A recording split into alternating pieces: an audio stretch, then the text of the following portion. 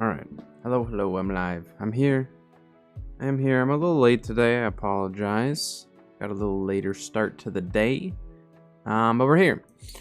We have a pretty long Fortune Eternum video today, so we're gonna start by watching that. I was actually just getting my lunch together here. So we're gonna watch Fortune Eternum. It's a pretty long video. It's their balance of powers, so I want to check that out, see what that has to offer. While I eat some lunch, and then we'll hop into it. Probably gonna try to make some gold today. Take a look at the market, see what's happening. I didn't play a whole lot of New World over the weekend. I played a lot of Ark just because the Ark event is over at some point today. I was maybe gonna stream Ark today, but decided to hop into some New World. So let's watch this Fortune Eternum. Let's throw it in the waiting room and do this. Here's your Fortune Eternum. Alright, so we're gonna watch this while I eat my lunch, and then we'll hop into the day. Life Taker artifact, that was something we had to respond to right away once we became aware of the issue. It was doing an invalid damage type, and it was like going around all of our systems, basically, like negating, shield, blocking, and all sorts of terrible things. So we had to actually turn it off temporarily, but it will be turned back on for the 4.16 update. That's tomorrow. We'll have Life Taker back tomorrow. That's Hello good. and welcome to Forged other in build Eternum, where we going. talk about all things New World. This is an episode of Balance of Power, and we're going to get into combat. We're going to be talking about all sorts of upcoming combat changes that we have that are going to be coming up in the May update. But before we get into the details, I wanted to start things off by just recognizing the community feedback we got on our last episode. We didn't have a lot to share that was new at the time. And going forward, we're going to actually only do this show when we do have new things to talk about, things that we really wanted to share with the community. And with that in mind, we have a full show ahead of us. We have lots of things to talk about. I just wanted to start out, though, by talking about the Season 5 launch. I know we talked last time about our changes to the scripting system, and there were a lot of issues to come out of that, like as expected. We are definitely looking at all these reports. It's our number one priority is to fix things, to get things feeling like they did Which before they Season had told 5. us, they'd warned us that And the we'll start be might be a little pushing rough. out fixes over the next coming updates. To jump into details on what's coming up in May, could you talk a little bit about some of what's like some of the highlights of the upcoming changes? There's a pretty good amount, but one of the first ones we're going to just jump right into is siege weaponry.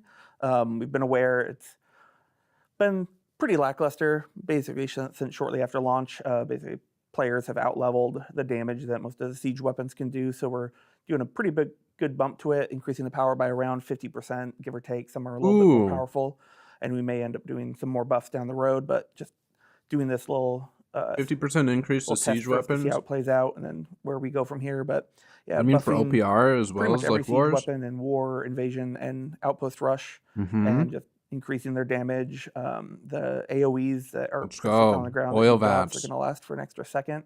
Just get that extra tick in along with the extra damage, and hopefully that'll kind of branch out what's used on the war and invasion forts to just not be a bunch of war horns.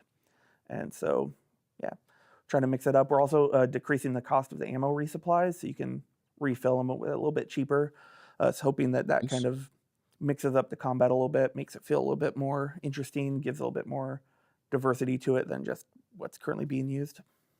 Yeah, I know one of the reasons I often like try out a siege weapon and then hop out again is because I'll just get like focused and you go down so fast because you're kind of like a sitting duck. Is there anything are we thinking about anything changes around that? Not going to be in the same update with all the other stuff, but that's something we're looking into, of trying to see if we can give some sort of like resilience or fortify or something while in it.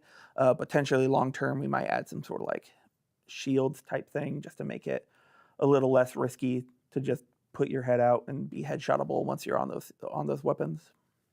Cool. They'll have to be careful to not so something else make that super unbalanced, I think but I happened like the ideas. Around the Season 3 time frame was Or that they're we thinking increased about it. damage a lot, and that has resulted in taunts not being as effective at drawing aggro. Can you talk about like some changes around that? Oh, yeah. In pretty much most kind of higher level PvE modes, player level just DPS has just gone up a lot, and the taunts and threat system didn't really follow. So we're basically just increasing the amount of threat generation that you get from anything that would generate it. So if you have the gem slotted in or anything that would generate more threat, it's just going to be a little bit more powerful. As well as we're adding taunts to melee heavy attacks. Basically, there will be a very brief window, like you're not going to get like an 8-second taunt like you would get with Defender's Resolve, but brief window of taunt to just make sure that you can kind of keep the aggro going, but it'll be enough to kind of like keep it going, but not too much that you can just only rely on taunts to keep the aggro, but it'll make it just easier to kind of maintain it and properly manage it until we can get some sort of more visual update to the whole threat generation and taunt system. I like that because there's a lot of times where like you'll taunt a whole group, but maybe there's like one ad that gets away and you're out of taunts or you can't get to it. Maybe like a heavy attack could grab that, pull it off your healer or something in a dungeon. I like that. I think that's a good push. So let's jump over to artifacts. Maybe I'll tank today. We're always looking at Sounds data kind of fun. for artifacts, and in combat in general, looking for kind of trends. And this time around, we were looking at the armor artifacts, right? Like what did we find out there, and what changes did we make? Yeah. So for this specific one, we're addressing two of the artifacts, which are the absolute least used armor artifacts, which are the winged leather shoes and magnetic gauntlets. And basically, they were somewhat relatively easily obtainable. So their obtain rate was relatively high, but their usage rate and the unlocking of all the perks on them was relatively low. So for the winged shoes, we're just adding additional functionality because it used to just be hastes last longer. But now you're going to be able to get a damage bonus whenever the hastes are active. So add a little bit more functionality to that. And then the magnetic gauntlets which were the ones that gave you increased crit chance, but your crit damage went down, which kind of interesting play. You got to trigger those on hit or on crit effects more often. But the downside of just losing so much. So if there's going to be a damage increase with the wing leather shoes, that means like Beacon's going to be huge, right? Beacon's going to be really, really important as a healer. Crit damage was a pretty high cost and trade-off. So get a team, or now instead of it being a 50% crit damage reduction, it'll be 30%. Okay. Let's move over to equip load. We had a lot of changes to equip load balance in the last update, and we're going to be making some revisions to that. Can you talk about that a little bit? Yeah, so one of the big ones, we got a lot of feedback on this one. So we tried to kind of make equip loads kind of more interesting, give the different trade-offs. And so we wanted to make medium more neutral, and then heavy and light have those trade-offs. And one thing we did, we adjusted the CC duration status effects, which we heard the feedback. We're going to revert that change. And so it'll go back to where it was, where light has no reduction, medium has 10%, and then heavy has 20%. Still think long-term, we want to kind of look into more equip loads and interesting ways of doing that, but we'll probably examine some additional ways that don't feel quite as punishing as a change we previously did. We also heard a lot of feedback about the heavy equip load tower shield just having a little bit too much block stability in some circumstances. So we don't want to adjust the actual shields on that. So we're going to just reel in the block stability percentages from 15% to 10% on both heavy and light. Cool. So moving over to perks. So we're always looking at perks and how how desirable they are. What did we find out? I think Shirking in Power was one that we saw was not being used very, very often. Yeah, there's a lot of other perks we're going to keep looking at in the future, but Shirking in Power is one. Kind of examine the certain types of categories and exclusive labels on perks. And under the Shirking category, they all have a relatively decent usage across the various types, but Shirking in Power was a little bit lackluster. So especially when you're trying to compete with other things like Shirking Heals. So we're just buffing the Empower you get from that. So it used to be 4 stacks of 4%, and it's going to be 3 stacks of 7%. So a little bit easier to get to that full value, or the full max amount, and that max is going to go up by about 6. Okay. Now let's move over to talk about individual weapon balance updates. So the bow. Why do you hate bow users, Josh? That's because I am one. No. Basically, the bow is just a really strong, powerful weapon. It has good strength where you kind of can remain safe and get some really high burst damage while being relatively far away from the normal engagement. But one thing that it kind of is really strong at right now is it has both dots, so sustained damage and burst damage from just high damage attacks, and lots of dots. That's how I play it. Put on them. So we're doing a slight nerf to 2 of the dots on it, which are the Poison Shot dot and the Rain of Arrows Barbed Arrow upgrade. Oh, that's so we're just kind of reeling in the damage on those just a little bit. Don't want to basically nerf any weapon to the ground or anything. But so the Poison Shot, we're reducing its duration by just a couple seconds because it just has a high damage part. So it's going to be the higher damage, shorter duration, and then Barbed Arrows is going to be a little bit lower damage, longer duration. Barbed Arrows is being... I don't know. Are dots actually the issue as a bow? When I go... I don't know. I mean, maybe they're just trying to push people to be less, of a dot bot like myself when it comes to bow. I don't know. Maybe that's what they're trying to push, is for it to be more skill shot based, I guess, in a way. Reduced from 15% to 9%, and then keeping its full value or its full duration. And then Poison Shot will be reduced from 10 seconds to 7 seconds. So just a couple ticks on that one. If it ends up being too high or kind of mess with the bow's playability, we'll re-examine it. But just for now, the bow just has a lot of strengths. It's probably a trying to address those a little good bit. way to start with it And for we're balancing. totally yeah. like all of these things are not just based on like our gut feeling. Like we're using our data, our analytics to kind of like validate our assumptions, our hypotheses. In this case, with the bow, what was the like indication? Clean up my in the lunch data? I'm really just quick. I'll be right curious, back. like, what did we see there? We have a lot of our data. It breaks down the damage types, usage, and where the damage comes from. And bow had really high kind of burst damage from just the actual hits that they did, and then their sustained dots, especially with a lot of the other artifacts and perks that are coming out that increase the duration of these. And so the bow having both the kind of really high burst damage with just dot ticks that could just keep going. We're just kind of slightly reeling in the dot aspect of it, just because other weapons kind of handle that dot thing. Like a fire staff's a really dot heavy weapon, so don't want the bow to kind of be as powerful as the fire staff's dot aspect of it, while also having the burst damage it has. Makes sense. Okay. So what they said there, does that mean they're going to nerf the fire staff burst? Because the fire staff burst is like really strong. It's maybe not as strong as the bow, but Cool. fire moving staff on burst to is the pretty good. blunderbuss. What sorts of changes did we Meatball want to pillar. make there for the next update? This one is just for the blunderbuss perk, for net shot, exhausting net shot. One thing that was just off is the tooltip showed 60%, but our clamping for exhaust is at 50%. So one thing, the tooltip was already misleading, and it showed 10% higher than the value actually was. But exhaust is a pretty powerful just perk or status effect. And so we're going to reel that value in just a little bit. So its max value is going to go from 50% to about 41%. Ideally, we still want the perk to be used and have some value, but just not quite as strong, especially with all the burst that the blunderbuss does have.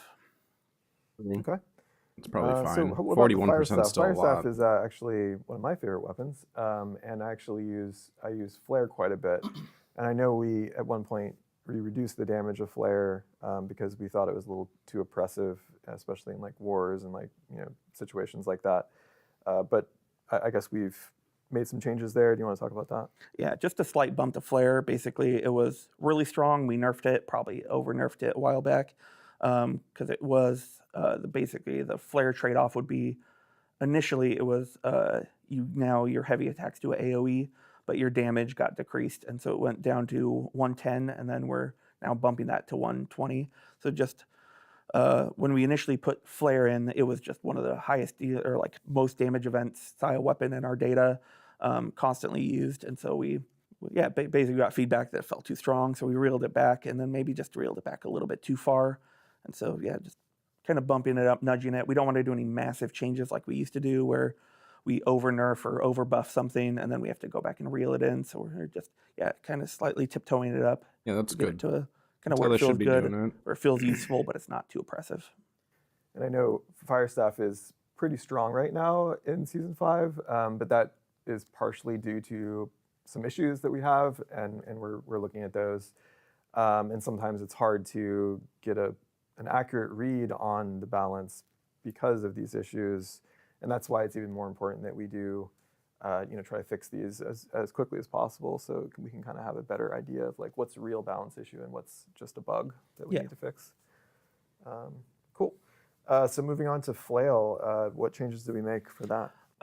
So one thing we're changing on the flail is one of the big feedbacks we get from it is just the overall flail DPS is relatively low, which was intentional just because it has so much extra utility. They didn't want it to be flail a DPS weapon. is a very versatile weapon.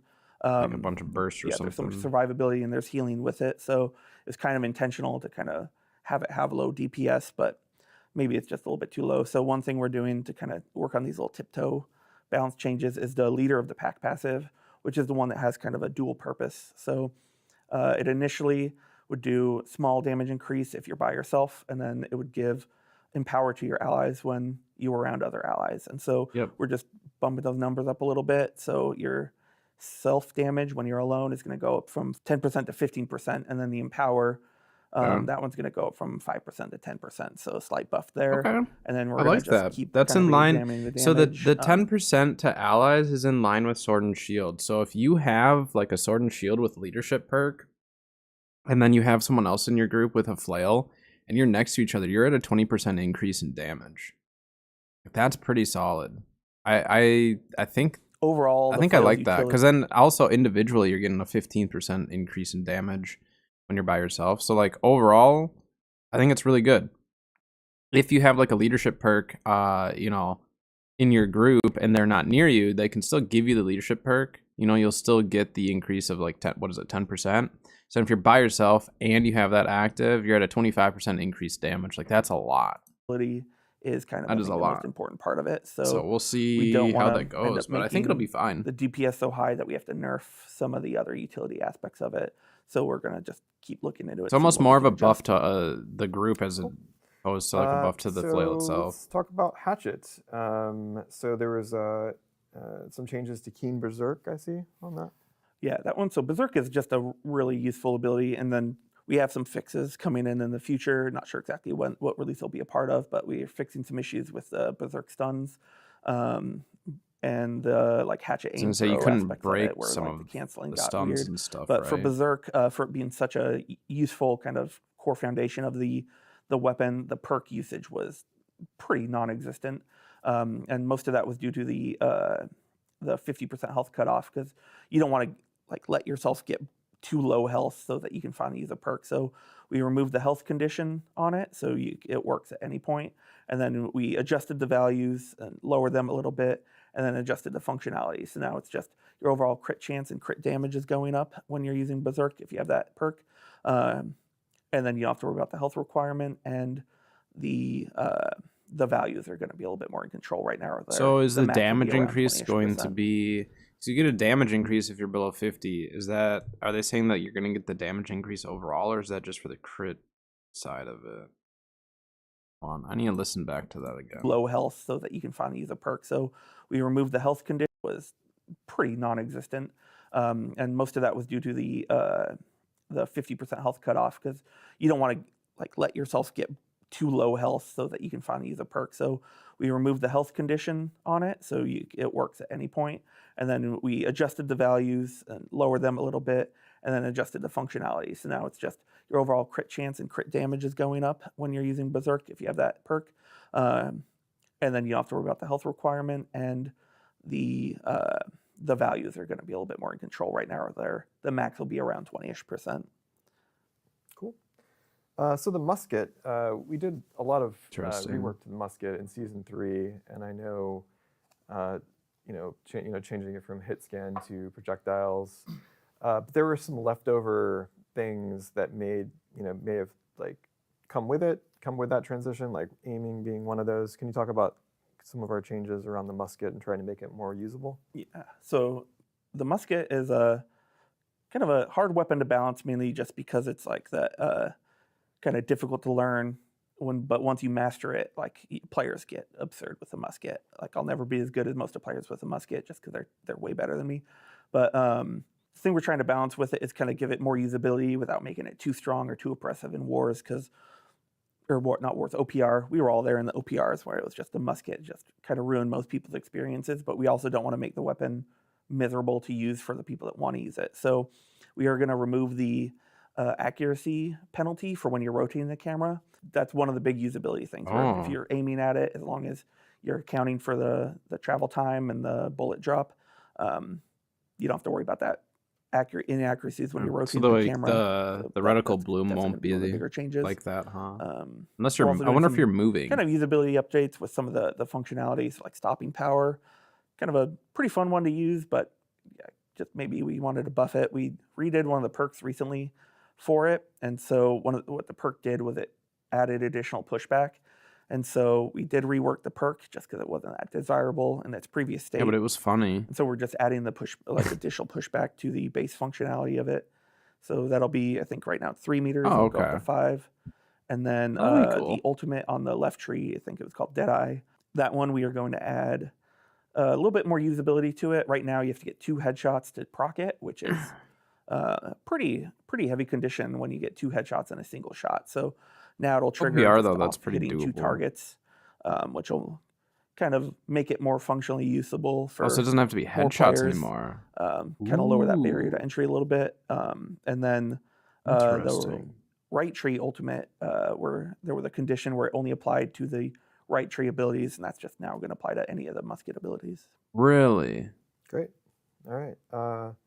So what about the rapier? That's What changes? if that's gonna apply to every ability on musket, that actually might. I don't know how I feel, but I love musket, and I even think that could be too much. It's a 20% increase in damage as long as they're affected by a musket skill. Then we're gonna look at that in game and just double check, make sure they didn't change those numbers. But I'm pretty sure it's a 20% increase against anyone affected by a trap or tree ability. So now we're just gonna get people like myself with the powder burn. You're gonna hit someone with a powder burn. That burn's gonna be burning. That's the ability, and then as long as you're hitting that person with the burn, so I'm gonna have to change my build. My build's for sure gonna change with that.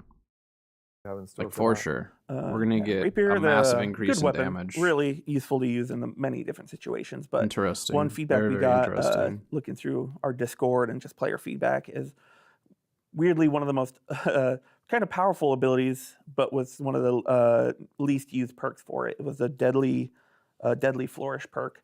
Right now it just does a damage boost, which kind of a high percentage. It does like 40% damage.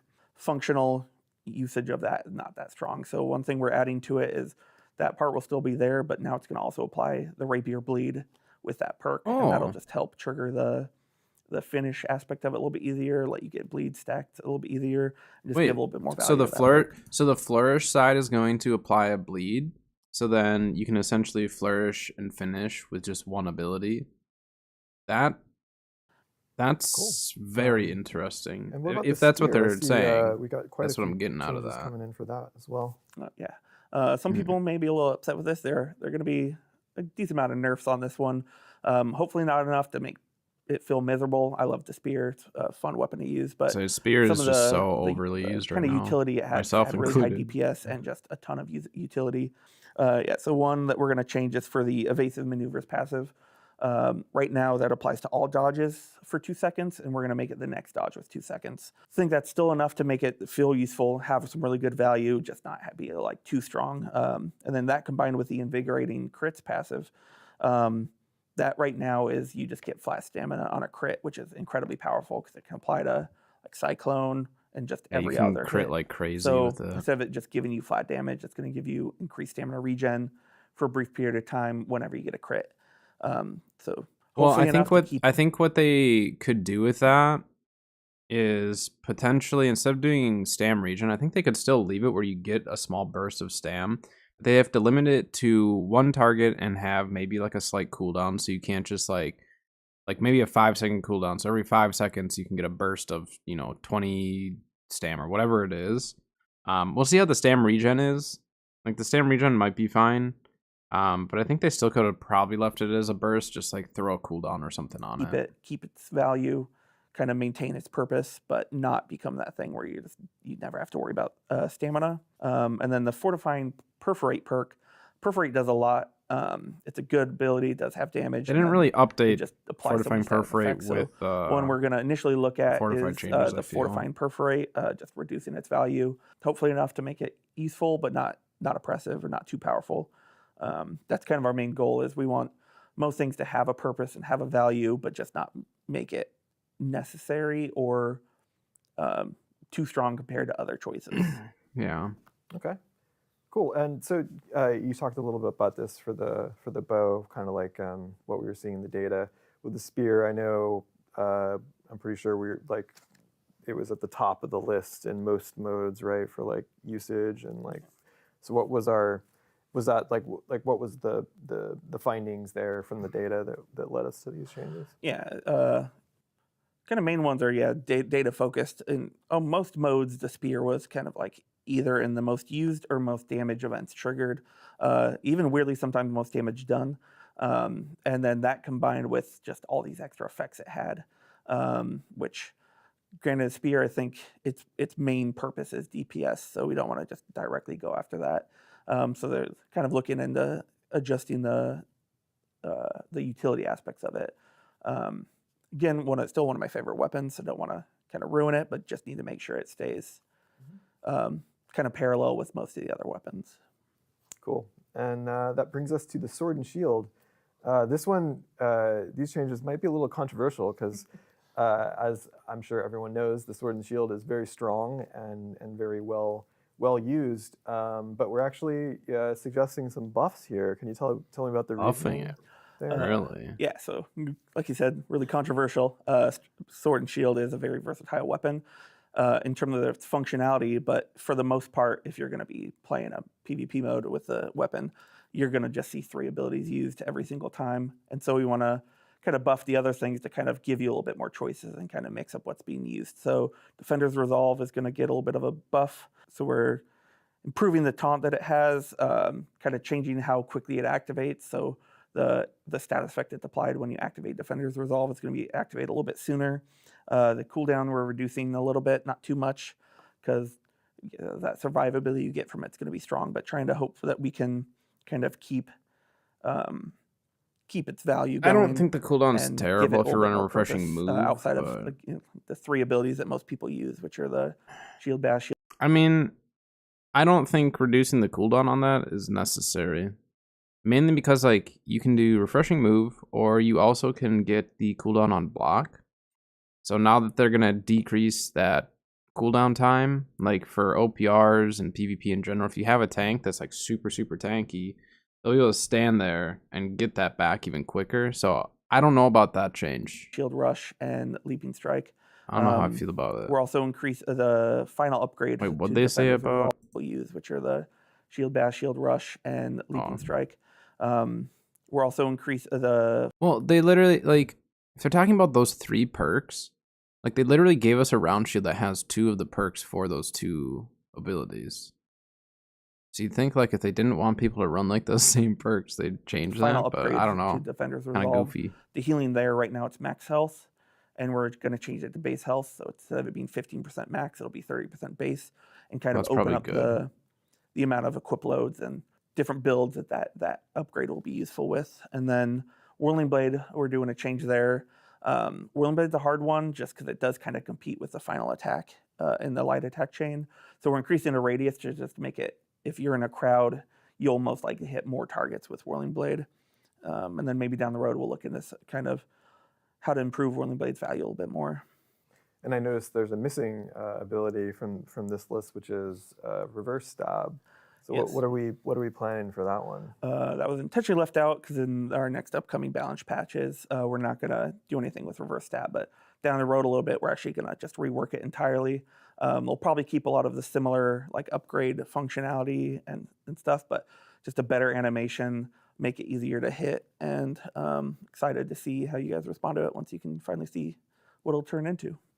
Yeah, we think that was one of the main reasons why it was a lesser used ability, right? Was because of the long wind up and like it didn't seem very usable in a lot of different PvP scenarios. Yeah. Even just thematically, the looks of it, you're like, I'm going to turn around and point my back towards the target. And even though it didn't really, like, you couldn't get backstab from using reverse stab, but yeah, it just didn't really fit well. Though, yeah, it just wasn't that appealing of an ability, even though functionally it had some pretty good upgrades. And So all you reverse stab lovers, get your usage. I think reverse stab in can be a while really you good still can. ability, Oh, but yeah, the animation, everything takes so long just to set it up. Okay, and then the last weapon that we wanted to talk about Compared to this the other update abilities. is the Warhammer. So what changes were made there? yeah, Warhammer, that's a good kind of a similar to the Sword and Shield, where for the most part people use the same abilities. So trying to buff the other ones that kind of make them more value. Kind of its one that's happening a lot is Mighty Gavel. We're just increasing its damage from 170 to 190. And then the upgrade to check for your target's health, that's going to be bumped from 130 to 150 to just give it more damage. Warhammer right now, it's really useful and really strong with CC. So if you can stagger stun them, it's fantastic. But then its normal abilities don't quite have that similar value. So just bumping up damage on that ability, kind of give it a little bit more purpose. Great. And I also wanted to kind of recognize Maybe we'll do the Mighty that, Gavel build sometime. We covered a lot of weapons here, but there are some that we didn't cover. Do you want to talk about just like the reasoning why some of these weren't touched in this update? Yeah, Great Axe, that one in Season 5, as you all saw the artifact, probably one of the most fun artifacts I've used so far. The Tempest Fury, that is going to give a lot more value to Whirlwind. And then we also buffed the base Whirlwind functionality a little bit when you don't have the artifact, because you want to spin to win, but then if you have the artifact, you get all the cool spins, but then without it, it still felt pretty lackluster. So we buffed that, and we want to kind of see how that, just the overall weapon changes play out just for that one. Like once we change that one ability, that'll change up how you can chase, potentially how much damage you do, how you get away from fights. Yeah, so we're going to see how that one plays out. Void Gauntlet's another one. That one is one that's called out a lot currently in live because there's some like desync issues, some bugs that are being called out that we're trying to address. So we're just kind of spending time working on the bug functionality aspect of it. And then Life Taker was one where we have a bug fix coming in for that, where it was just doing more damage. And so, yeah, kind of like fixing some bugs and issues that were called out related to that before we just start like diving into the balance, especially since we also did buff its base damage in a previous update. Actually, let me interrupt you. Yeah, because I forgot to mention this. Yeah, Void. So the Life Taker artifact, that was something we had to respond to right away once we became aware of the issue, because it was actually it was doing an invalid damage type, and it was like going around all of our systems, basically, like negating shield blocking and all sorts of terrible things. So we had to actually turn it off temporarily, but it will be turned back on for the 4.16 update. Another one, Life Staff. We didn't talk about this. Life Staff's kind of a hard one to balance because depending on the mode and the situation, it's like simultaneously overpowered and underpowered, depending on when and where and who's using it. And so we've talked about this in a previous video, but we do want to kind of update the trees. We just have to make sure we get the design good, we get it balanced really in a really interesting way. And so we didn't do any balance updates, so we could in the future look into I think they said they're going to probably rework. And then Ice Gauntlet was a final weapon that we haven't talked about. Actually, well, Ice Gauntlet and Greatsword, but Ice Gauntlet, there's a bug that we're looking into now about the cooldown reduction. Entomb is triggering multiple instances of it. Kind of going to fix that. And then we did some other balance updates with it recently. But yeah, just going to keep doing some examining because Ice Gauntlet's one of those weapons that has a lot of utility. Damage is kind of lackluster because of that usability. And we just want to. Yeah, I feel like Ice has been pretty like balanced for a bit compared to some of the other weapons. And then Greatsword, final one. Greatsword, to touch it much. Yeah, really strong, really useful weapon. Arguably overpowered in certain situations, but we're kind of looking into that more. We know the artifact for the Greatsword Serenity is kind of in that state where it feels like it's kind of the must-use. You probably should be using that artifact.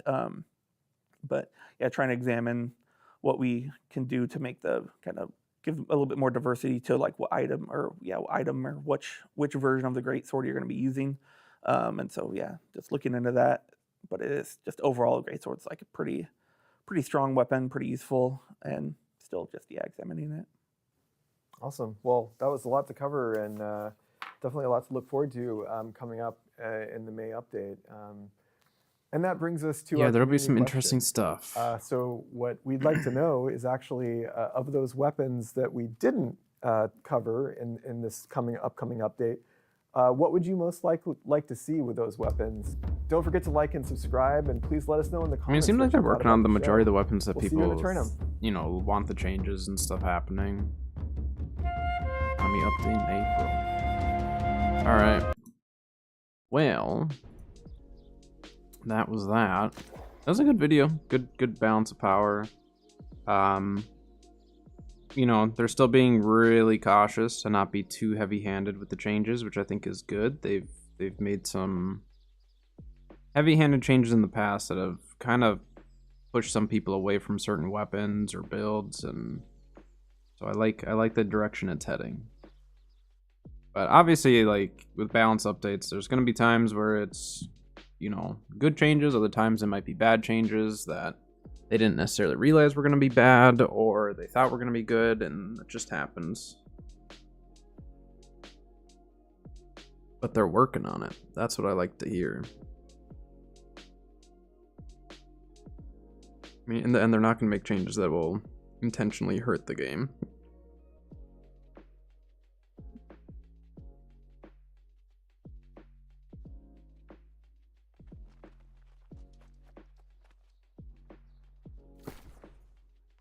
I have no money, really.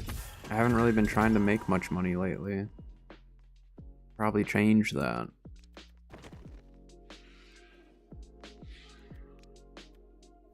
I was crafting a hammer for bow yesterday.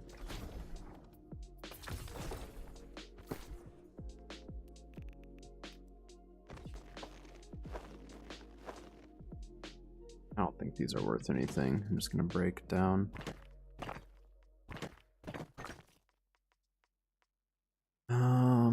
Let's see. I didn't realize I still had stuff in my inventory.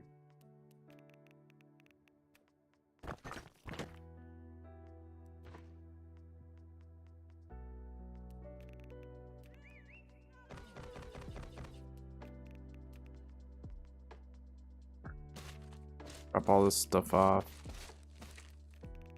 and we'll be good. We're gonna check the market right away though and see what's happening. That will kind of dictate what I am going to do today.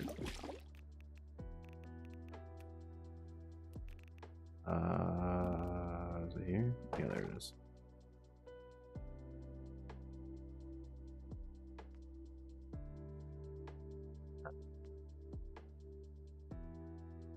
More regen pots. Oh, also I need to see, I doubt there's any gloves, but I eventually need to craft up some gloves if I can't buy any. Okay, lemons are starting to go back up slowly. Coconuts dropped in price a little bit. I mean, I still got 250. Let's do 775. Do one day. Bananas, lemons, let's post them.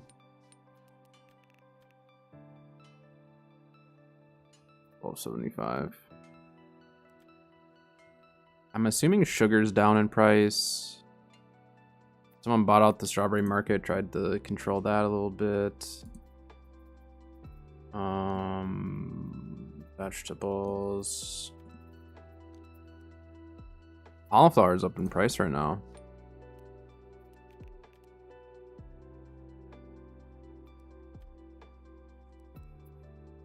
Okay. Little cauliflower. String beans are almost never expensive. Squash, and typically carrots aren't. Corn. What about cactus flesh? Cactus flesh about $1. Okay, so that's maintained its price. Corn, not bad. Corn's a really, really easy farm.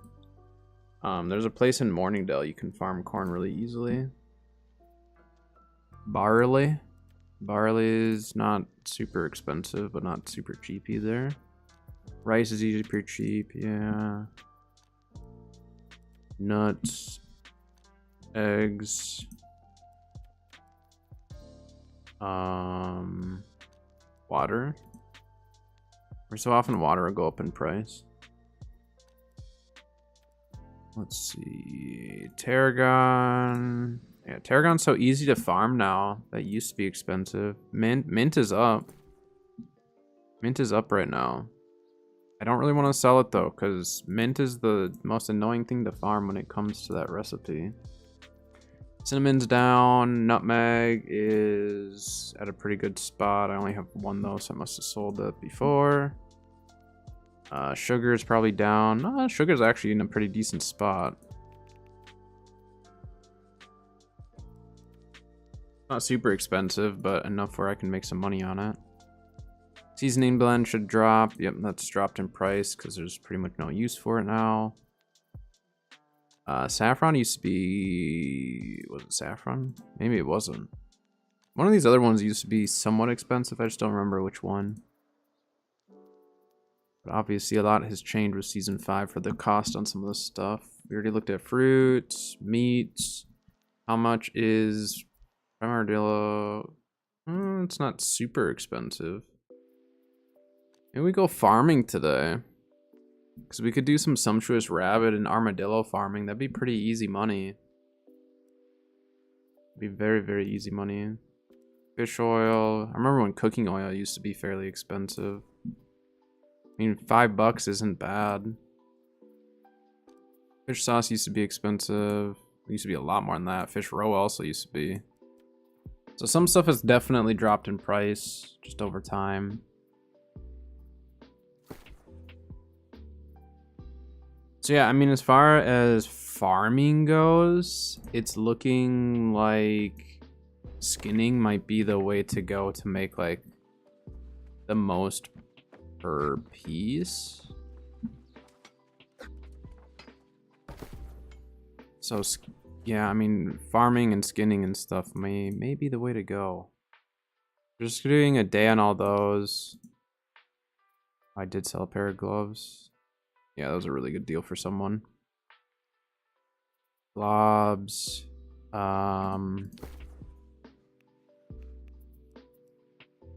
Water glyphs went back down in price. Gift glyphs went down in price. River glyphs actually are about where they should be. Night glyphs, about where they've been lately. Randomly, sun glyphs can be like worth selling occasionally, not too often. Alright, so then let's see here. Just type in glyph. So we could sell night glyphs, could sell the gift glyphs, river glyphs. And did I repost my water glyphs? Water glyph, I only have one. Let's just post these up. Why not? Get them up there.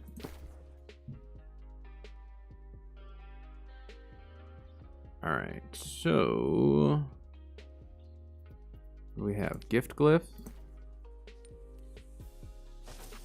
Post these up for 25.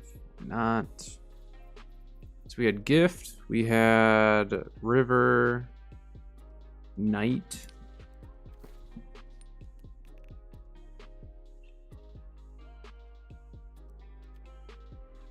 Night glyphs.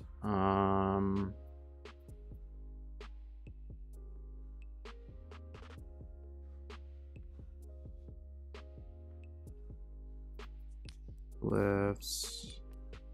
I mean, river glyphs. Maybe I'm gonna hold on to those actually, just because I've been using them. So rather than just sell them, just to end up having to potentially buy them back, we'll just keep them. Water glyphs. I'll hold on to that as well until I have more. All right, we have some stuff posted for sale, so hopefully that means I'll make a little bit of money. I need the monies. All right, should we see what's going on? See if there's any trains here. Heliocast, beds, Adam, mines, Merc. I don't know if I want to go for those. Otherwise, if we're going to do some skinning, right? I need to see what trophies I've got, but I think I can make the higher tier skinning. That's Beastbane. Where's the skinning tracker seal? So I can make one higher tier. But I think right now, do I have 3 basics?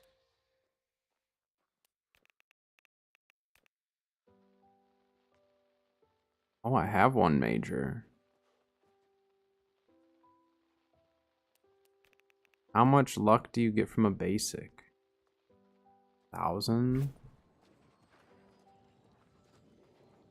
Well, Should go craft our first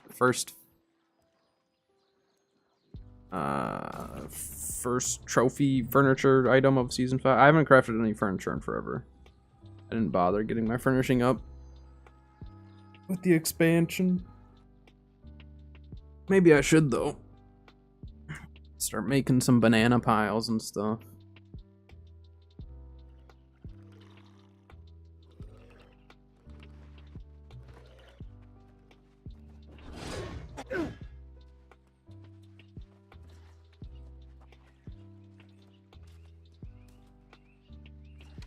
Let's go to the workshop. See what it has to offer us. Alright, we need major skinning gathering trophy. So I just need 20 ori ingots, 25 planks, and we can do it.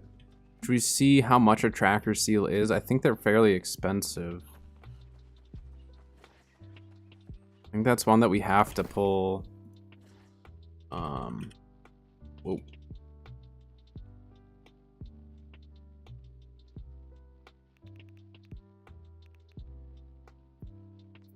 Oh, that's the wrong one. Gosh dang it. I mean, the trophy itself is 1,000. Trophy mat is 800. I'd be better off buying the trophies and just selling. Well, let me see. Can I make the one for free? That's the real question here. Do I have enough ori for that? I could make enough ori to do that. And do I have... Okay, so we have enough stuff to actually craft it. And then all I have to do...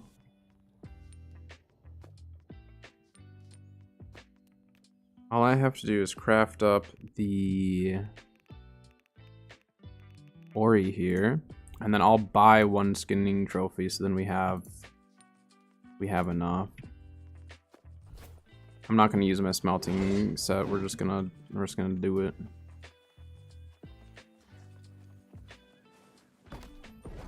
We're just going to do it.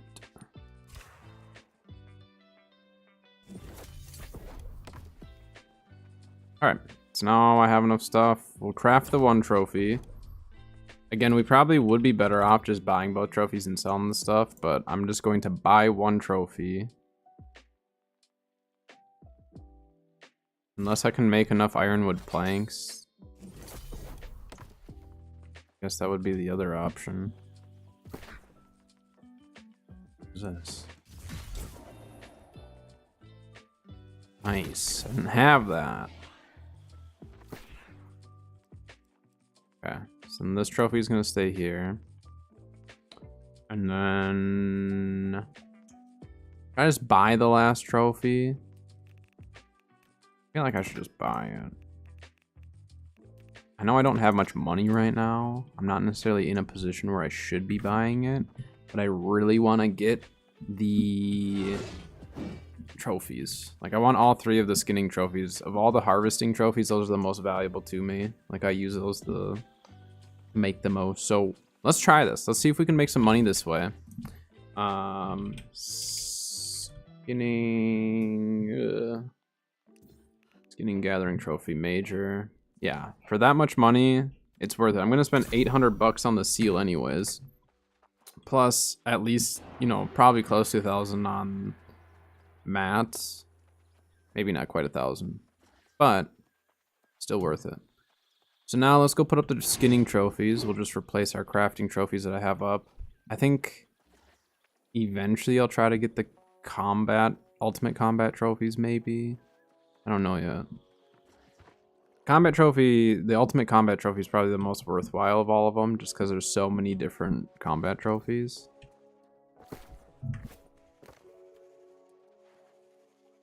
That up.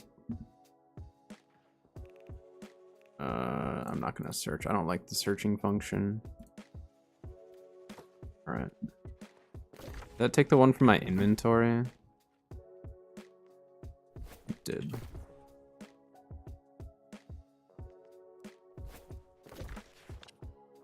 Alright, so then this one is going over to... Well, either way, we have to go to Everfall.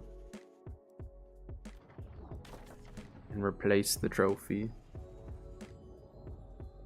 We're gonna try this and see, because, like, Roasted Rabbit, or the Sumptuous Rabbit, is a pretty easy sale, I think. And I haven't done this in a while. I actually have a video on the Prime Armadillo and Rabbit spot that I'm going to go to. But I haven't done it in so long, so we're gonna try it out. Major skinning trophy. Do I still have the basic one here? Because we could sell that. Yeah, so I could sell the basic one. Alright, then to Brimstone, we'll put this trophy up. Gonna throw on all my skinning gear. And then go and try it out. We'll go to my spot. Probably throw on a musket, because musket works really well for this. But like with the musket changes coming, I may be changing my musket build. I'm kind of excited for that, but I'm worried that like musket's already really popular right now, and I'm worried that it's gonna get more popular, and then they're gonna have to kind of take some steps back. But we'll see. We'll see what happens. Oh, I don't have the best skinning gear, do I?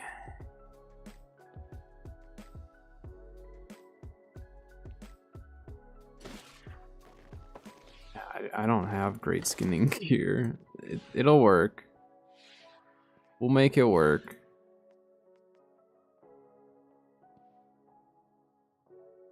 Harvesting luck. Is this all I have? Yeah. Well, I don't really have the money to be purchasing anything. Where's the skinning luck food? Which one is that? I don't need the harvesting. I don't have any skinning luck. And then we're just gonna throw on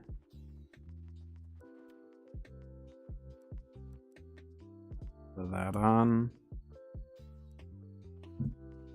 Honestly, we can just leave Abyss. Gives us a extra charge, you know. So we'll see how this works. I haven't done this, like I said, in a while.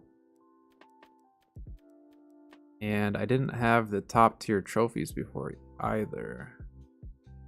Yeah, that's what we need, right? Can only make one? Oh, venison tenderloin. Oh, nice. It made 3. Oh, that's right. It does 3 at a time now, doesn't it? Forgot. So, I mean, it's not a huge percentage, but it is a difference. Let me see. Lord skinning luck.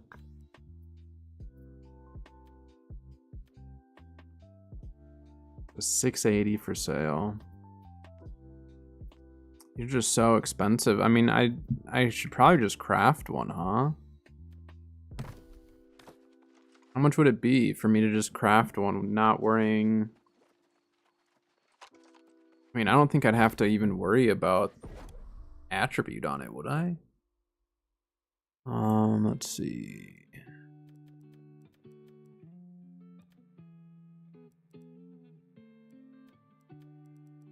Oh, it's showing me the prismatic, okay.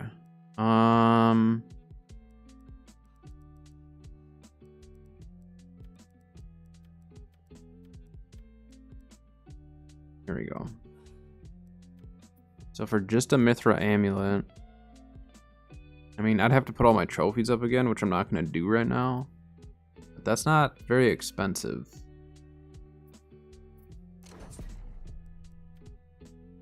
So I'm not going to do that right now. We're gonna just see how this goes first. Before I invest too much in this. Maybe what we'll do is make some money and then take that money and invest it. into the build. Hey Taboo, I'm doing all right. How are you? I'm gonna go do some farming. So when you hit 350 dex for sure. We'll do 100 con. Apparently I have focus on the build from something, I don't know what. It really doesn't matter. We just need the 350 dex is the most important part.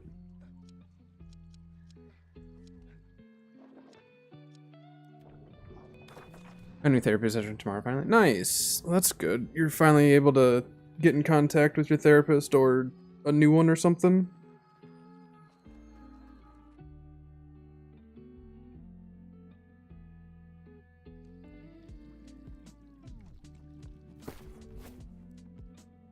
Let's pop one of these.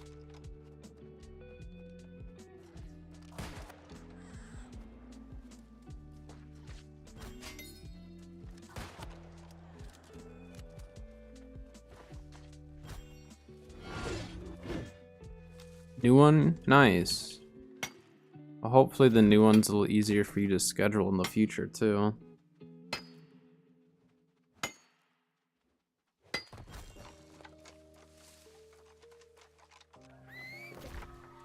Let's go this way. I need to like remember my route.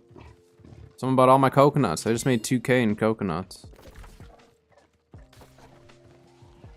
Yeah, this is different, isn't it?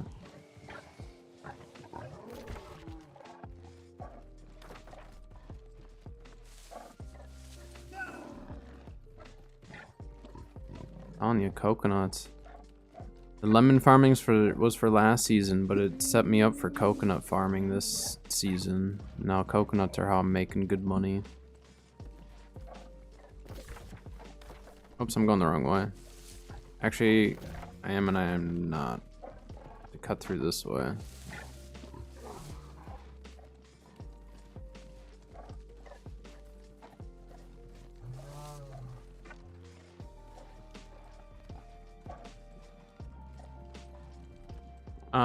When using Blunderbuss Ice Gauntlet, full ice harnessing and rune glass, you're losing out on damage to your Blunderbuss from the ice trap.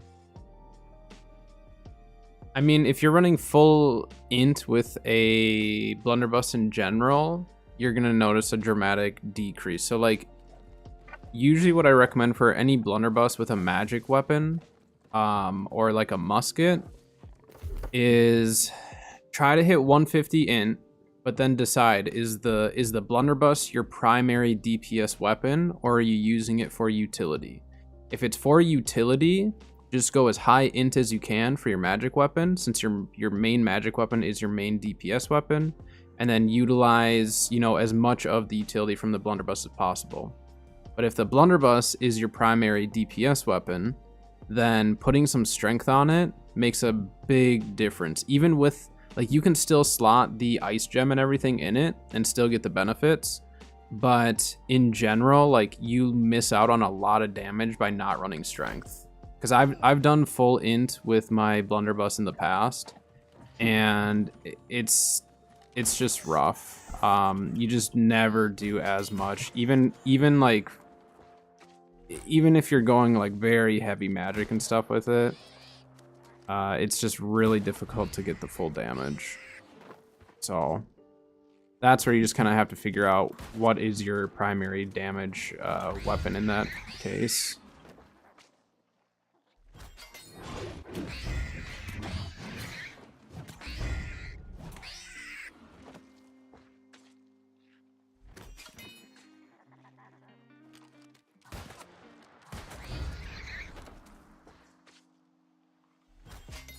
Yeah, if you're trying to go for like a burst build with a Blunderbuss, I do highly recommend having strength on it.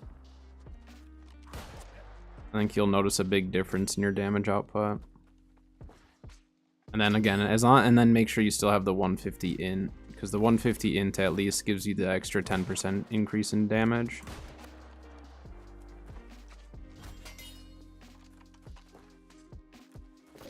Yeah, they changed some of this up. They added in stuff, so this is like throwing me off for this run.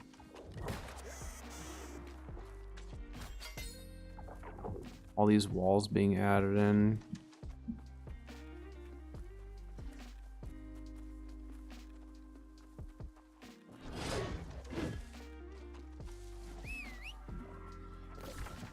Kind of need to run around and figure out this area now. Across the way there used to be a really good spot for armadillos. I wonder if that's still there. This is great. We're actually getting a decent amount of rabbits. This is with 3 major trophies and mediocre skinning luck gear. And then top tier skinning food. Only feels like they nerfed this area though for armadillos and junk. Either that or someone else is out here farming. But I also wouldn't be surprised if they nerfed it, to be honest. This is a very strong spot for that.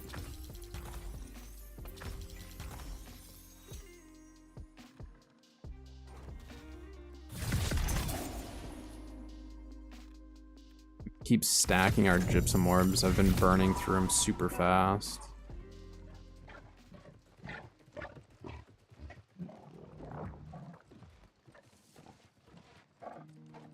Yeah, they definitely nerfed this area. It's not as strong as it once was. Maybe I'll have to do a new armadillo and rabbit farming video. Figure out the new route or new area. I mean, this one's not bad, but it's not that great either. Shouldn't we have gotten the Rabbit's Revenge event? We have Springtide Bloom coming up, right? Springtide Bloom tomorrow? I think that's just tomorrow, actually. And then is Rabbit's Revenge after that? I don't remember the exact order of that stuff. Okay, so now we're pretty far up, which before nothing really spawned this far up. But I wonder if we can do the loop now, loop back to where we kind of started over here. Let's just double check. I just want to run around because I don't know if someone was out here farming, it would mess me up and I wouldn't know what's where. Just gotta explore a little bit. I mean, I guess I could make foods and sell them. I need to look at the conversion and see, is it worth it for me to just sell the meat as is or to turn into food? I'm thinking it's gonna be better to just sell the meat. But we'll see, it depends. Depends on how much stuff I got.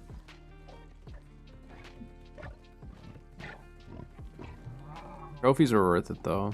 Sold those coconuts. Coconuts paid for my trophies, essentially.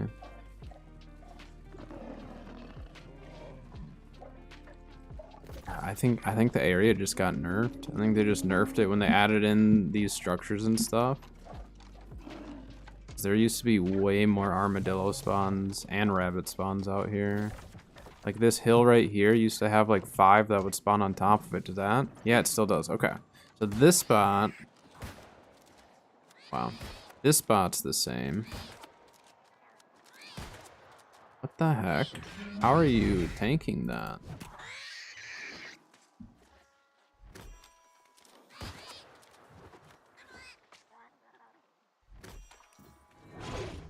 These are like the tankiest armadillos.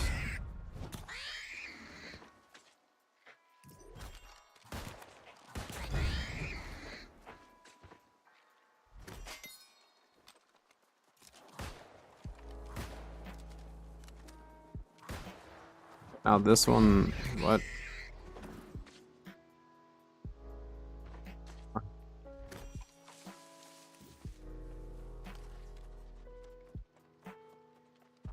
I think the, oh, that one's meshed. I think the armadillo meat was selling for like 50 bucks a pop.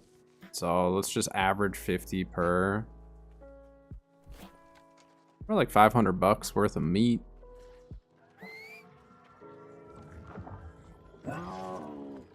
Yeah, this area is definitely not as good as it was.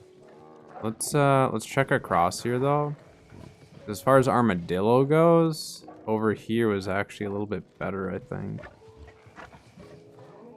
Just a matter of, did they change this?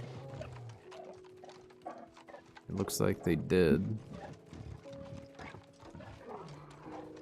Are the armadillo spawns still good? That's the real question here. Yeah.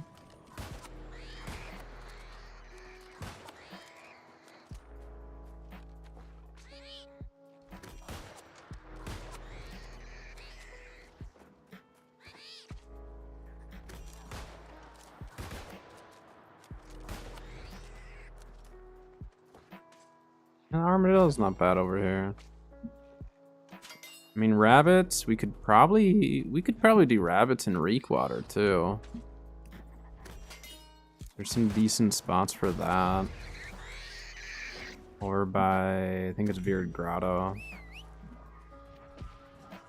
I think it's north of Veered Grotto, maybe.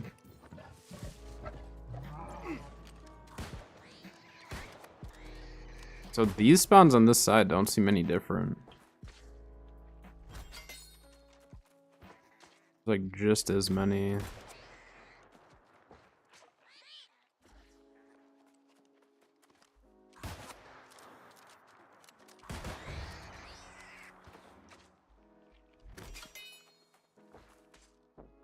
There's one meshed right there. Yeah, they like didn't change some of the spawns, so some of the armadillos are just getting meshed into the walls. Yeah, so this side's still a lot better for this.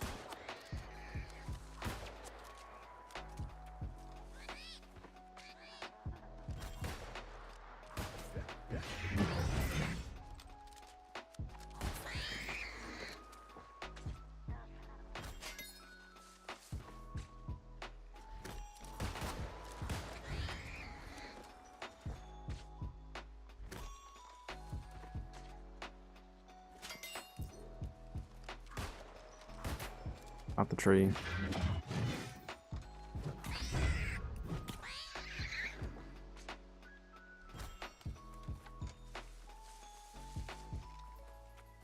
Okay, so now let's head across the street and see what's over there. So the rabbits feel like they got nerfed here. Well, not on this side. There never used to be rabbit spawns on this side of the wall. On that side, though, it seemed like there was more.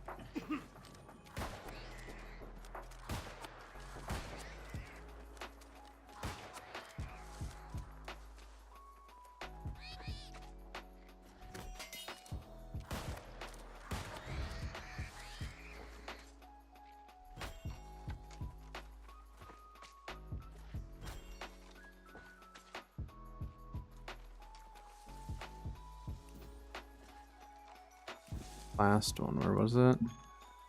Is there one more over here? Yeah, there it is. Should be more that spawn over here, I think. Yeah.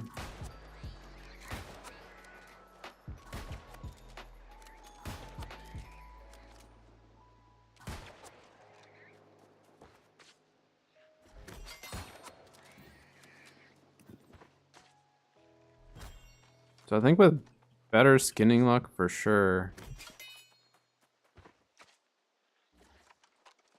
Still doing pretty decent, but I think it'd be worth investing in better gear if I end up doing this more often again. I used to make money this way. But at one point there were a lot of people farming here, and it just made it really annoying to try to run around and get stuff. So 8 armadillo meat. It's not bad. It's like $400. Not a ton of work. So rabbits, we might try to go to a different area because I feel like rabbits are going to be more profitable. Could go to Rabbit Island, but I don't really like sitting there waiting for them to respawn. But to be able to get both in an area is super nice.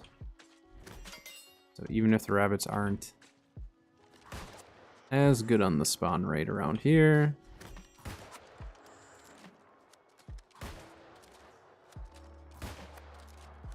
two for one. Come on.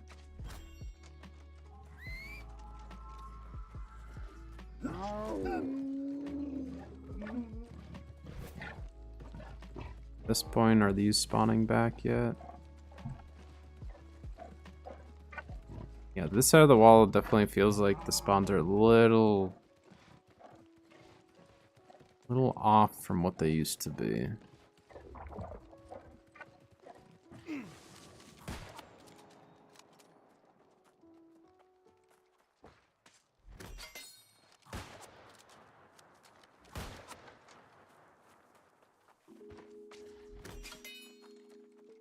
Not having as much luck on the rabbits, are we?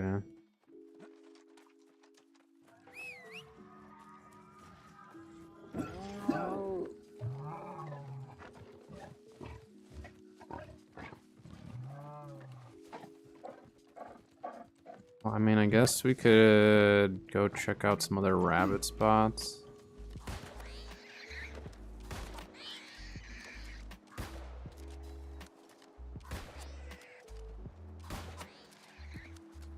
Apparently I landed a headshot. It gave me the fast cooldown reduction, or the fast reload.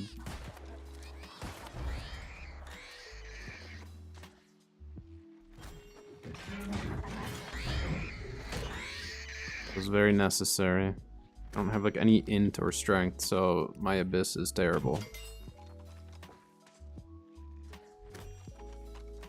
And we're having really good luck on the armadillo meat.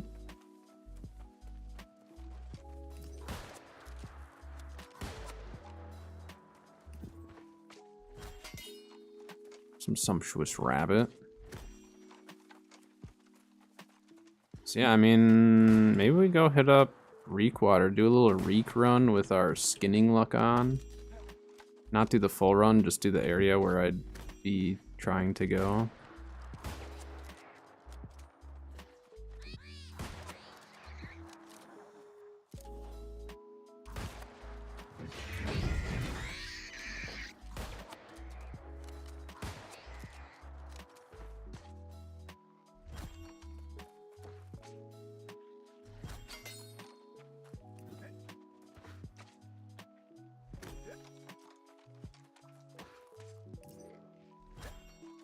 We are getting a bunch of soul motes from this too. I didn't really think about that.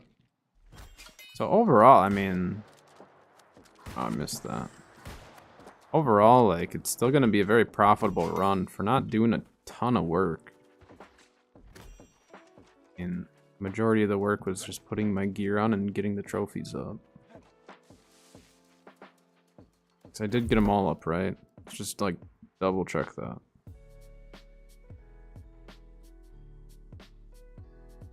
Yep. So 9 armadillo, 4 rabbit. So I mean, for armadillo meat, we could stay here. I think we should go try Reekwater though and just see, because it definitely feels like the rabbit spawns are not as good here as they were previously. And I haven't seen anyone else farming, so let's go over to Reekwater and check the other area that I'm kind of thinking. I mean, there is Rabbit Island. Go kill rabbits on Rabbit Island and Stanley and all that, but that's usually being farmed. It's because it's a lot of rabbits in a very small area, and typically people just kind of sit there. So let's go check Reekwater. The area I'm thinking should work pretty good. We'll grab this Ori one more time before we leave. The rabbits. Lots of game meat.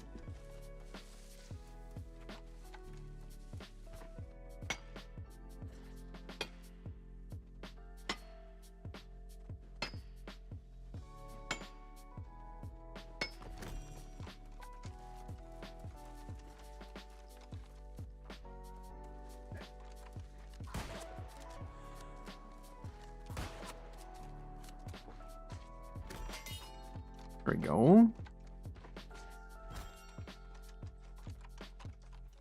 Let's just double check really quick around here. Just in case this is actually a lot better than it seems. Because I didn't actually go over this way. That's the edge of the map, so I need to be a little cautious there.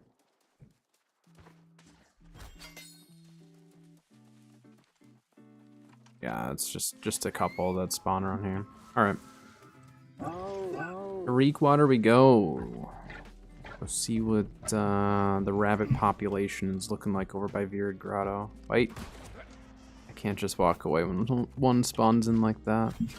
See? It's like 60 bucks that it dropped me right there.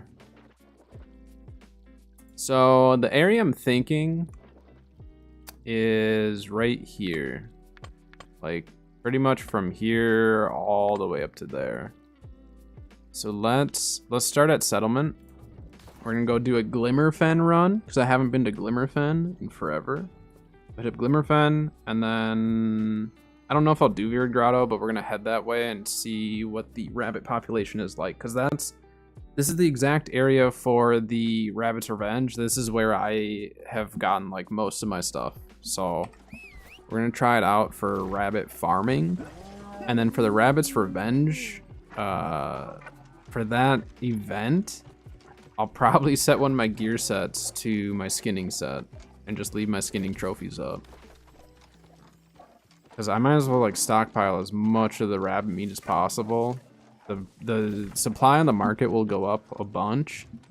But hopefully once that gets bought up, then we'll be sitting on a decent amount of gold down the road.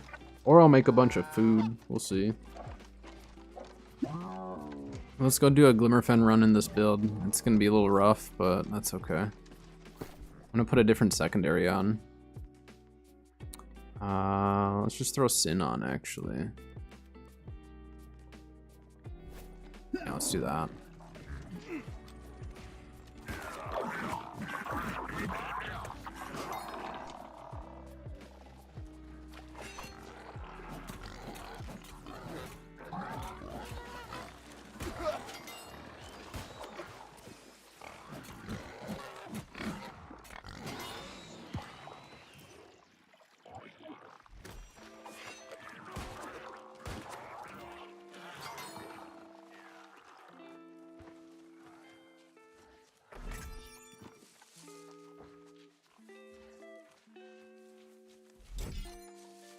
And after we do like some of this, I want to go get more coconuts. Coconuts are very, very easy money right now, it seems, so I just sold all my coconuts. I need more.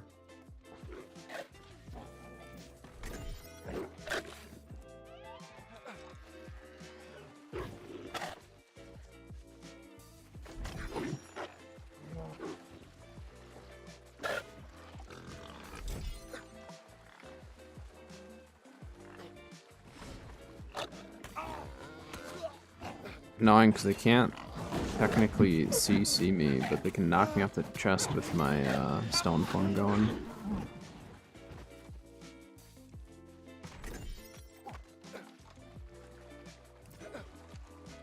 I don't even know what I'm looking for here. Reekwater doesn't have as much value as it once did. I mean, I guess trophy mats at this point, right? Probably the most valuable thing. Adamant's dropped in price. Squirming vines have dropped in price.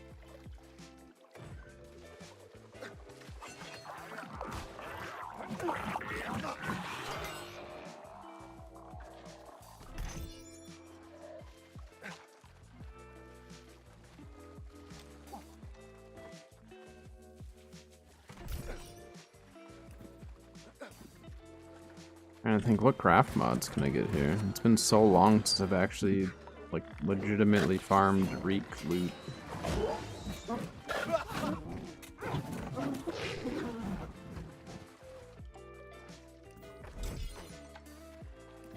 Oh, we're mainly here for skinning stuff, so let's just get this area. I'm not gonna bother running Virid Grotto. Just gonna farm up the area and move on.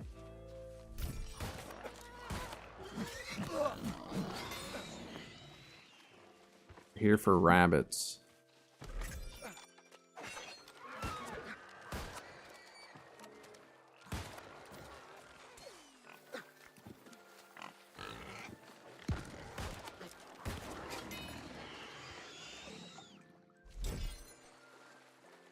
It's a good amount of water modes. We've gotten a decent amount of easel play. I mean, this has been a profitable trip.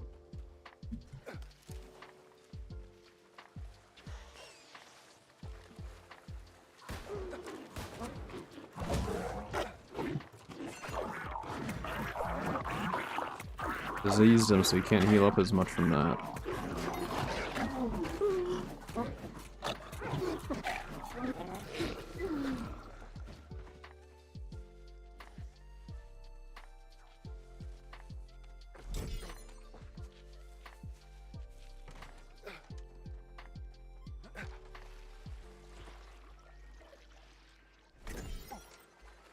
$146 water modes. That's really good actually. Really good. All right, we are now in my rabbit farming area. Well, my old rabbit farming area. I just don't know if it still is viable, so we're gonna check it out. This is good to know, because once the Rabbit's Revenge event starts, I'm gonna want to know exactly where I'm going for that. There's a rabbit.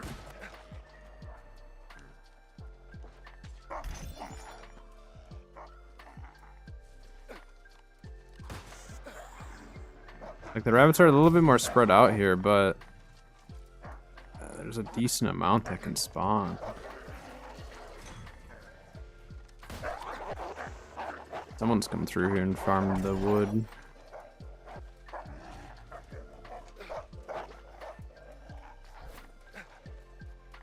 So as we go up the road, there should be more and more.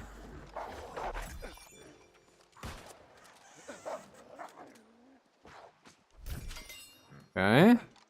Reekwater rabbits seem to be much better, even though I know it doesn't make a difference, but...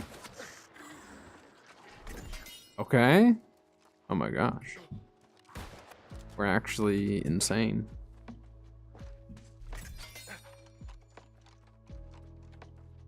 We got 10 sumptuous rabbit now. So we've made like $1,000 so far just skinning stuff. So we've made our money back from the trophy. They only had to buy one trophy.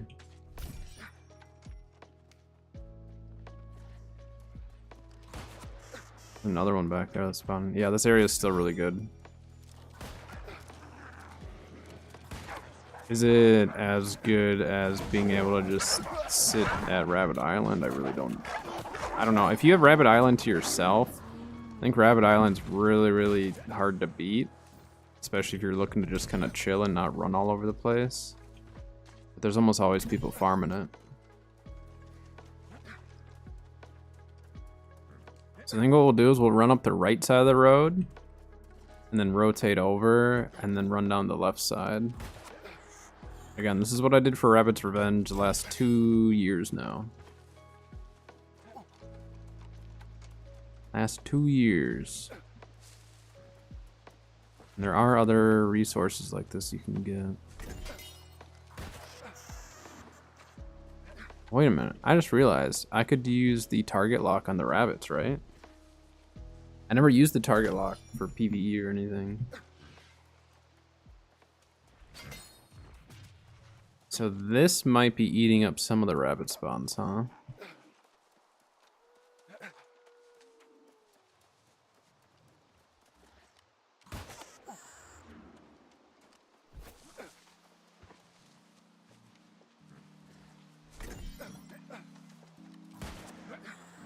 Yeah, they just like literally made it so easy now.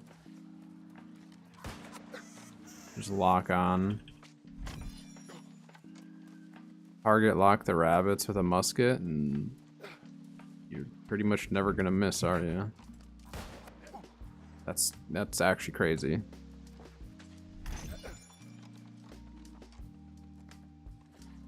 I think like using a bow is still really good, but target lock makes rabbit hunting with a musket much easier. I just forgot about it.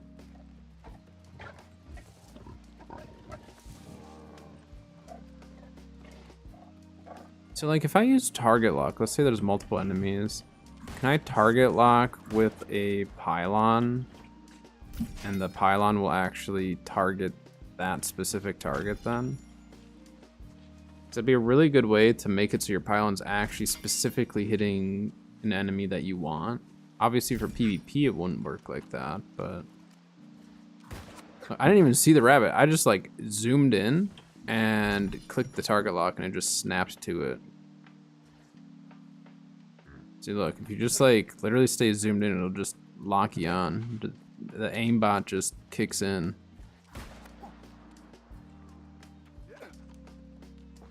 Oh, this is great.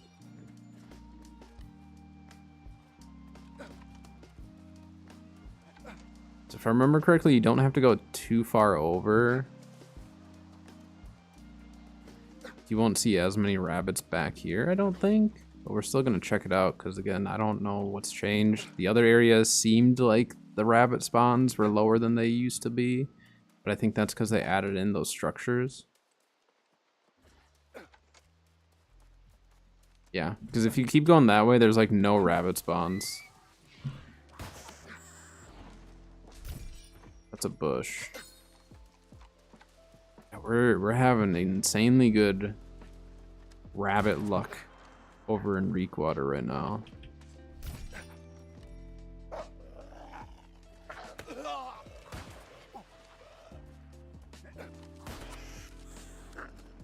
That's crazy. You just lock on.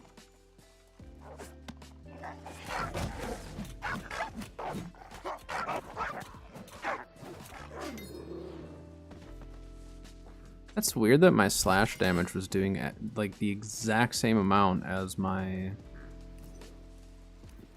nature. My nature should have been doing more, but I have to do with the wolf being a beast and stuff. Damage reductions or increases or whatever. I don't remember. I know thrust damage is good against beasts. Is slash also?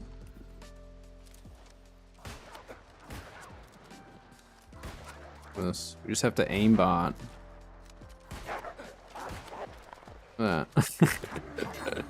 It's so goofy. It feels weird, like just having it lock on. Like it feels like not right, but it's working as intended.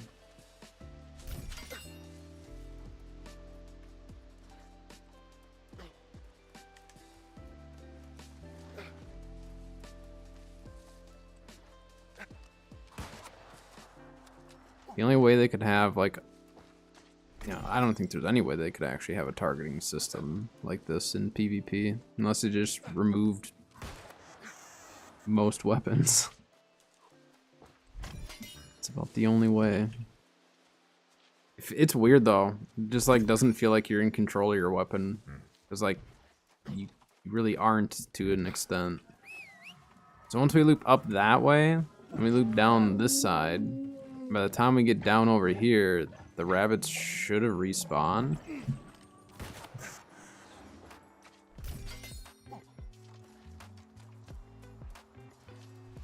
So can I cycle targets with this? I really haven't used this much. So if you actually force it to move, you can break the lock that way. That's interesting. Like, let's see, if I want, see, like, I want to lock on to that. Does it just lock on to the closest target, it seems? I don't know how it's feeling right now.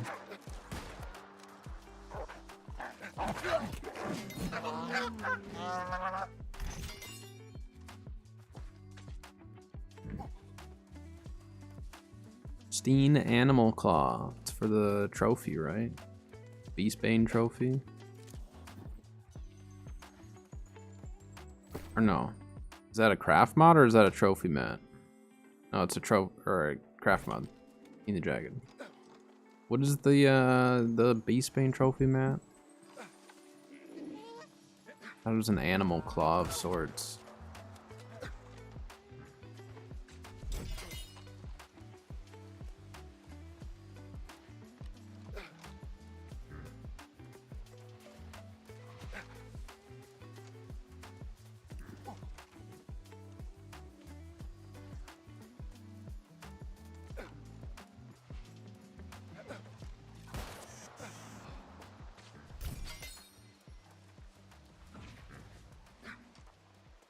And there's ironwood here too, if you want to farm that up.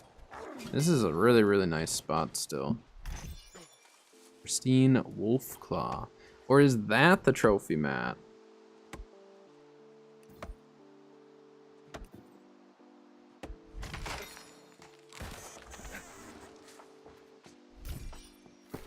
That must have been the trophy mat then, right?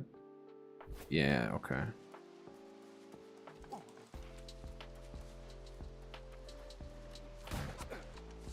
Yeah, with this target lock, this makes this so easy. I like that. I like when the farming is very easy.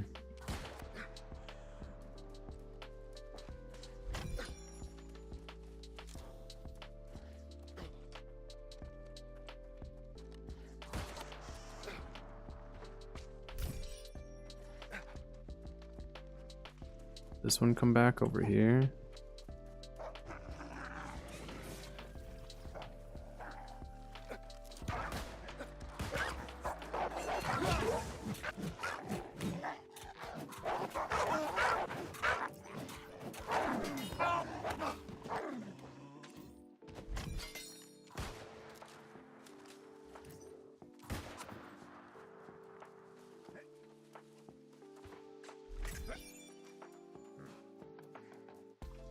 Let's see. We actually get a good rotation here. It kind of seems like we did, because these are all popping up now. It's cranberries. Yeah, we'll take this.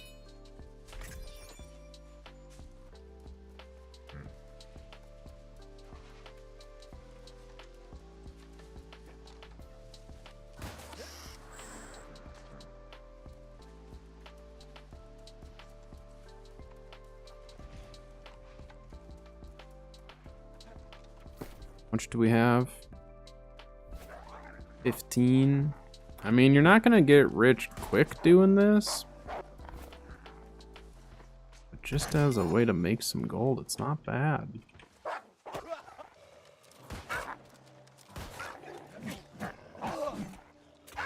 Oh, you can still target lock even with the melee weapons too, huh? It's like very disorienting. Kind of make like I'm left clicking. I just have a hand on the mouse, just left clicking.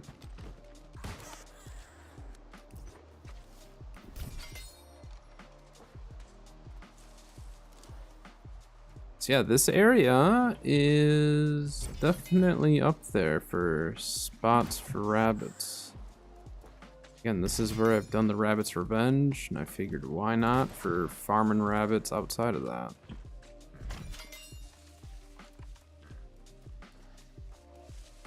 I just like it because it's usually like fairly quiet here. It didn't want to lock onto that one.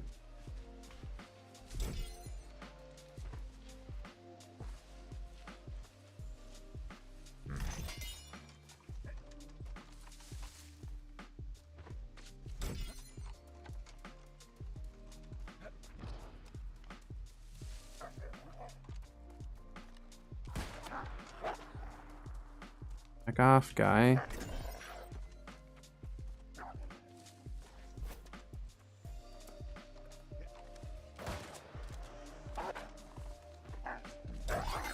Wait a minute. I can just hip fire. I don't even have to zoom in.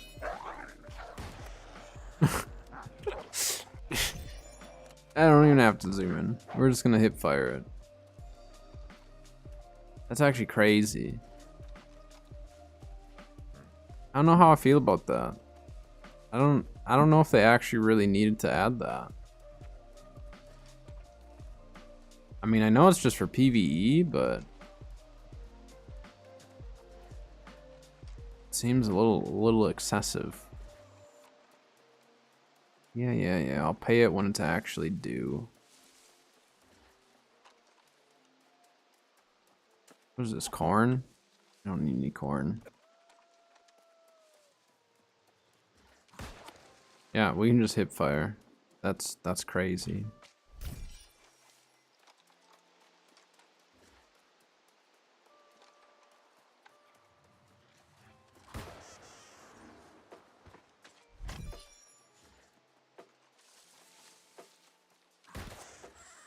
It's like it disregards the accuracy of any sorts. Like, it's just guaranteed hit. Hasn't missed a single time. Like, I'm moving while shooting and everything, and it's just right on.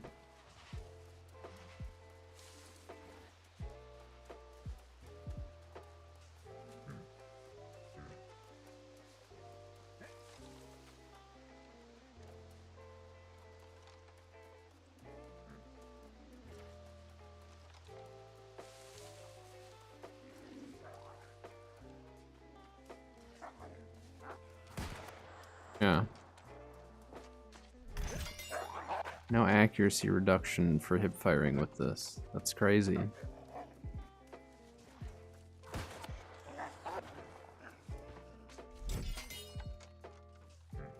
Let's see, can we just do a never-ending loop then? As long as no one else is farming this, I think we can literally just keep running and doing the same loop over and over and over.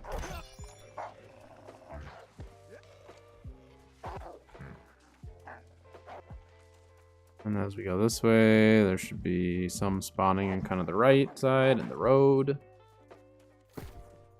16. Let's hit 20 before we're done with this. Let's hit 20 rabbits. Well, 20 sumptuous rabbit.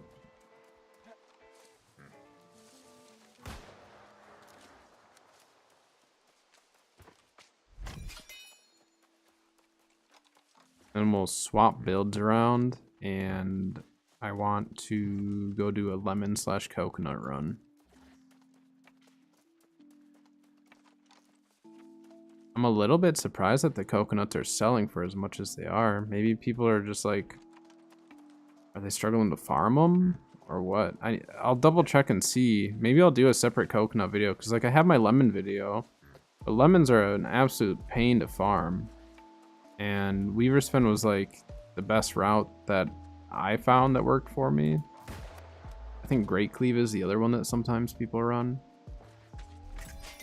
But coconuts, I haven't looked specifically at coconuts.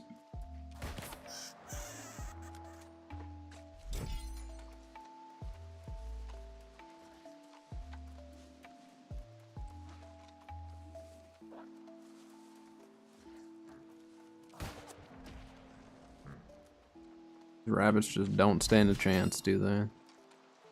Just smoking them. Absolutely smoking them.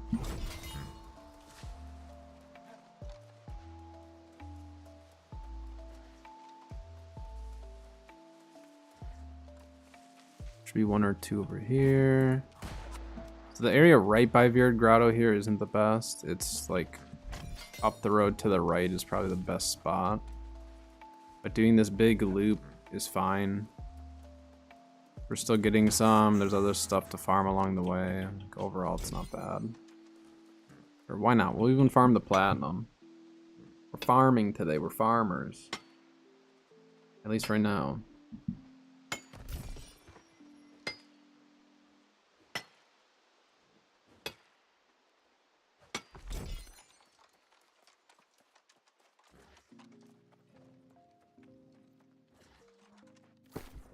Technically, couldn't we get a harvesting pattern from that? Haven't really farmed any of those patterns.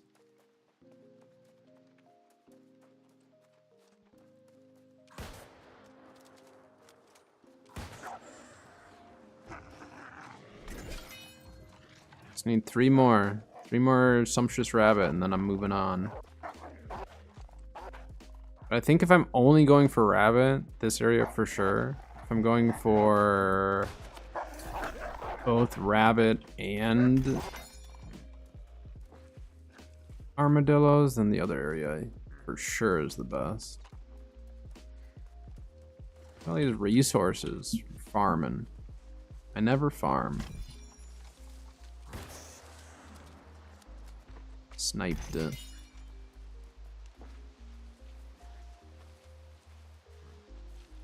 I think the wire fiber actually comes back fairly quickly.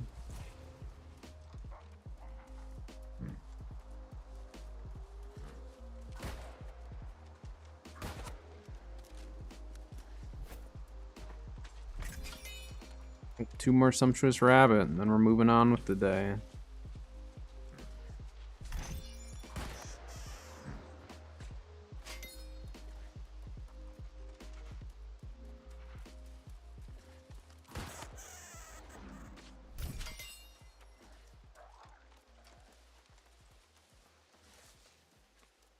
Should try to get our crate here.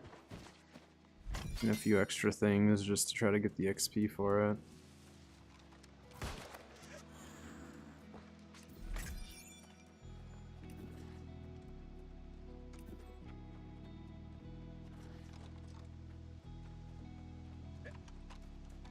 I don't really want to kill the bison, they're kind of a pain.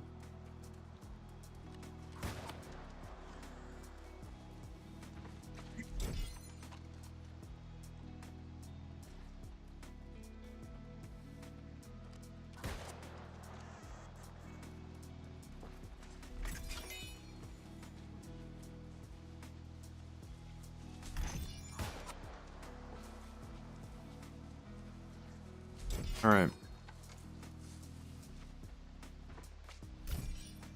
All right, game. Just 2 more. Just 2 more Sumptuous Rabbit, and we're moving on with the day.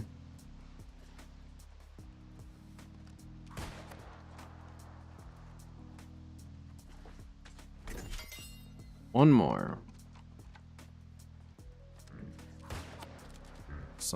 Oh, there's like a rock in the path. That's like, there's something invisible, but no, it's like some weird rock thing in the path. Oh, I didn't even see that rabbit. That locked on. I was trying to lock onto that wolf. There we go. We got all of our rabbit.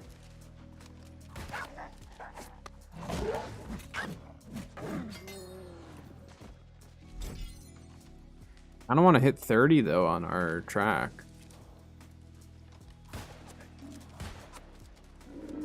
Oh, maybe these aren't too bad. I don't know if I would do enough damage to actually make it worth it, but yeah, pretty easy. Oh, we get 2,300 for that? That's actually really good. How much do I get for a rabbit? 32, okay.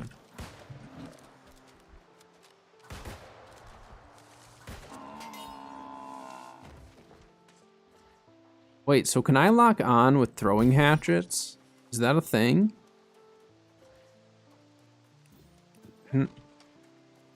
I might have to make a DPS throwing hatchet build specifically for PvE that we can just lock on and just like chuck hatchets. That sounds kind of amazing. And like maybe it would work for PvP, but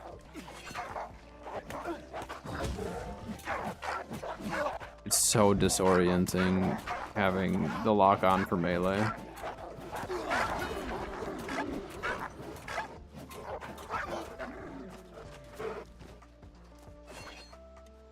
It ran behind the tree. Come on. Give me my skinning level, please. This should do it. And maybe one more Sumptuous Rabbit for the road. No, we're not that lucky. All right, that was really, really good though. So it's not the most thrilling way to make money, but if you like farming and PvE like that, where you're just kind of running around, just doing whatever, I think it's fantastic. I have a ginger ale that I haven't drank. I got a few days ago. Drinking that today. Pretty easy money though.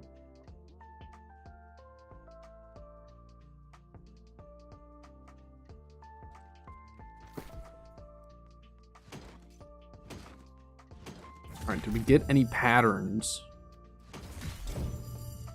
None from that. None from that. Lame.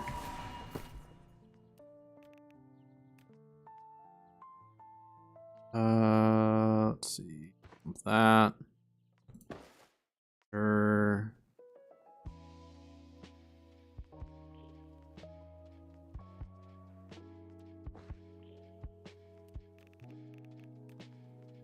Scales where I'm storing my hides. Reek water for ores. The bullseye for wood and fibers. Got a good amount of water motes. I actually really like that. And then how much meat? 21 sumptuous rabbit, 9 armadillo. That's not bad at all. Not one bit. So yeah, maybe I'll do a rabbit farming video, because like it's a good way of making money. The rabbit event's gonna be coming up soon. People can then get a good idea of like where they want to go prior to the event and all that. But I think I'm gonna put my skinning gear on a gear set for that event. What build should I run today? We'll just throw this on. I've been having a lot of fun with this build. Let's chuck this on. Let's see, let's do... I want to wear my giant monocle looking thing. What's this one? Oh yeah.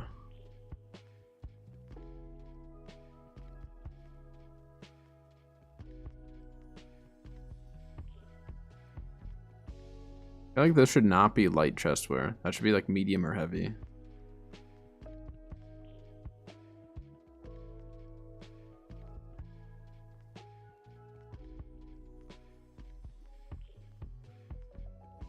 I don't know. What did I have before on this? It had a cape, whatever it was. It might have been this one.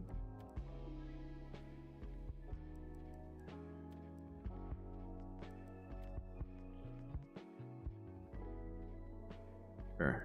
Let's just do that. I don't really care.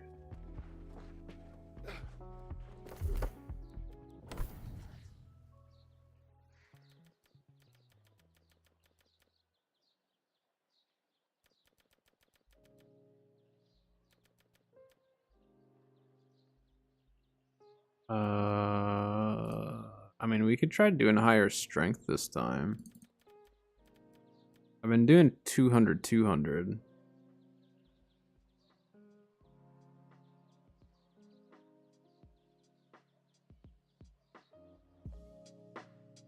I mean, 300 would probably be even better yet. Except for I still want to keep my dex up. Let's just go to 200, 200. That's been working really well. And then we can take a con food. So I have a bunch of that. Let's go post some of this for sale though. And then put on the PvE spear. So that's good.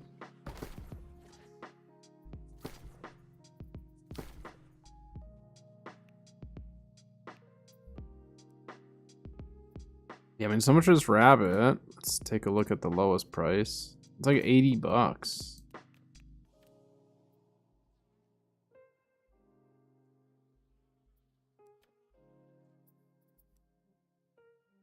armadillo meat. Yeah, so the armadillo meat's cheaper. So I don't think the armadillo is worth farming specifically. It's one of those where like I'd want a higher rabbit yield. We'll just post that 54. I want a higher rabbit yield and lower armadillo, but the other area where I do my armadillo farming is higher armadillo, lower other stuff. Wait, did I sell something right away?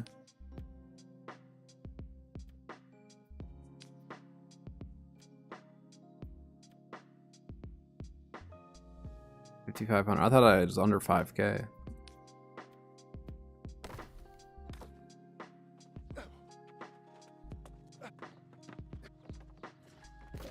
All right, we gotta go coconut farming, but first I'm gonna look up and see what other territories coconuts drop in. So I know if doing this lemon run is still the most profitable. We have Restless, Weaver's Fen, and Windsward, which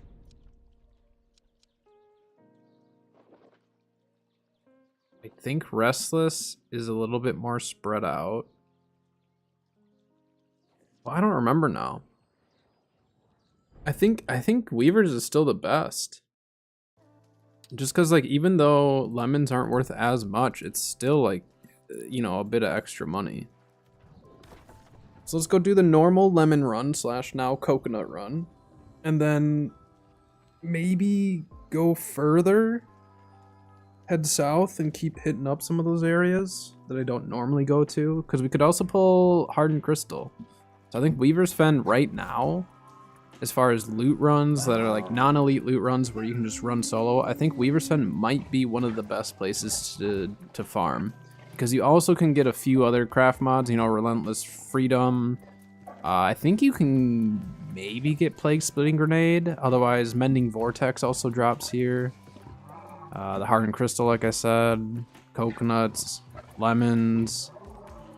There might be other craft mods too that I'm not thinking of. Insatiable Gravity Well, does that drop here? I don't think it does. Let me just double check.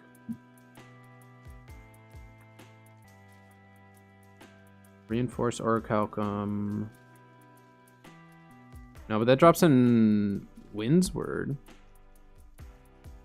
So Windsward may be worthwhile for coconuts and for craft mods. I don't think Hardened Crystal drops there. Hardened Crystal drops in Everfall, I think. For like those kind of beginner territories.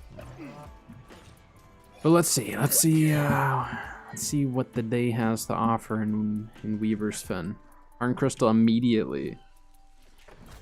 Nope, Pure Solvent.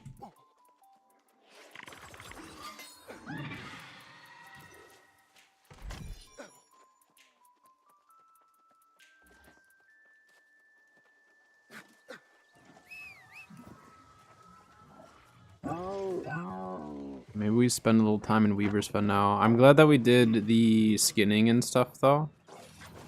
That's really good to know, because now I can go and make some money. I don't need, like, a ton. Or if I need to make some consumables, I can just go and do that.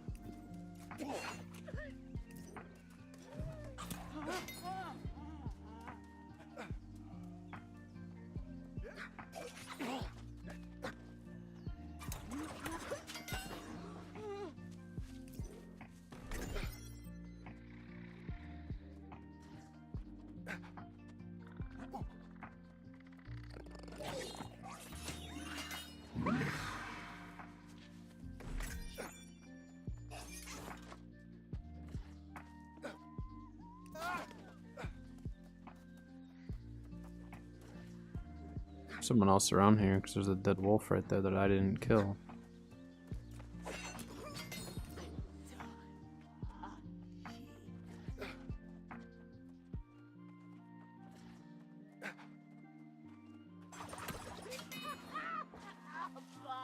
All right.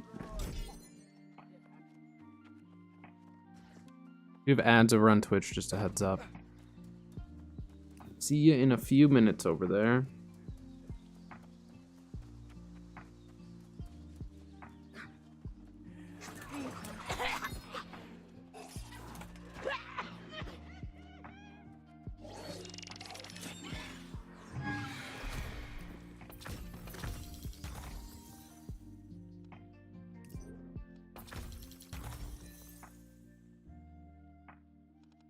too short, huh? I get hardened crystal from that, did I? I wasn't paying attention. No, I didn't.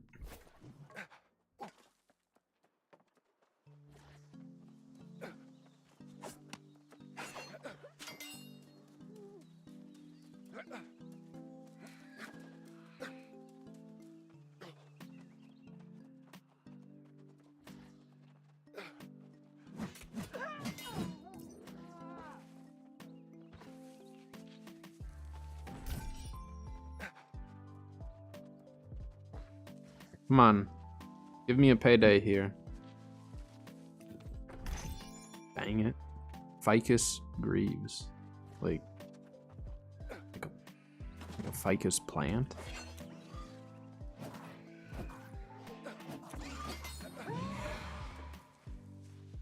Alright, coconuts, coconuts, coconuts. Nice. Ooh, coconuts and lemons. We'll take that. I won't complain with getting lemons, because you can still make some money off of it, hopefully. I don't know, the lemon market crashed a little bit, but again, you're able to at least get coconuts and lemons on this run, so that helps.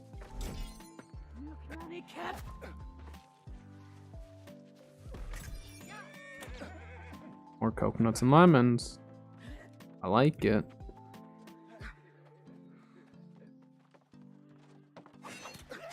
Better luck gear, help to find better things in the game. It depends on what you're looking for. So the way that AGS has explained the way that luck works is, like, let's say you have your loot pool or your loot table, and you have like a window of like what you can get. So maybe like that window is everything from like, you know, the gray stuff up to maybe a very low chance of, you know, some of that gold stuff. And essentially what it does is it raises that floor and the ceiling of where that loot table lands. So like, let's say you're like farming for like craft mods. Well, craft mods are pretty low on the loot table list. It's just there's a lot of them, so pulling the rare ones, you just have to hope that you get lucky on like the specific weapon ones. So like for that type of stuff, it won't help. But if you're trying to go for like trophy mats or like named you know, gear that isn't an artifact, then that luck gear is supposed to help. I don't personally ever run luck gear myself. I'm usually not farming stuff that it says it should help with. So it's kind of up to you. Luck is very, it's like an opinionated thing in this game. Some people will swear by it, others won't. I would say if you have luck gear, you can definitely try it and see if it's beneficial to you. But it really comes down to kind of like what you're trying to farm. But when it comes to, let's say like harvesting luck for sure makes a difference. So like if you're trying to get, like I was farming for sumptuous rabbit meat.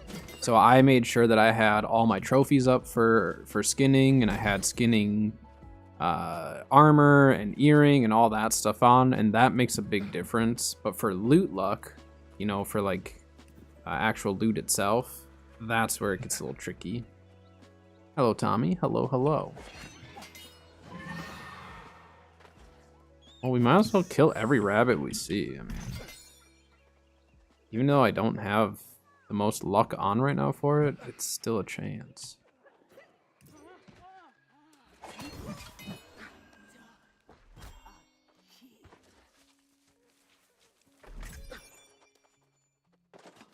Pretty good on this coconut run. And the lemons have been fantastic too. Because I'm looking for coconuts, so the game's giving me lemons. Normally when I'm looking for lemons, the game gives me coconuts. So we're having decent luck on this run. I might do more Weaver's Fen. We'll see. We shall see. I can't jump out that window.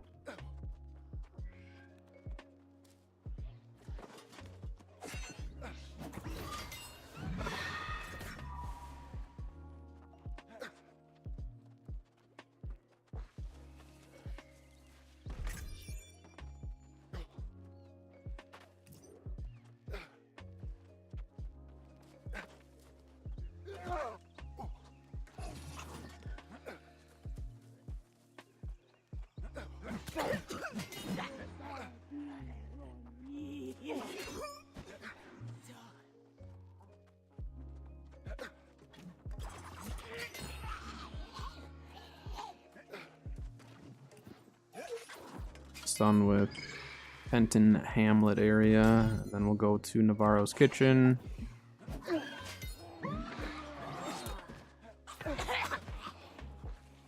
Didn't do the coup de grace there for some reason. I clicked it.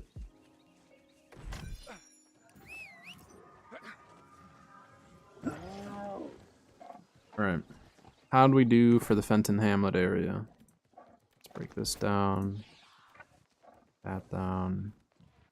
15 lemons, 12 coconuts. Not too shabby. It's over $100 in coconuts and probably over $100 in lemons as well. Yeah, I mean, maybe I'll do the extended Weaver's Fen run. Also, why are there no potions on my hotbar for this?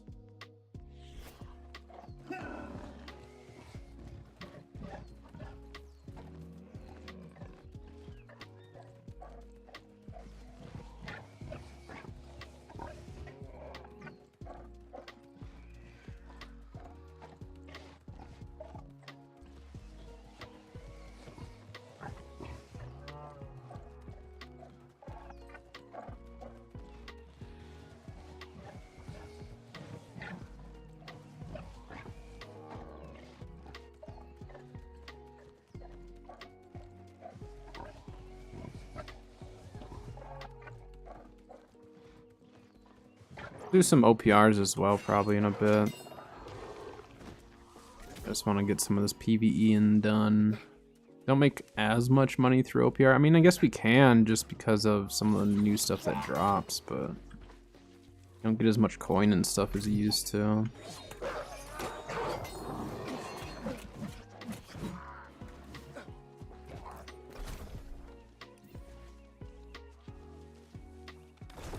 Kill corrupted. We can do that. Easy peasy.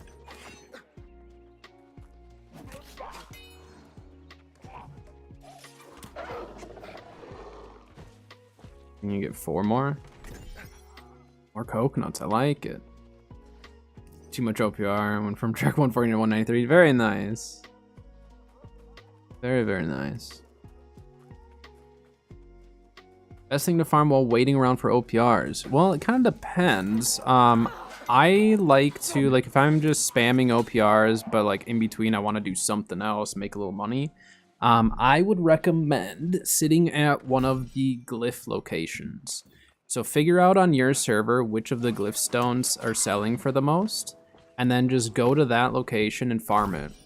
And if you need to know where those locations are, I actually do have a video that pinpoints all of the glyph locations where you can get them. At the time, I did it as in order of value, so you can also check that video out just to know which ones you should look at. But yeah, I mean, I like to do glyphstone farming for that. Another good one would be glob farming, so ancient globs. Yeah, I would do one of those two. Otherwise, like, I'm doing a lemon/coconut farm. You could do this, but per item, you're just gonna get more money out of a glyphstone. So I would probably do glyphstone farming, personally. I mean, that is what I do sometimes, so. But for me, I like to change it up too. So like, I might go farm one type of glyph, then go farm a different one, or go do a lemon farm or a sugar run or something like that. So I have a whole list of different types of loot runs that I'll run, and some are definitely just more profitable than others depending on your server or what's happening in the game, or just like what you want to do. But usually, if you're just looking for profit in between, glyphstones are the way to go. Because you can run through an area. What I would recommend, like, let's say you do water glyphs, which is north up here at Serpent's Pass. What I'd recommend is before you queue into your OPRs, go here, farm up all the loot, so all of the actual like supply crates, kill everything you can, queue into an OPR. Once you come out of the OPR, clear a bunch of stuff, then get back into one, you know, and do that, and then every hour that you're doing that, you'll be able to collect the loot again. So you'll be able to collect each of those supply caches once per hour. So that's a really, really good way to just like passively do something outside of your OPRs and still like make a profit even when you're just like in queue. So that's what I would recommend. But if you would like to do loot runs and stuff, then doing like a coconut run or a sugar run like what I do also works. Again, for me, it just comes down to like what I feel like doing that day. But you got options. You got plenty of options. Or you can go farming, go farm some stuff somewhere.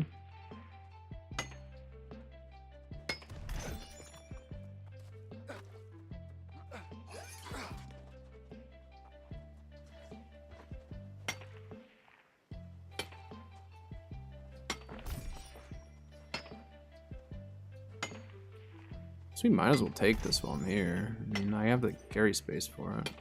I need to run to the bathroom and fill my water and stuff though, so I'm gonna go farm this, climb up top, and just sit up there and wait. Because we're gonna keep running Weaver's Fen, and I might do some OPRs as well. But I have to go to the bathroom first. Little bathroom break. How do I get up here? I don't actually ever farm this. Oh, this way, okay.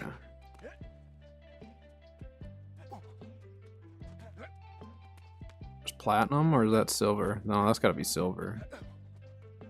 Yeah, I don't want that. I'll get this last star medal down there. I'm gonna queue it up and I will be back. Alright, I will be back in just a little bit.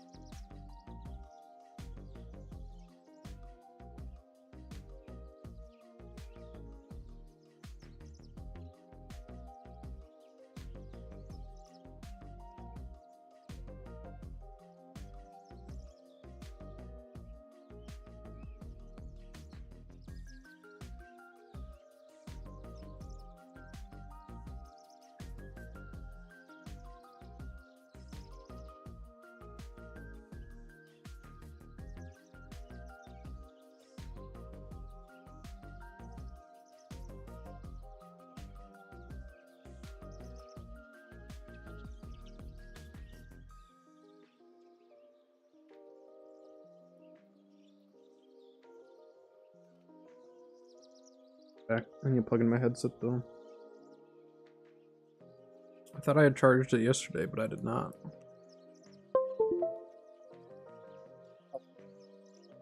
Yeah, no problem, Deadly. I'm glad I could help.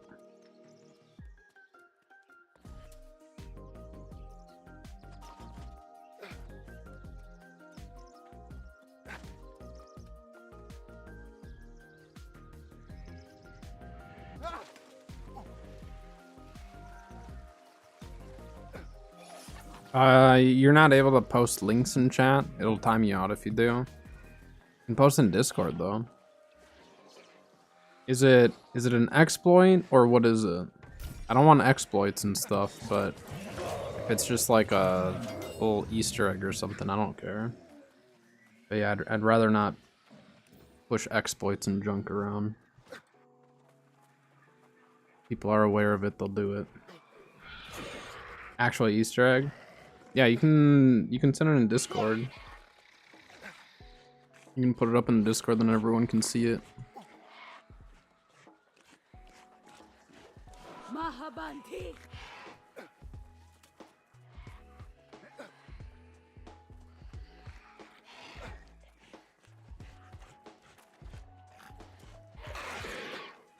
Alright, I'm not as familiar with this run now.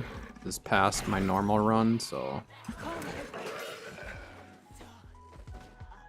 this might take a little longer to run this.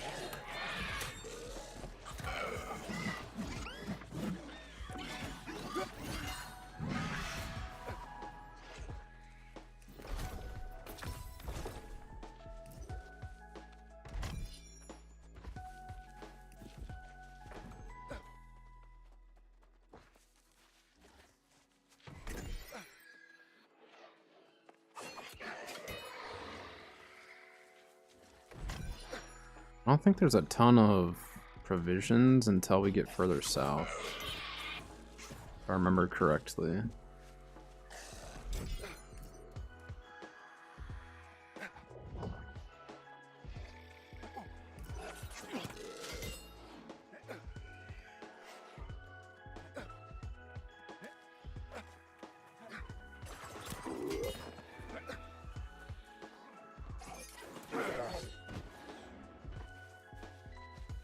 I was gonna get both of them with that.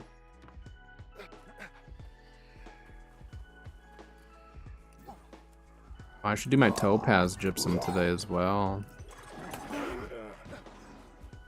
We can't do it in Weaver's Fen though, these enemies are too low level.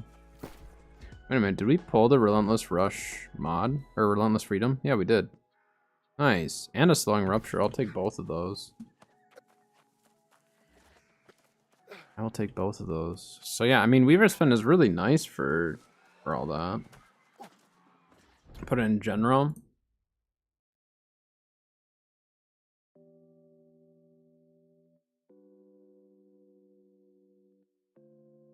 Where is that?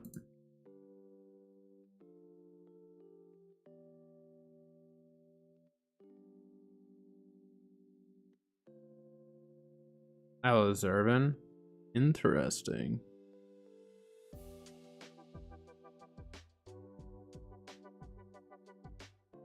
Huh. Was there any context with it, or did it just show up?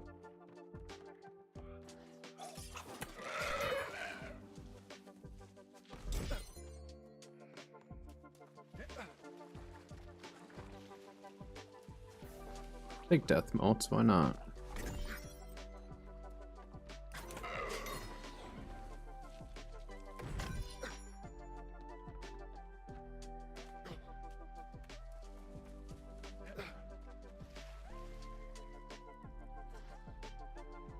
Jumped in there, then disappeared. Interesting.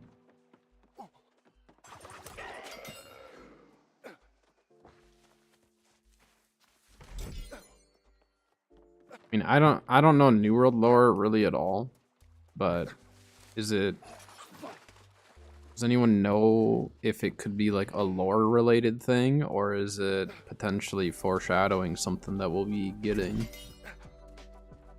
Maybe the next territory will be one that we have to take a boat to get to. Go to Island of Zervin or whatever and take a boat somewhere. That might be kind of cool. I think WoW has that, doesn't it? Don't they? I think I was watching my buddy play WoW Classic and they had something. Yeah, Flying Dutchman, yeah. I'm just curious if there's like actual reasoning or if it's just kind of a cool little spur of the moment event type of a thing.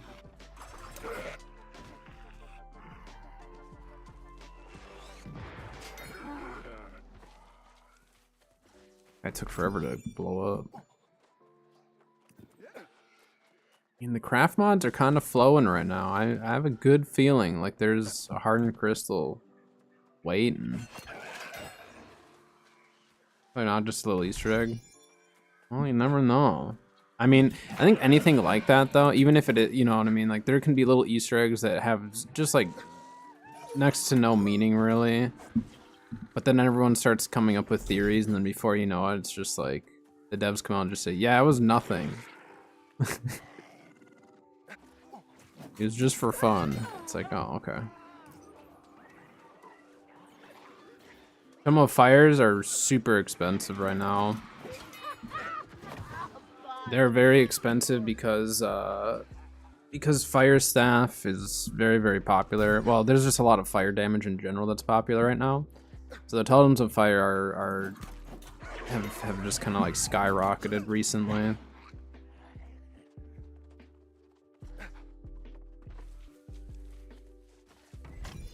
But they're also more of a pain to farm up too. Well, kind of. I don't know. Hardened Crystal, I have not pulled many at all. Like, I've pulled a bunch of Adamant in the past, but Hardened Crystal is one that I definitely have not pulled as many of. And I farmed the areas where it can drop, so it's not like I'm not farming for it. It's just drop rate's super low.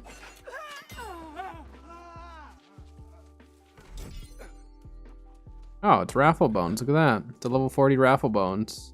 It's been a while since I've seen this guy around. Thanks for the junk.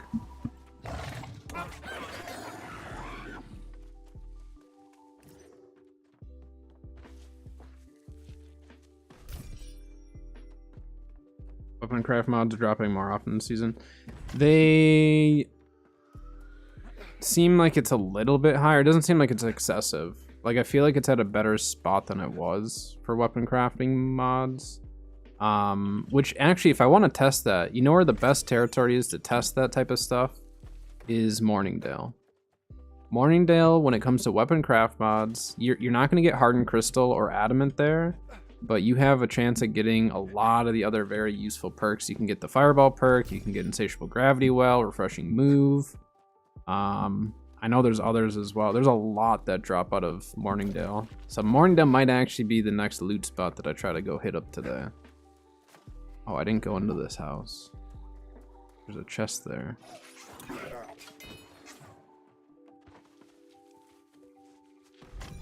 It's in higher level areas. The trouble is like if they only did that for higher level areas, there's just certain territories where you can't get certain craft mods. And maybe I mean, there's a chance that that would be on purpose too. But it seems like it's better here in Weaver's Fen. So I think it'd be worth it. I'll run over to Morningdale probably after Weaver's Fen and we'll check it out, see what's happening.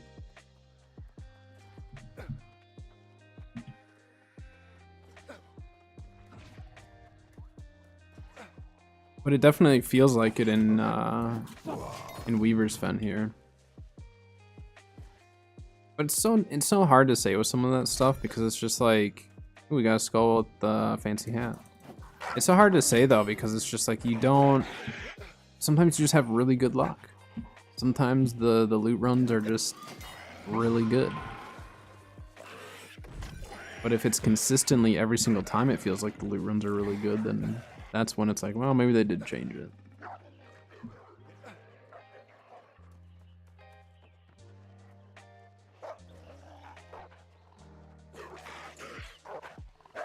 Coconuts. We're hoping for coconuts here.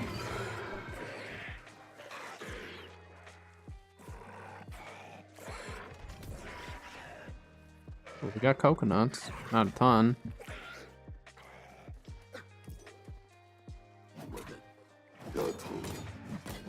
Specifically weapon craft mods or just craft mods in general? This stupid NPC. I don't know why I can't break through that.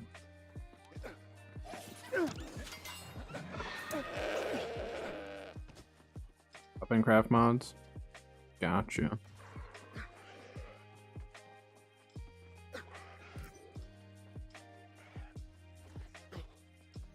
Well, part of the reason why craft mods have dropped on the market is because they're more available on the PvP track. So I do think more people are pulling that stuff on PvP track now, which has brought the price down on some of them. It's just been more consistent. Like the conditioning mods and stuff like that are more common now, and you can get multiple at once. So it could be a combination of all of it, you know? Hard to say for sure, but I'd think that maybe they did increase the drop rate, so that's part of it, but then also the fact that the PvP track's dropping them more often. But then you look at like the Glyphstone market, and the Glyphstone market hasn't really changed a whole lot, even though those got added into the PvP track as well, which some people thought that the prices would drop, and it's like, well, just because they can drop doesn't mean the specific expensive ones will drop. Like river glyphs, if those drop, that's super nice because they're an absolute pain to farm. I hate farming river glyphs. And then I just posted my night glyphs for sale today because I got 5 of those from PvP track. So even though they like nerf the amount of coin you can get in like the coin bundles or whatever they call them, like you can make your money elsewhere. It's not bad. Right, more cocoa nuts, please. Nice.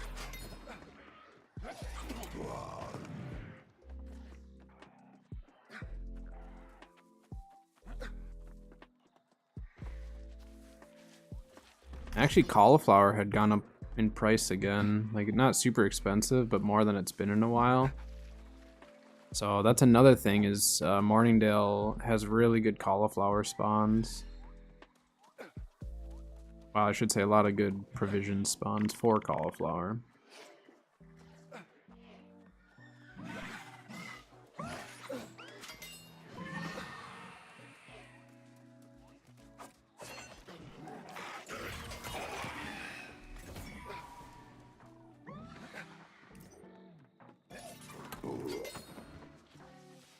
Alright, Hardened Crystal for sure out of this one.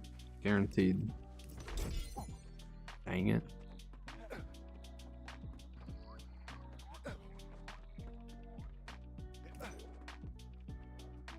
Yeah, I'm gonna have to revisit my musket build after hearing today's video. Once that update hits and they make those changes, I'm gonna rethink my musket build. I really like musket, right? I don't know if making the right tree ultimate or whatever, the ultimate perk, I don't think it's a healthy change. Let's take a look at that. I forgot I was gonna look at that. So what they're doing is on this right tree, so you do 20% more against trapper tree debuffs or whatever. Like they're making that so it's all musket abilities, which isn't a huge deal necessarily because of shooter stance, you're not really gonna get it, and with your power shot, you won't get it. But with powder burn is a really long burn. If you land a headshot with it, it ends up being 13 seconds. So you have 13 seconds of doing 20% extra damage against that target. And then they're changing this from headshots to just 2 enemies hit. So, because what is it? Yeah, when to all guarded targets, when you get a headshot, the next shot within 3 seconds inflicts bleed. So I think they had said that that's just, it's not going to be headshot related. So overall, once this is in effect and they change this, I don't know if the Deadeye perk, I mean, they should almost increase the headshot damage to 20%.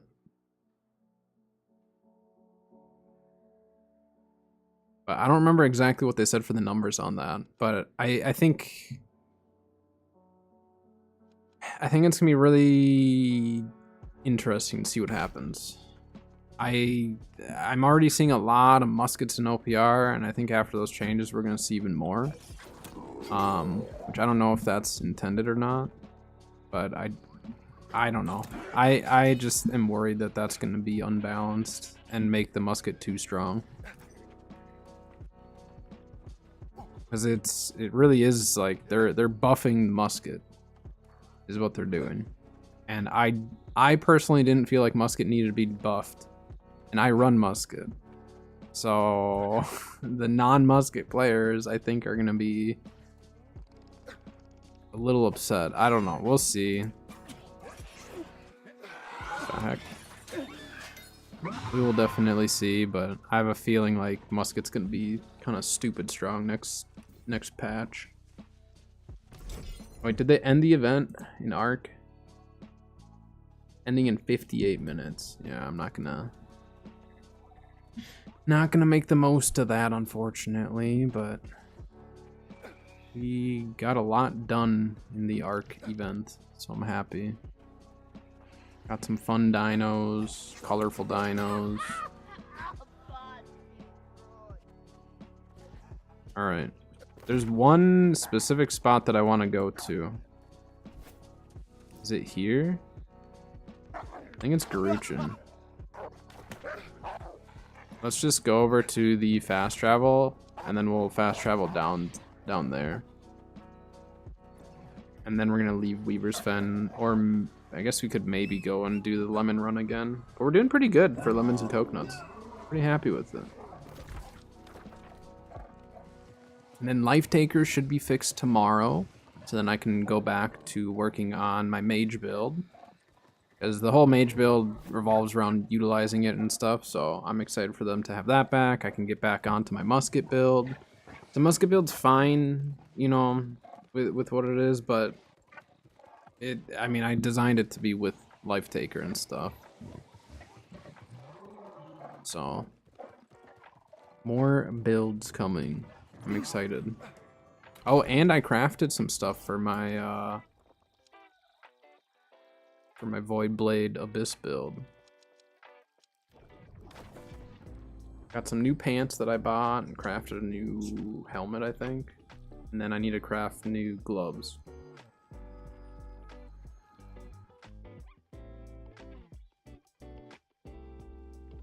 And then I might do Rune Glass in that. Haven't decided yet, but I might do Rune Glass in my Abyss build. Make me a little bit squishier for sure, but might not be all that bad.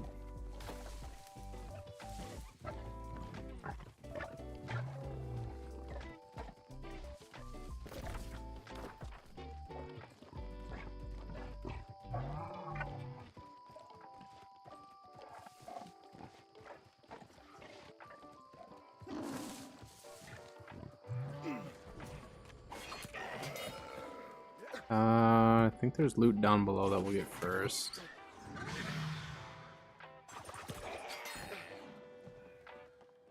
I don't usually come from this side. I need to double check. I think there might be some chests out here. Maybe. Otherwise I know underneath over here there is.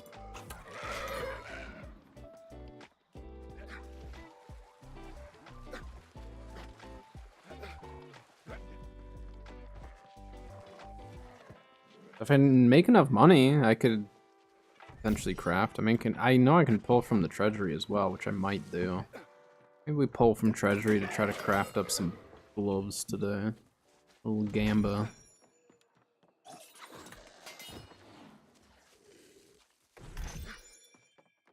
I want to get my my Void Blade build like good, because I was happy with it last season, but I've made some big changes to it, so I need to kind of rework it now. Okay, right over his head, I guess.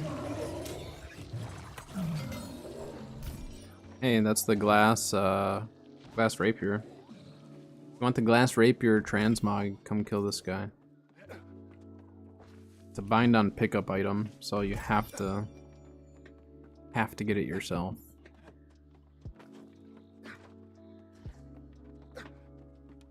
Is that everything in this area? I think.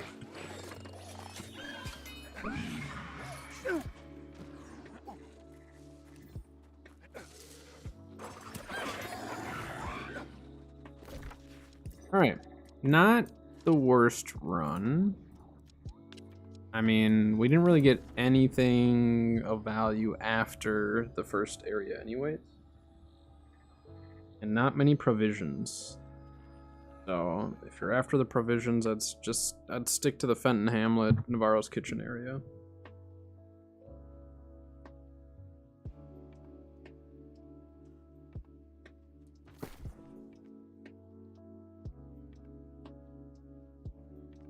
But 30 coconuts, 33 lemons, that's doable for sure. Hello, Riddler. Hello, hello. Welcome in.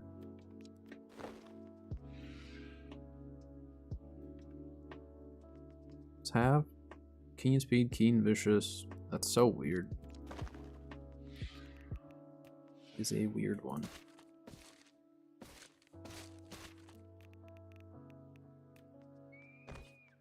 Alright. Time to go hit up an old run that I haven't run in a very long time.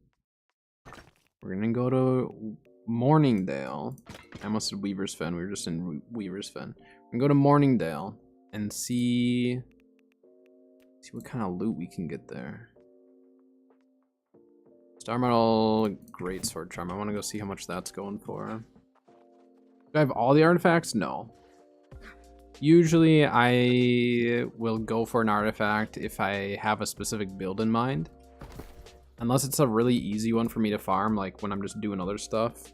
Or if I know someone else who's trying to get it, so. But no, I don't have all of them.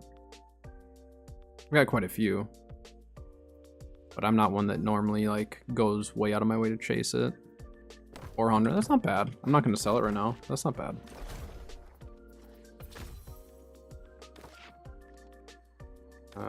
Morningdale. All right. This is a classic run. We were having very good luck on the weapon craft mods in Weaver's Fen. So if Morningdale is as good as Weaver's Fen was, there's a very high chance that we could actually turn some profit. I already made $2,000 off coconuts today, so profits. Be hard to get them later. I'm not too worried about it. It just depends on which one. So like I will do like the open world bosses where you have to go and like kill the monkeys or something. It's really hard to sit and farm those later on, but if you just join like chest runs, that type of stuff can be easy. The dungeon stuff, that's pretty easy as well. You know, just use the queue system. The arenas can be a little bit tricky, but oftentimes if you offer that you have the orb and you're just gonna take people for free, they'll just go with. Like people will take free loot like that. So if you have the orbs for the arenas, those can be really easy to get people to just join up. And you can 3 or 4 man arenas really easily too. Like you don't need a 5-man for that stuff.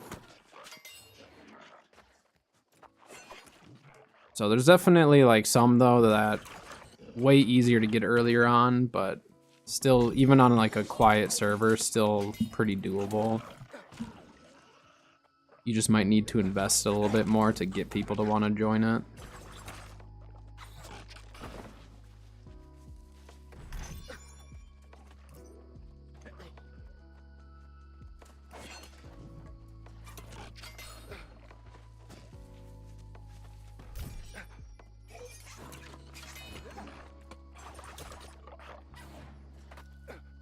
Sandworm for that one? Yeah.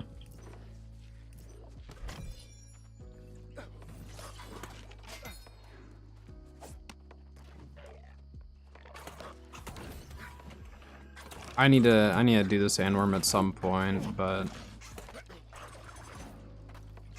it might come down to where I might just have to get a group together and find someone who's ran it before and just be like, hey, I'm gonna put you in charge, but I'll get the group together. Because usually if you open it up to people, like, people will join, you know? Yeah, we cleared this area.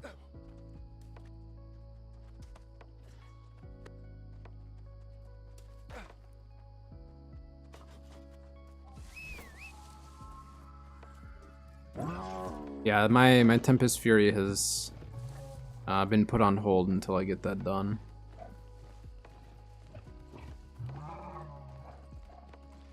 Which I'll probably just end up like healing it or something and then just throwing the Great Axe on my back.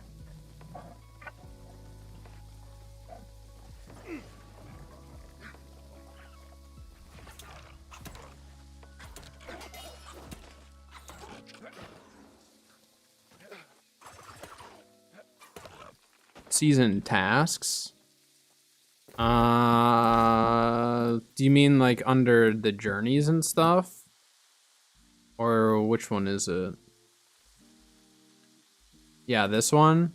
So the journey tasks, what it's talking about is the chapter. So each of these are tasks.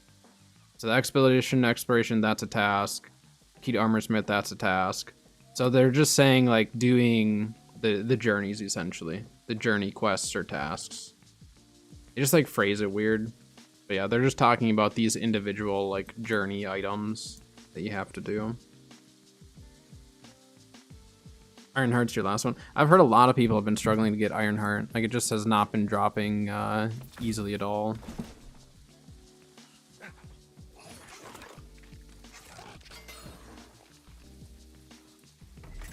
Oh, Extinct. Coming in hot here, right?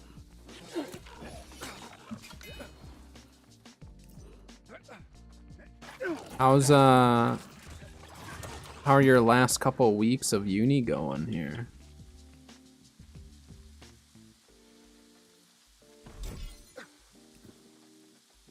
Right.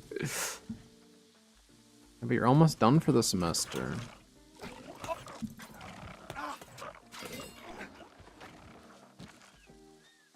Last week of classes. Wait, was that? Let's go. Putrefying Scream. That's what we're looking for, is craft mods like that. That is ideal to pull. Presentation tomorrow. Wait, is that that's the presentation that that you're leading or whatever, right? That you were voted on as leader?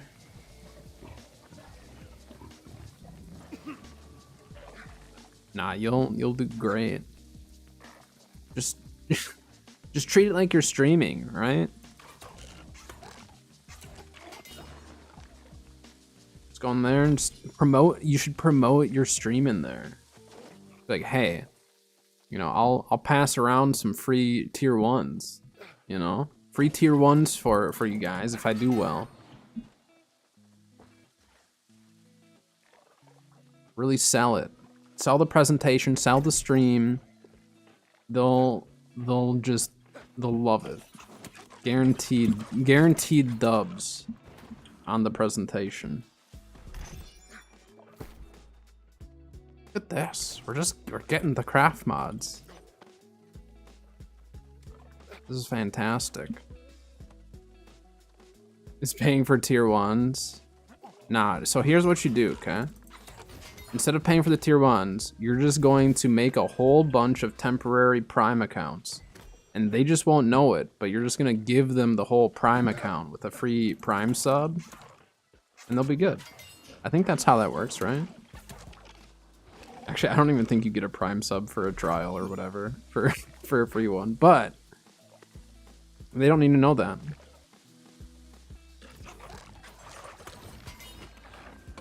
I'm sure your presentation will go fantastic, because it sounds like you at least have a better grasp on your project than the majority of your team. So I'd say like your chances are probably highest with you, just based on the little bits that I've gathered from what you've told me with your group.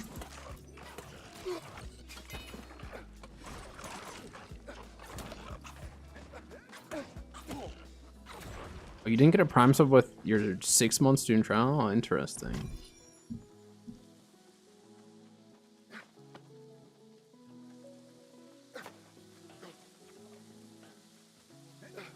Oh, you're not actually presenting it. You're just the fearless leader. I think that's everything here. Move on. On to some cauliflower, actually. There's a stockpile that always gives me cauliflower over here.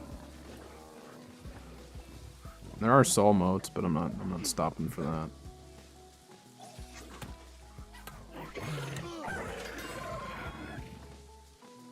Someone's been adding to the presentation? Oh no.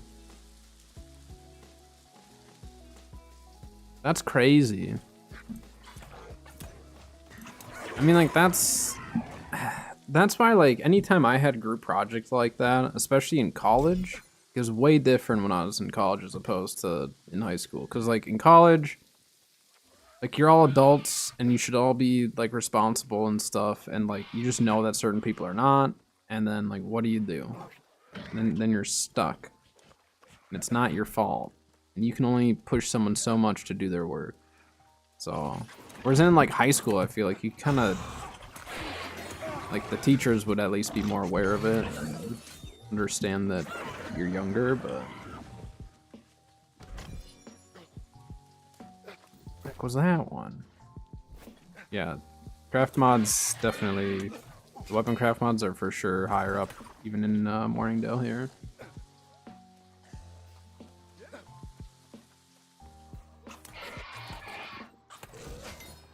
Yeah, that sucks. Are you all sharing a grade then, or will you be graded like individually on the project?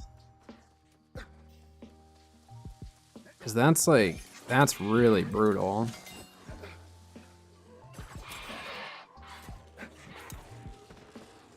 That's like one where you'd have to take it to the professor and be like, hey, here's the proof that I'm trying my absolute hardest to get my group to actually like do their job here, and they're not. So I don't know what to tell you. You have a personal report too. Well, that's good. At least there's some form of like individual grading system. Because like if it was all shared, like that sucks. But at least there's some individual side to it. Still sucks though, because it's still stressful. Like, I would procrastinate in school, but not if it involved other people's grades. So it's just like, well, this isn't just me procrastinating. This is me procrastinating and potentially putting other people's grades at risk. One thing if I put my own grade at risk, but another thing if I'm actually, like, causing issues for others.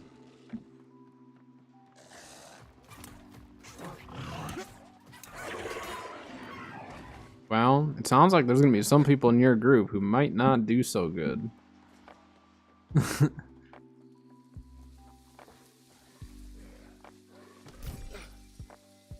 But hey, I'm sure it's been a learning experience for you.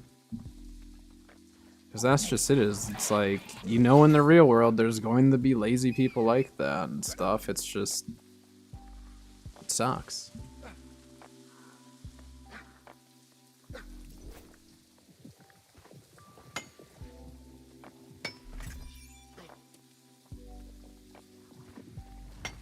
Well, yeah, that can be tricky. But you never know. Maybe they're just hard on you because, like, they have a high expectations for you, knowing that you can do well. It's hard to say. I don't know your professor. 'Cause I've had professors that were really like hard on most people, and then when it came down to grading, like they were like way better. It was weird. It was very like. Felt like you were gonna do bad and then you'd do well. It's like, oh, okay. I guess you just wanted to push us, but man, I didn't like it. Learning experiences, trust no one.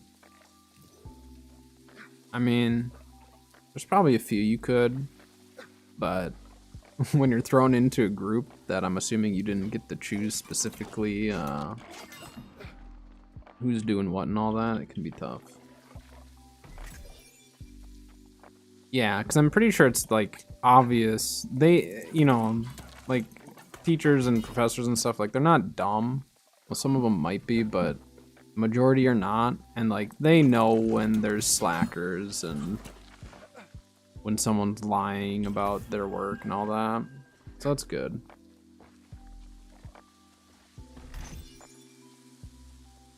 Well, here's the thing though, is like, if he thinks that like your amount of work is less and you know that it's more than the majority of your group, just think what he's gonna think of the rest of the group.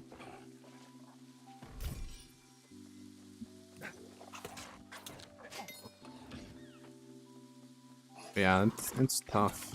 Group projects were never great for me. In high school, they were fine.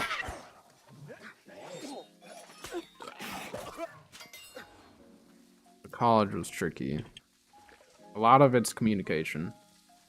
I had marketing projects, or a marketing project, and there was just like no communication from any of us really.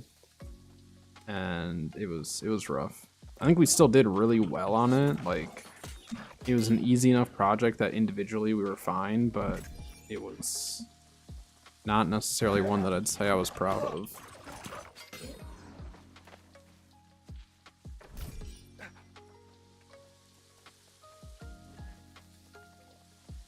Sorry, bird me for game recipes.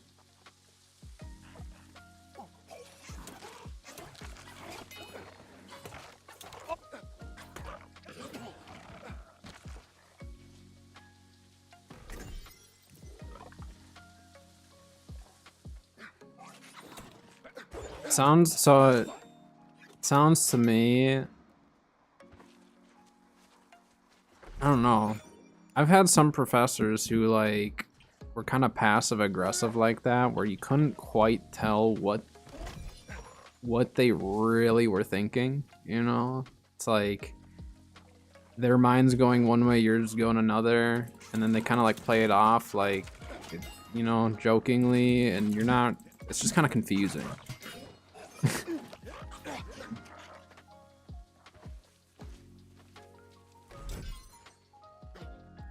But again, I mean, I'm sure that you're putting in a lot of good work and stuff that in the end should pay off and show.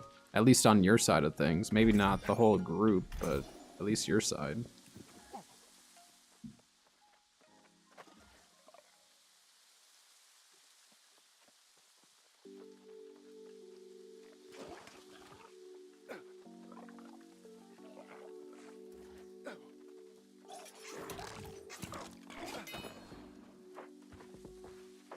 Programming because of the last year's. Huh. Yeah, I don't know.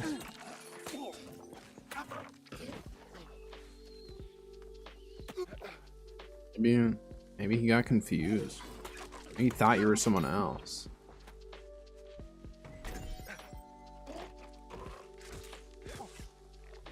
I don't know, just tell him you need streamer privileges. Just tell him that.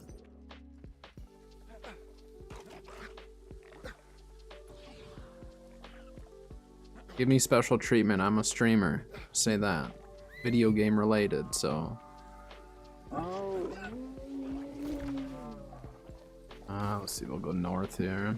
I don't always do that other area there.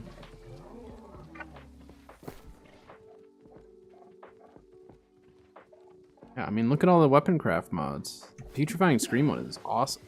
I'm glad that I pulled that.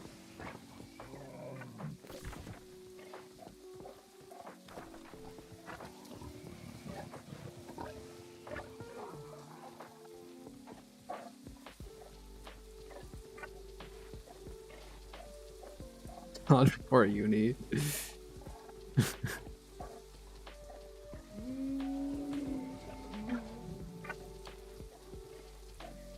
I mean, that's kind of crazy to have that mentality of like, well, you were graded on a portion of something that involved programming, so you're pretty much a programmer.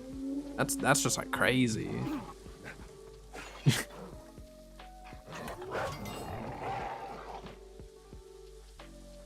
That's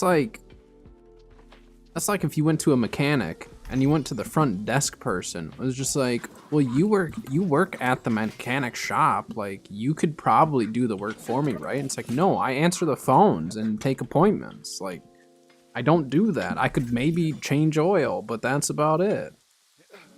Like, you don't. You're pretty much on the same level, though. All right.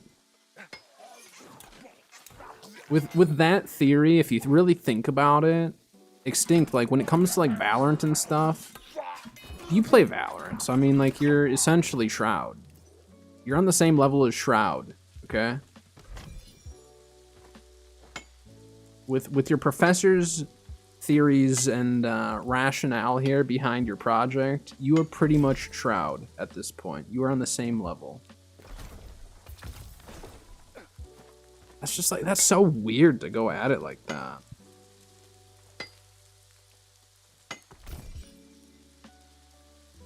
They're a product designer, so like they're more of a marketing major than anything at that point.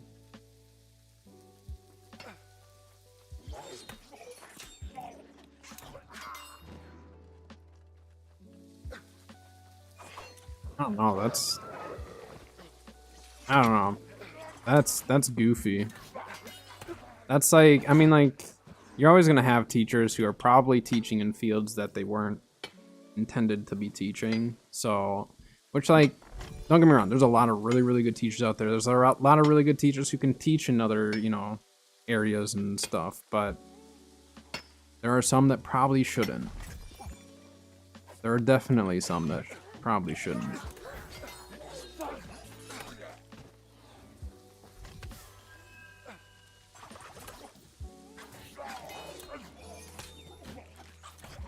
See, the river glyph farming is happening too.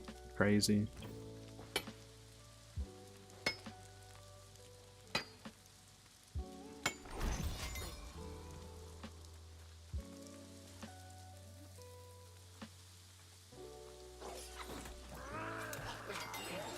Which, like, I'm assuming it's good that you're at least being a part of some of these other areas within that field.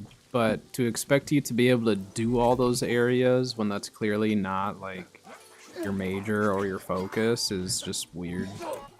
But I think it's probably pretty nice to at least, like, see all these different pieces of, you know, that job field and stuff.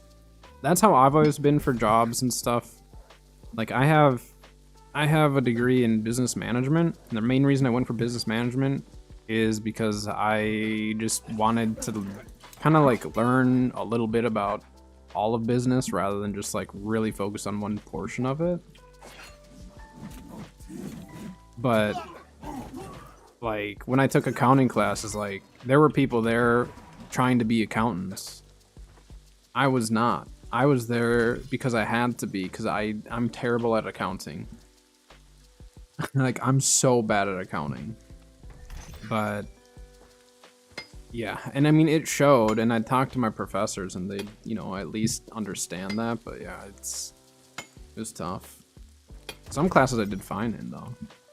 Accounting was one that I never could do.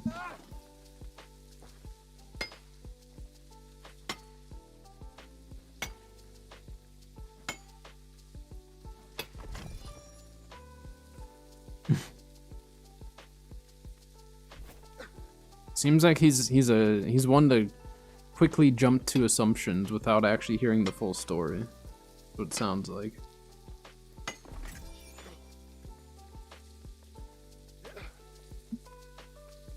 Sounds like he's kind of like all over the place with what he actually wants.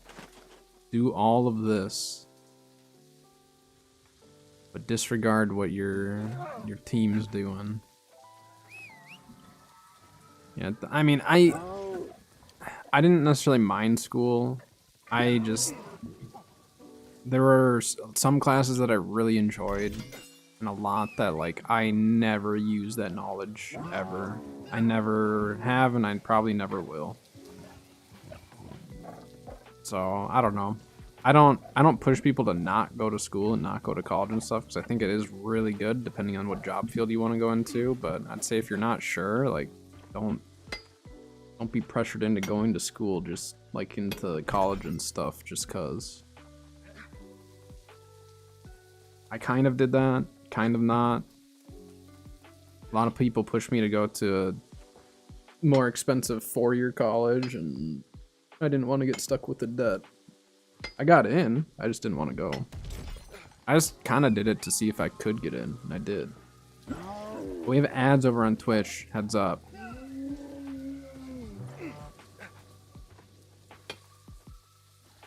Nothing or everything. Just do more or less, right? Hey Grim. Hello, hello.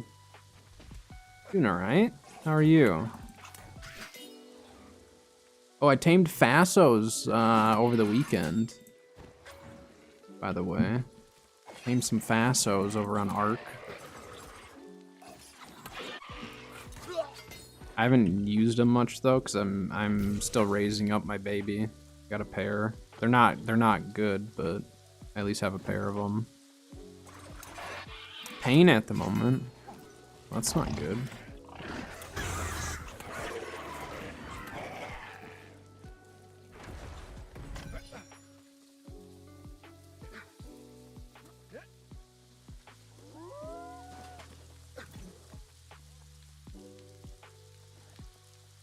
Well, one more week for you extinct and you're good to go. Only one more week.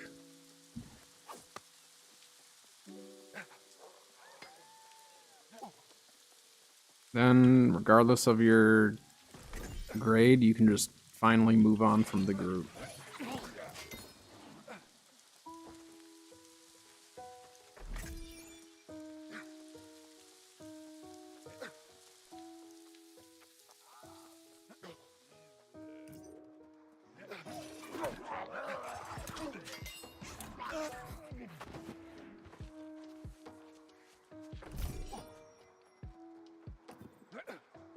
Not a good amount of craft mods, just not really any crazy ones. The Putrefying Scream's the best one so far.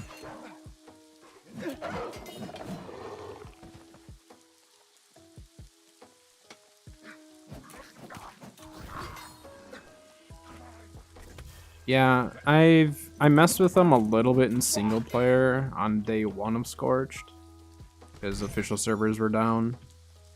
I mean, they seem cool. I don't get why the raise time, it's like equal to like a giga in terms of raising one, like time wise. It's crazy. I didn't think that they were that special.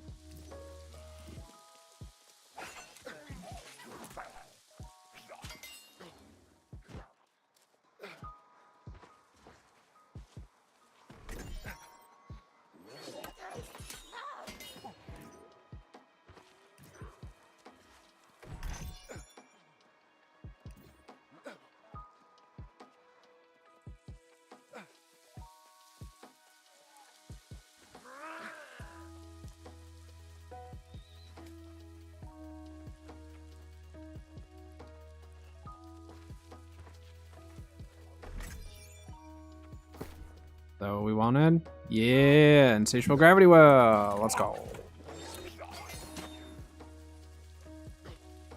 Yeah, it's kind of weird because like you have people in different courses and stuff in that. I mean, that's kind of similar to, I guess it's kind of similar to like I was saying, like when I took the accounting classes, there were people there in the accounting field, and then there were like people like myself who were just like doing business management and stuff.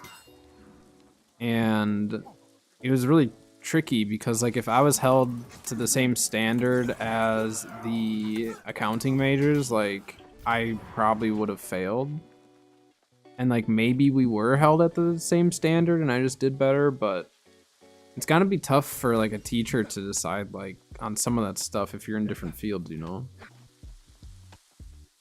Like without playing like an almost like favoritism type of a deal, you know?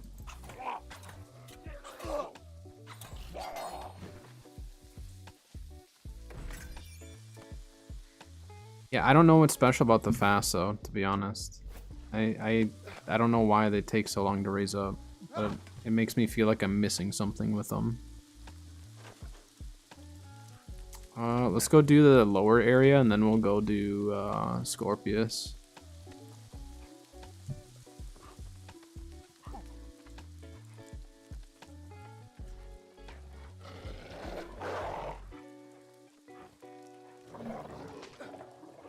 Yeah, I'm not sure on that one. I don't know how like they decide how to split some of the expectations up for the different fields all involved in that, you know, project. And I mean, some of that too is, even if it's like feeling unfair or whatever, like some of that too is good practice for the real world, because there's gonna be times where there is gonna be unfair expectations and stuff. So it's something where like you can kind of go one of two different ways with it. You can either just kind of like do the work. Oh, a Starmount Weaponsmith charm on top of that. Oh my gosh. You can go one of two ways. You can either, you know, take that and just like roll with it and just be like, you know what, this is the standard, this is what they want, I'm just gonna have to do it. Or you can talk to them and share how you feel and hope that they listen and are receptive to what you're saying. Because again, in the real world and stuff, you know, unfortunately, that's just stuff you're probably gonna run into at one point or another. So either you just kind of sit back and have to do it, or, you know, take some initiative and go to the instructors and figure out a better balance. But it's tough. I mean, it's not easy to deal with that stuff at all. It's much easier said than done, I will say that.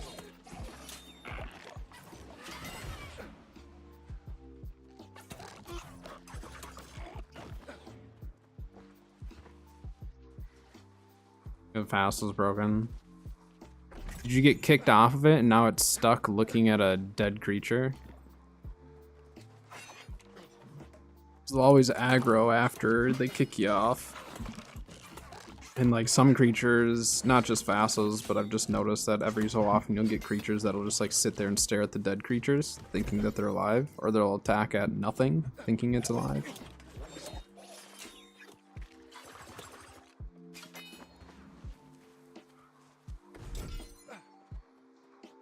Gosh, you guys, the amount of weapon craft mods is nuts.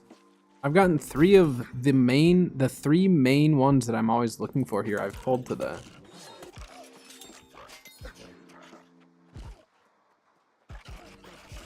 This is like an unusually lucky loot run in Morningdale. I'm really glad we decided to come here.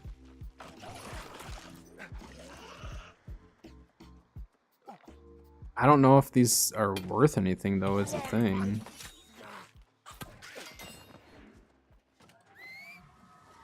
Alright. We're heading to Scorpius.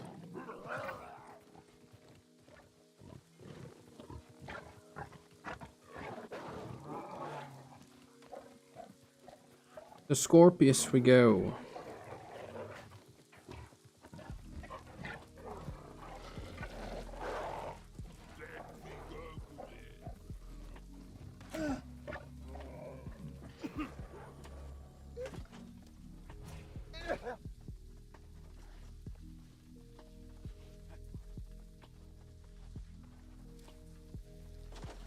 Following a baby saber tooth. I mean, what I did when mine was stuck chasing like different dinos and stuff is I literally just took my wyvern and just sat on top of it.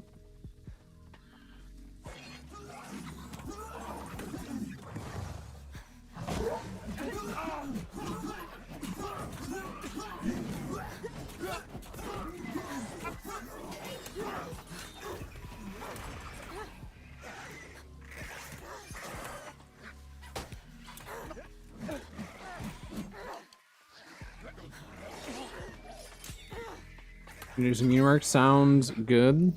You get the work done for your last week before you get a little bit of a break. I appreciate the lurk as always. Good luck on your work.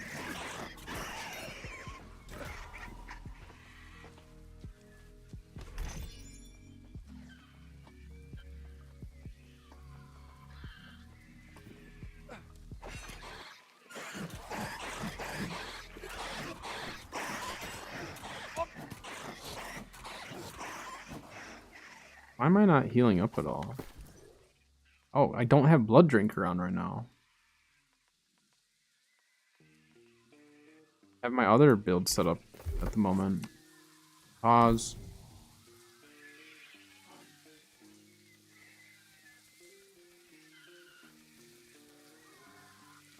Not bad. I was like, why am I not healing up from this? I'm just sitting here tanking it, thinking I was just gonna, like, you know, heal up, and nothing was happening. Ah, that's much better. Like, I know I'm low con, but come on here.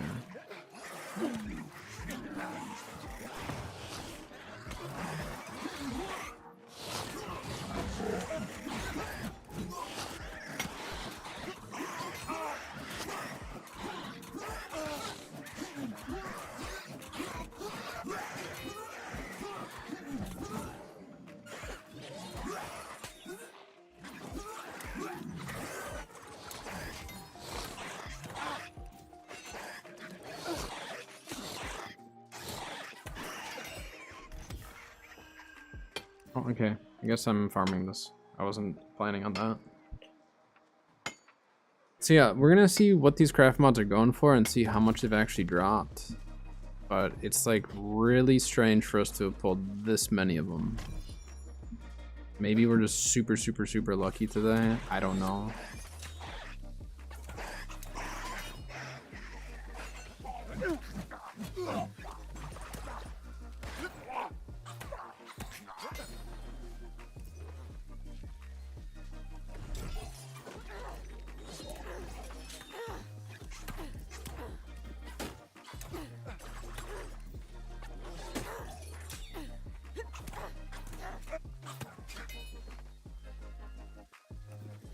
Crashed. That sounds about right.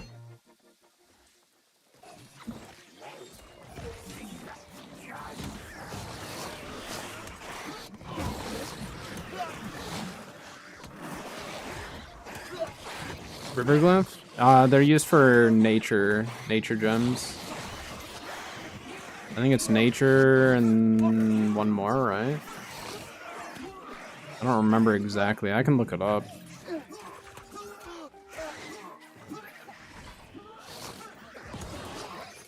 Which, like, the mountain glyphs are really cheap to get, but they're super, super easy to farm. Like, they made mountain glyphs almost too easy.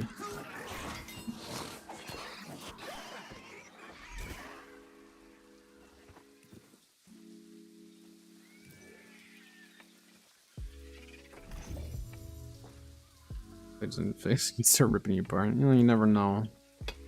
Arc is arc. We all know how it can go. Yeah, I think it's nature, or the rune glass case of nature. I'm pretty positive. I should know. I've been making a lot of cases of nature, but I think the river glyphs are the most expensive typically. Look at that. We just made $1,000 off of cauliflower.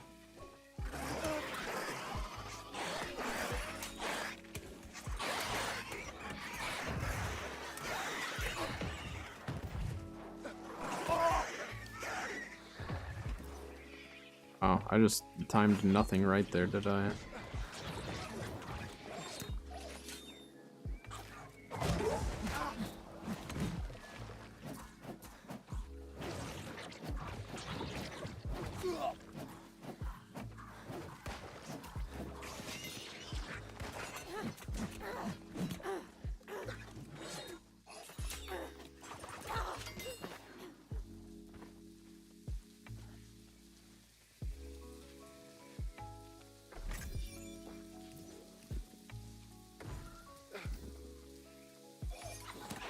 Another weapon mod in that. It seems like they did end up increasing it for all the areas, not just high level.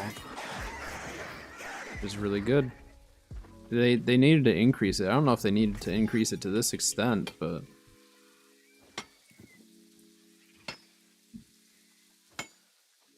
mats up.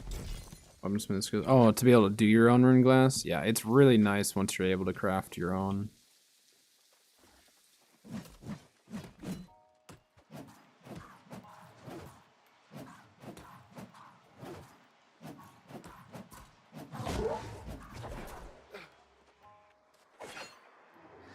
Very, very nice to be able to craft your own rune glass. Can definitely save you a ton of money.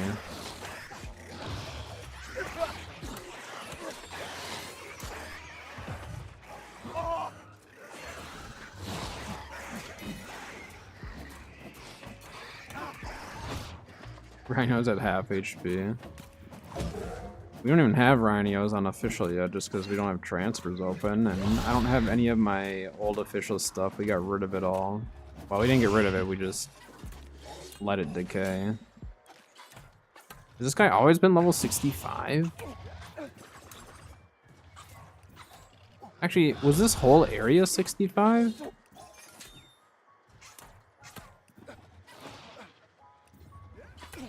That means they upped this area if it is. Crafting skill is really a pain to level up.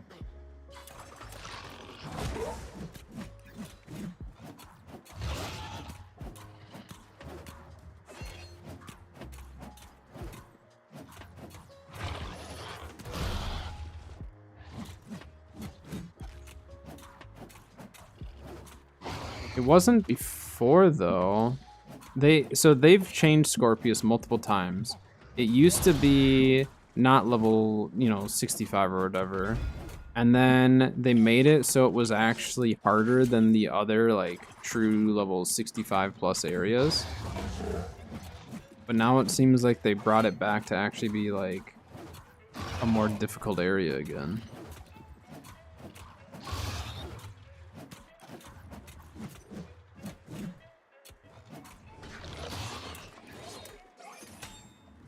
Trade skills used to be a lot easier to level when they had the scraps and stuff. When those actually like did a lot.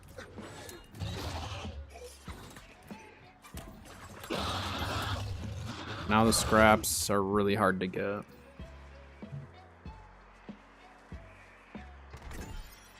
Went from 150 to 200 and a little over 200 armoring at the click of a button because of those scraps back in the day.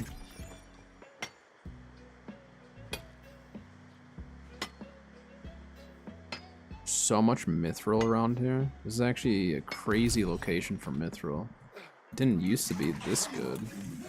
So they for sure have changed Scorpius since the last time I was here, which, I mean, it's been a bit. So I don't know when they actually changed it.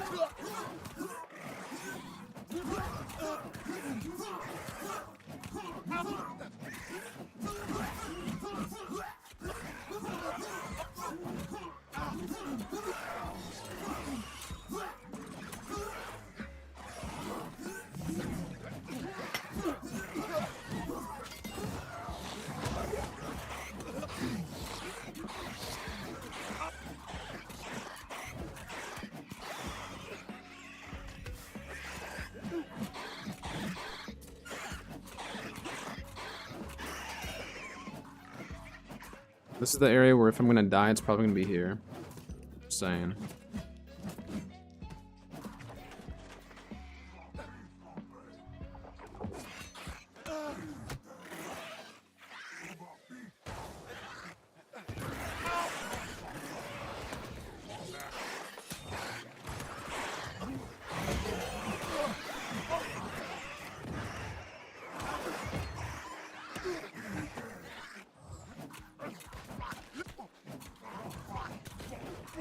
I just need to like heal up a little bit from these guys, just keep hitting them.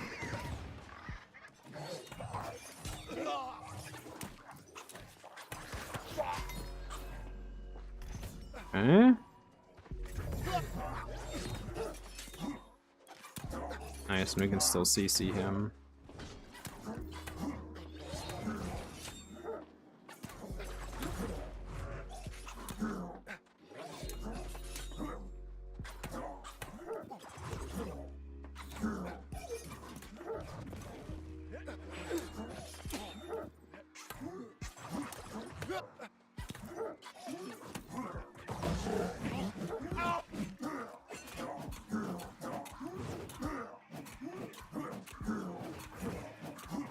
Keep left clicking.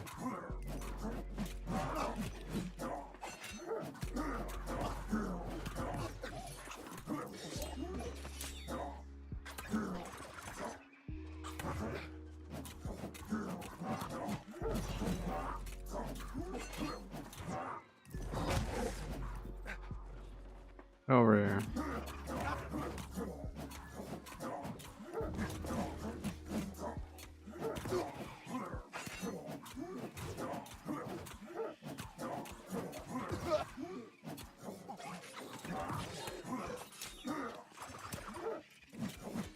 think this is how we play it. Is just keep throwing our bleeds and weaken on it, and then just switch back to hatchet.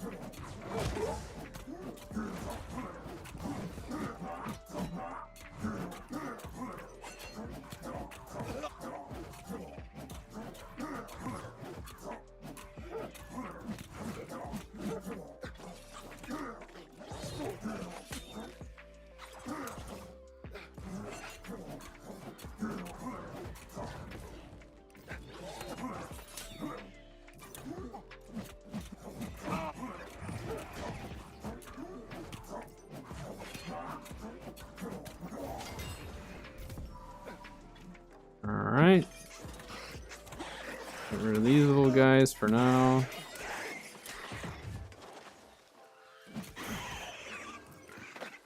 Oh, he didn't explode. Okay. Alright.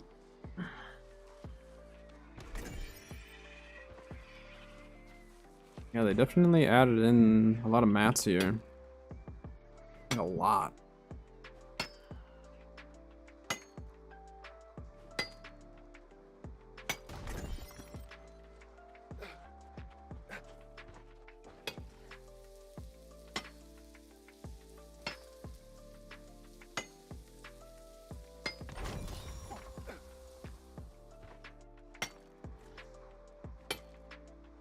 I don't think Mithril's worth anything still, right? Like it never went back up in price. I'm just gonna farm all this because we're here. Normally I don't really farm all this stuff, but it's free. Free and easy. Oh, and there's a little coffer over here. Forgot about that. Thought there was one more. I just thought it was not back here. I just assumed they moved it. But I think maybe it was actually there. I don't know. This whole area is like pretty much the same, but with all the extra resources, and yeah, that was a fantastic run actually. We came out with some of the best craft mods that we can get from Morningdale. I think the only other one that normally I go there for is the meatball fireball.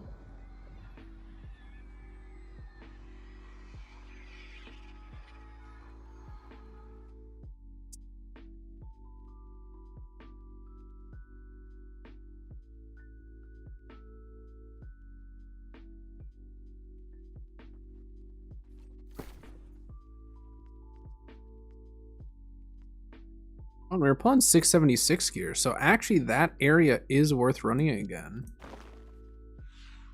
So yeah, we were pulling slightly higher gear score items, not crazy high, but high enough that I think it is worth going there.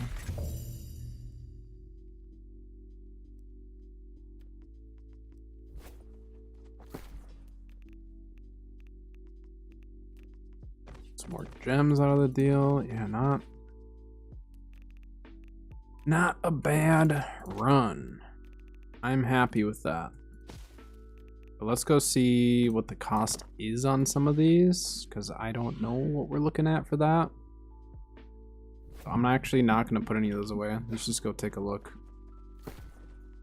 Did I do invasions? I've actually done quite a few invasions, but I haven't been doing them recently.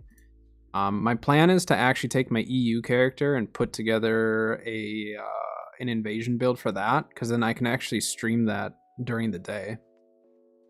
So I'd like to start doing some again, and I've done a couple on EU, but normally like on NA, since they happen at night, I'm just busy doing other stuff that I don't always do it. But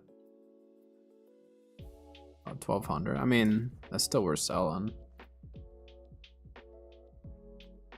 I need the money.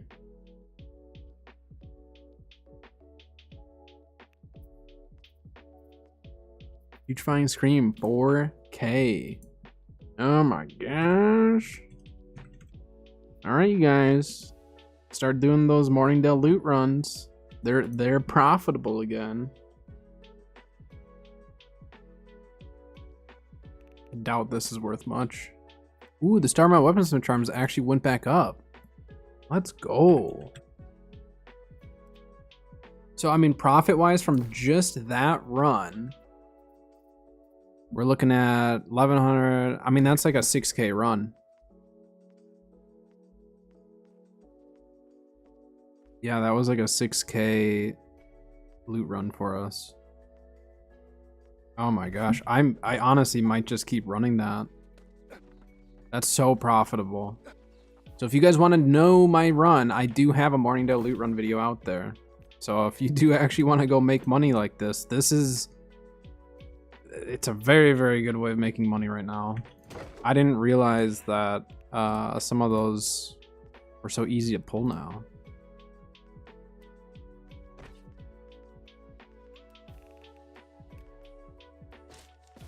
Not that.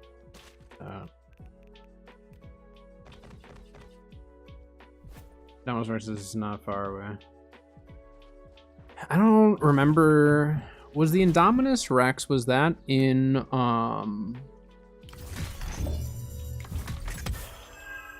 was that in the mod? What was the mod that did Primal Fear? Did they have Indominus Rex in that one? Or is that the giant Rex or whatever in Primal Fear for ASE at least? It's been so long since I played that. That's kind of a nice little die. Yeah, okay. And then you like steal the egg or whatever, right? Or they drop eggs and you can grab their eggs, I think. I don't know. It's been so long since I played that. I don't remember all the ins and outs of it. Oh, they call it Mororex? Gotcha. ASE, though, didn't they call it the Indominus?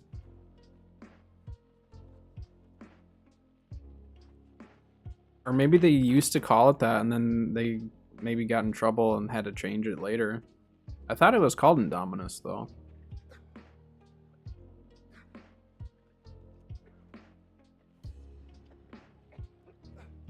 Alright, I'm gonna run to the bathroom really quick.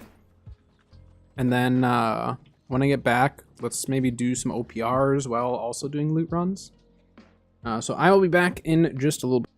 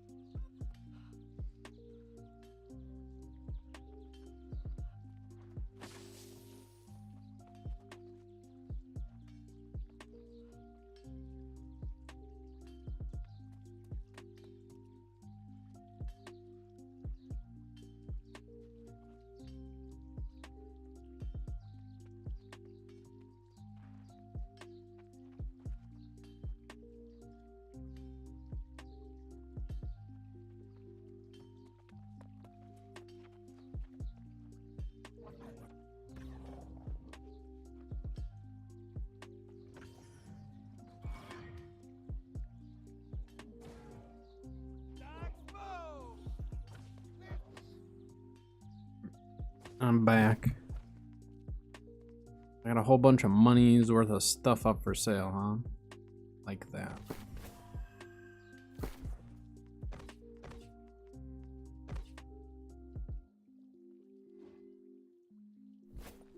Need regen pots though.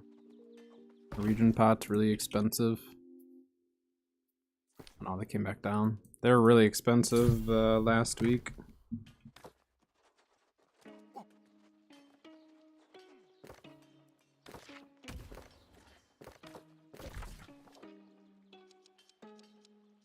I'm gonna go back, farm more coconuts.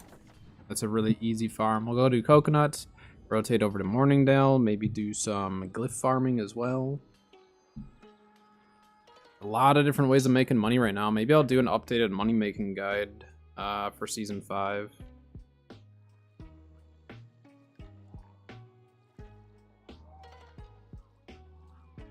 So there's definitely some stuff that's the same, some stuff that's different. Market's balanced out a little bit more.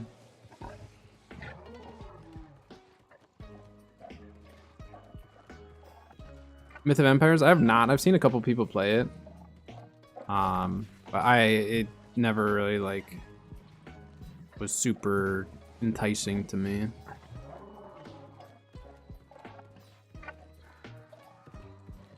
Very grindy. I mean, I do like grindy games. It's just I need to like make sure I limit myself on how many grindy games I'm playing. Otherwise, I get stuck forgetting about games or ignoring them. Eventually, I'll stop playing as much Ark as I am, and then that's when I'll find something else probably. Maybe, we'll see. Ark's been holding my attention more recently, so...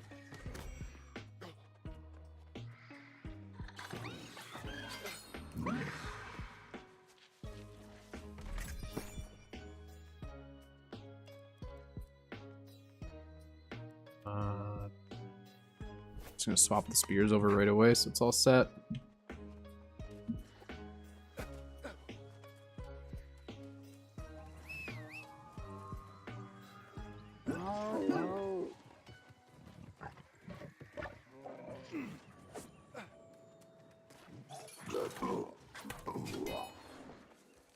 A lot of hackers in that. Yeah.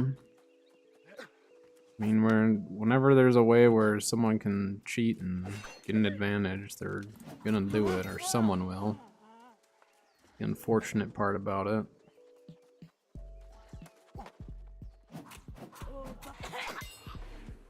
There's no way to get away from cheaters in video games and stuff. I mean, people cheat in the most random video games too. It's like, why? What is the enjoyment out of cheating? You don't... Even if you win, it's not satisfying. Maybe for them it is. I don't know. I don't cheat in games, so that's why I don't understand why people enjoy it.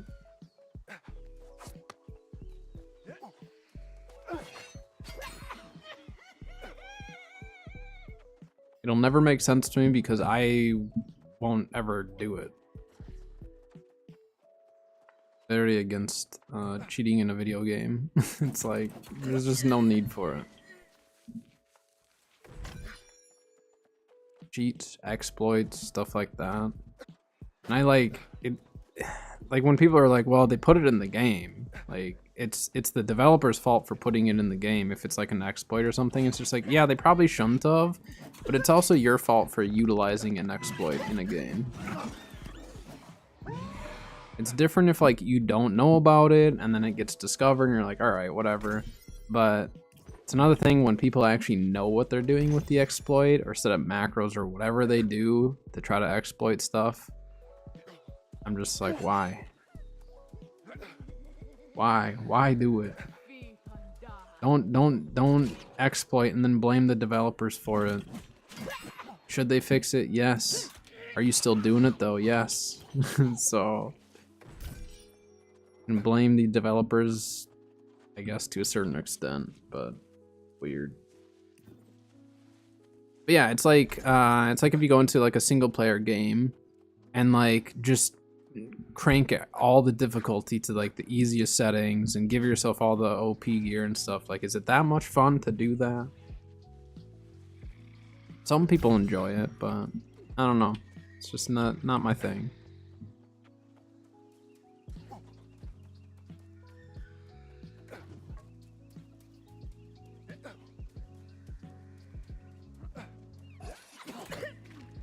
What did new AGS say? I think in their last post they said something about like with the, or when they disabled the bow or whatever, like people who were knowingly exploiting it or utilizing to exploit or whatever were gonna get penalties or something. I don't know exactly what that meant. Like, were they just doing temporary bans, or I don't know what the deal was with that. But they've never really like said that specifically in any of their posts like that. At least not that I've noticed.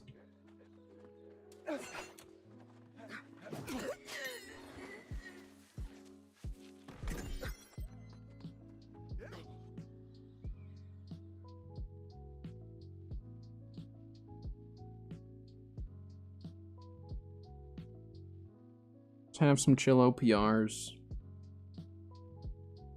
See how they go.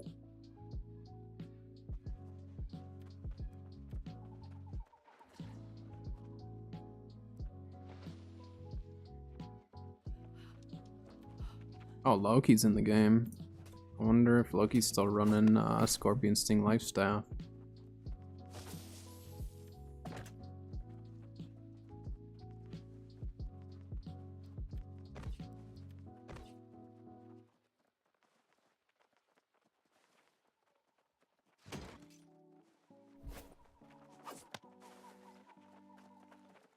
And I wonder if with Sin, if maybe we should try to put Vault Kick on it.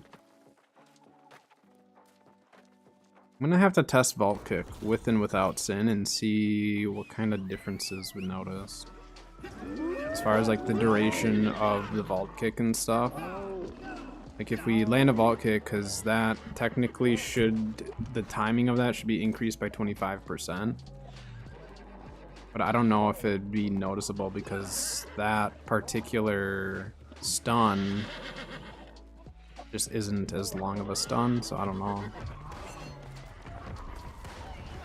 So I finally went to sleep. Nice. I died really fast. I also thought that was a friendly circle. I jumped right into it and died.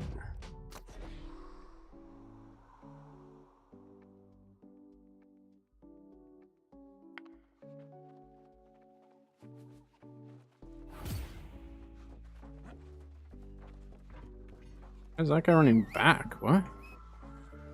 Oh.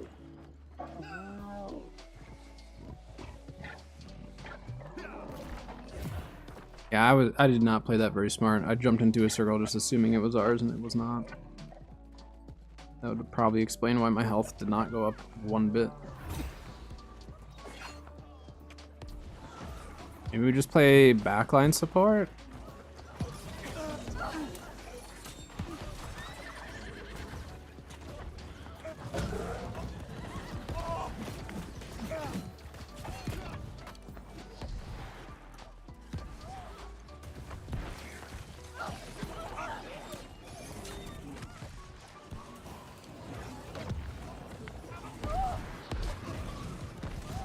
Is this our circle? Can't tell.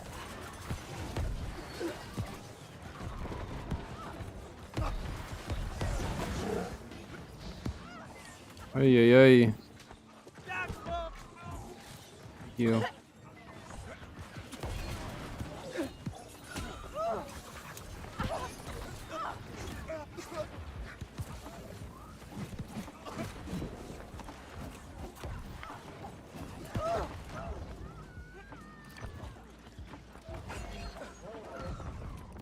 I got dropped.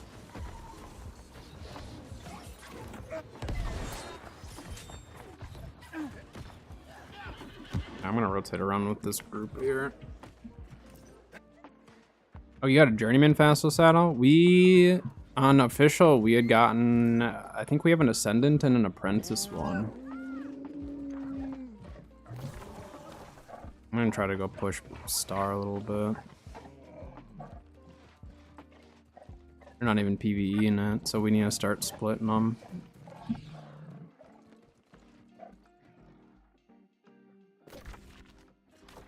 I have teammates showing up to help. Chaos Incident, nice.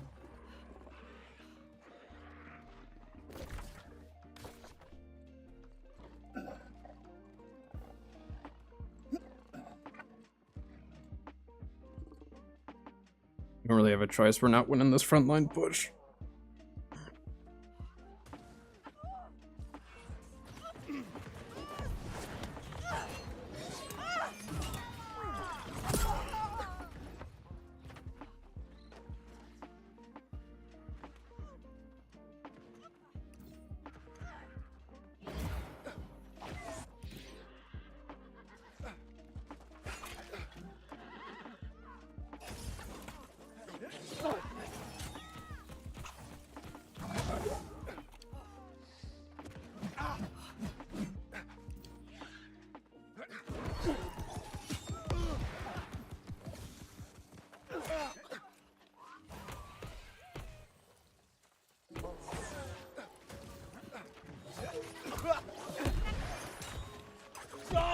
Yeah, I mean, I need the help from the teammates.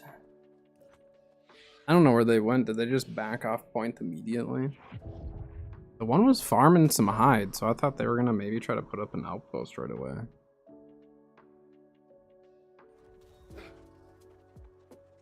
So they pushed to Moon, but we took Star and Sun. Okay. We are still in this, actually.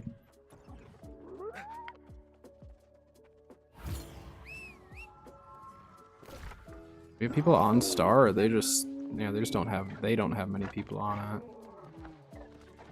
All right, let's go help take Moon back.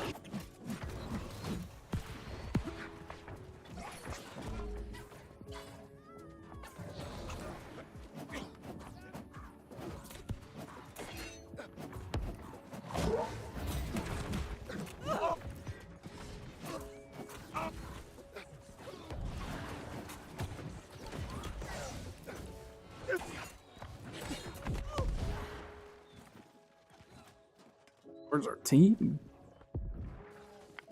Take out the outpost. Been on a Greek expansion on Myth. How long has Myth of Empires been out? Because I remember there were some like Arc players that I watch play it. I think Omni plays it and stuff. But how old is Myth of Empires? Like the game itself?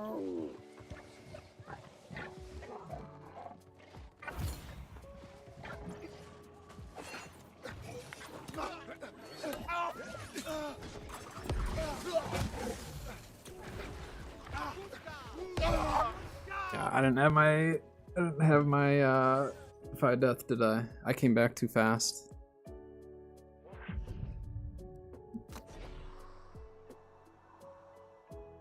Why, but it's been revamped? Gotcha. Maybe it was like when it got revamped that I noticed some people getting back into it or something. Or did it recently get revamped? It's 3 years? Okay. It's been around for a bit, but not like really long time. I feel like I noticed when there's maybe some updates that happen just because I noticed like, you know, a few people playing it more than normal. Oh my gosh, there's so many of them there. I think we just let them take Moon. Let them take Moon, let's take the other two. That is the play.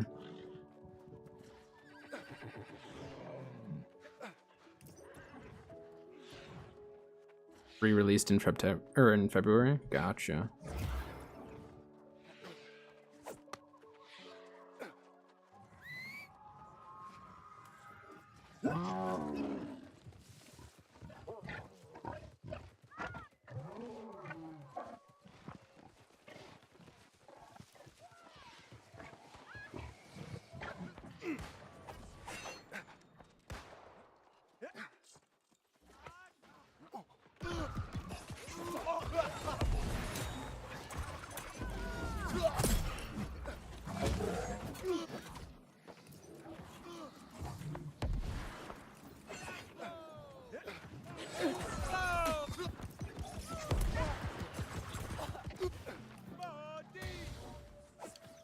I need you to push onto the point here.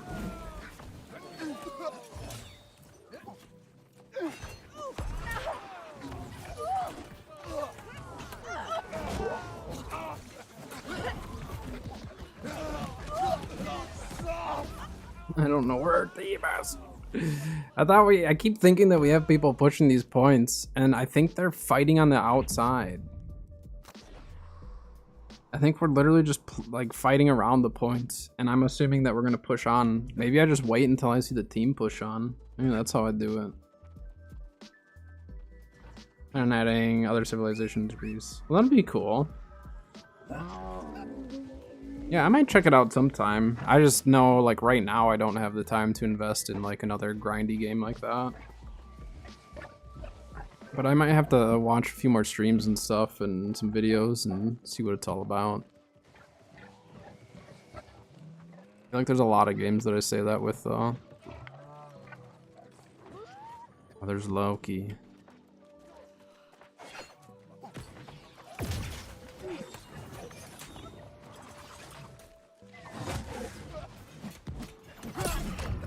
There we go, I got him.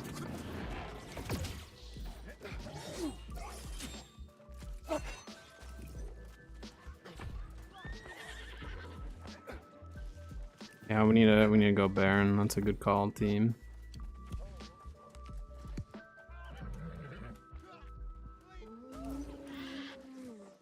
That guy should not have burned out there.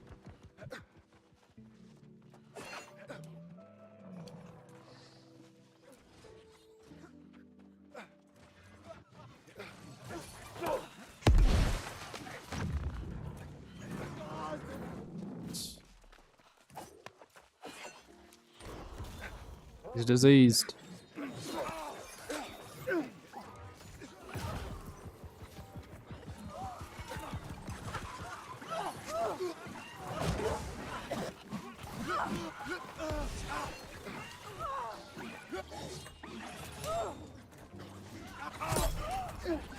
I got him again. Sorry, Loki.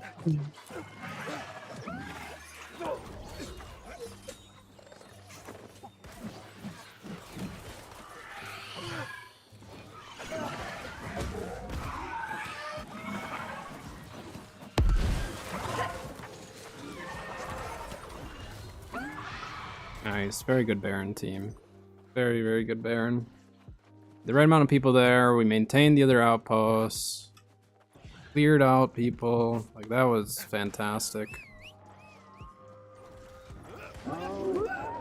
People called Baron. People showed up. I like that. I like that a lot. So let's go. Yeah, let's try to protect Sun.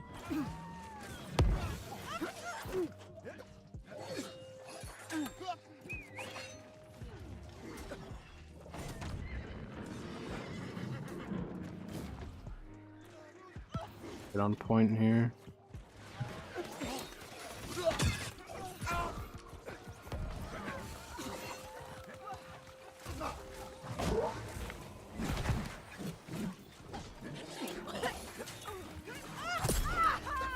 Yeah, the wind chill was getting me, but now I just need to use the abilities appropriately to get them.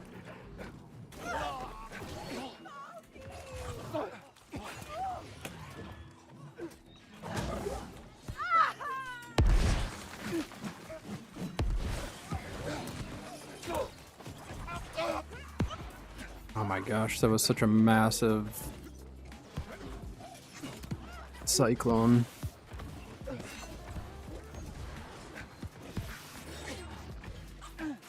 Holy dodges, Batman. I wasn't expecting him to do all that.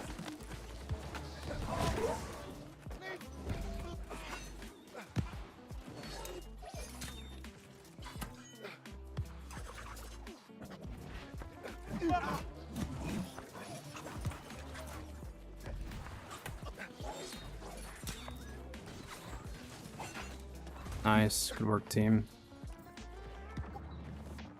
Yeah, they have tons of healers and no bruisers. That's a really good point.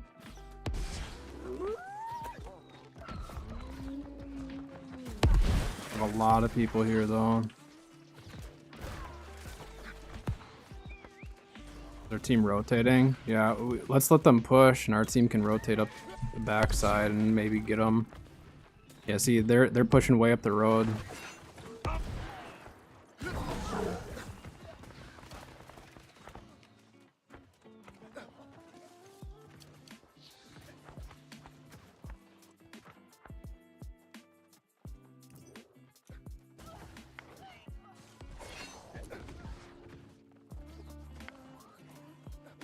Our back cut might be dying there.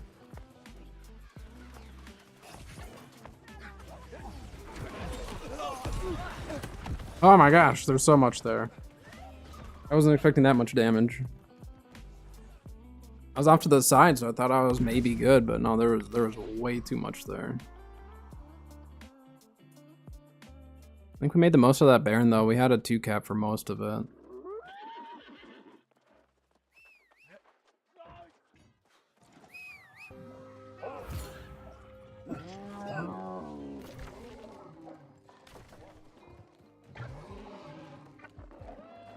Like we're still pushing star. Neither team really has PvE. It's kind of crazy. I think PvE on either team would probably solidify more of a win.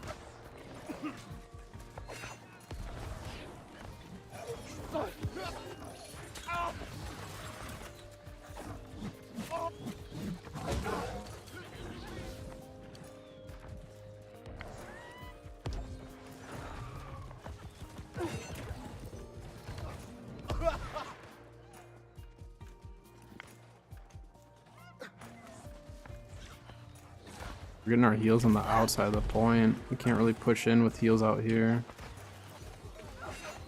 Our team's backcapping though. We just need to keep them here. Let the team take their thing, or do their thing.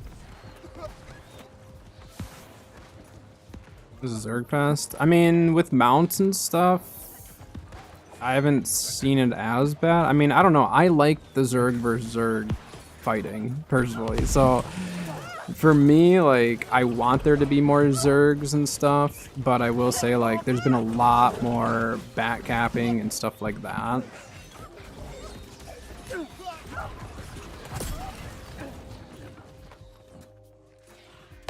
But, like, the backcapping also is a lot easier to defend now.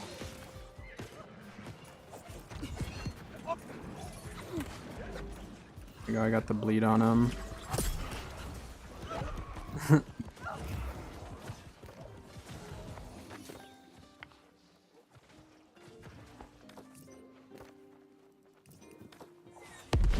Yeah, I haven't seen Loki in an OPR in a while.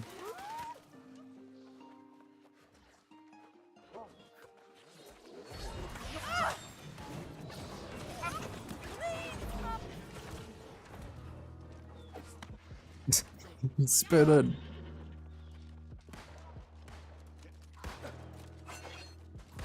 Expected throw. Somewhere back there. I have no idea where it actually went.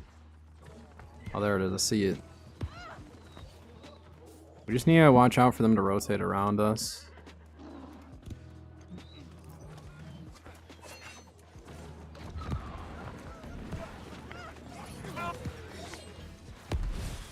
Yeah, if that guy would have stayed there, he was for sure dead. That was a good play by him. I'm gonna go help out back here.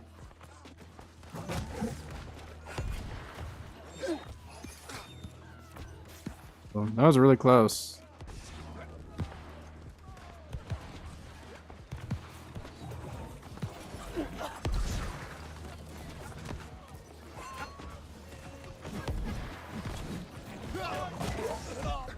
Nope. Nope. I shouldn't have done that.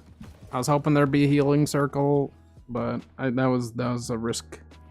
That was a risk on my own accord. It had nothing to do with the healers getting their circles down in time. That was me just hoping there was gonna be one.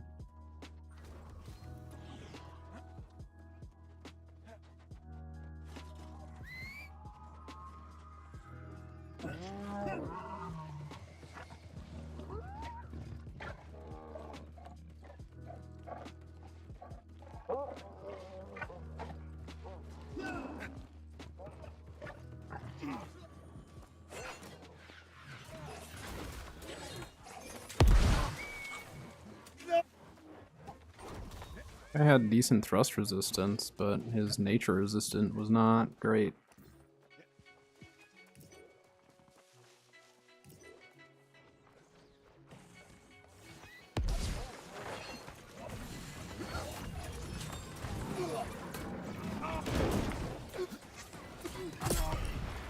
Got him.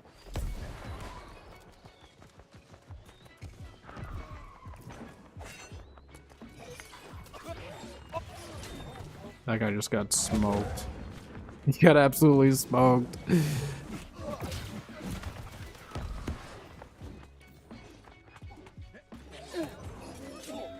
Oof.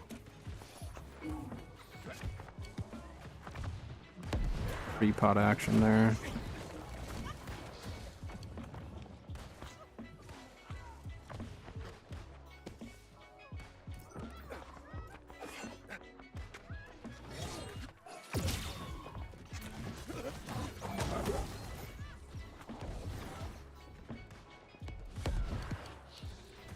Stand in this beacon.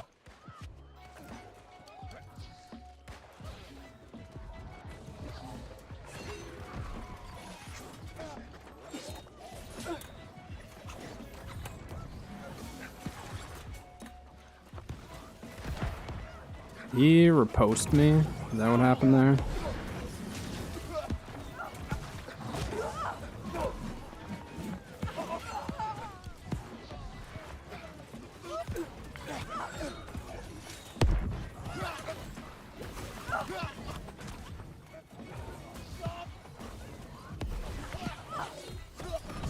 I didn't see the wind chill. It wasn't showing the animation. I was just all of a sudden taking damage and the guy had his hands up. I didn't see the animation from it at all. That like scared me. I was just taking damage. Our team maintained too.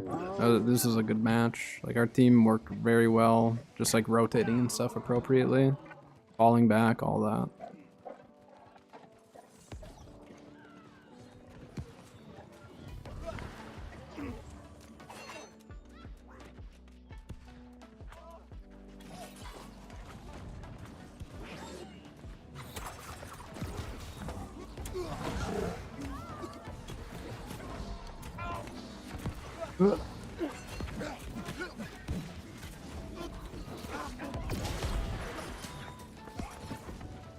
Baron's alive. I mean, this other team, if they want even a tiny chance, they have to get Baron.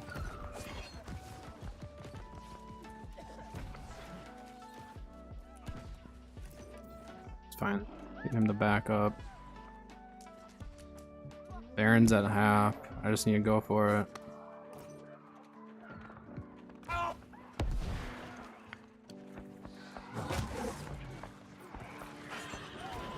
Yes!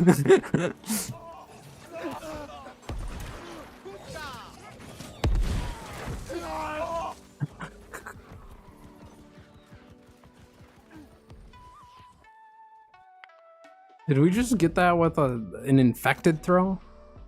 Did I don't know if I got that or a teammate, but the Baron went right when I chucked it. Let's go. Oh, they got the Reap. So they hit a Reap as well as an Infected Throw at the same time. So one of the two hit it. I think I got the hit marker, but Infected Throw doesn't do a ton of damage. So I have to get super lucky if it actually snipes it. We do have ads over on Twitch, but the match is almost over. So I'm just going to let them roll.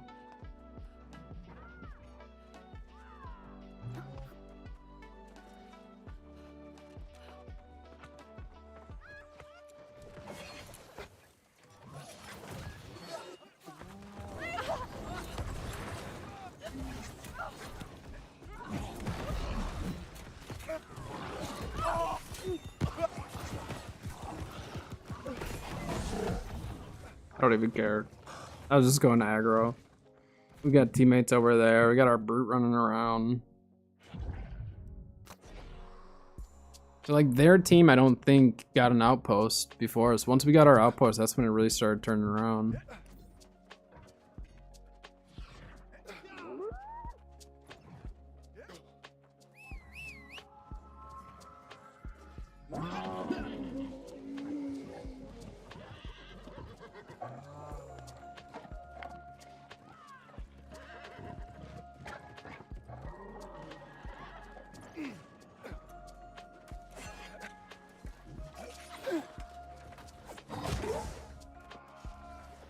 Back and fight me.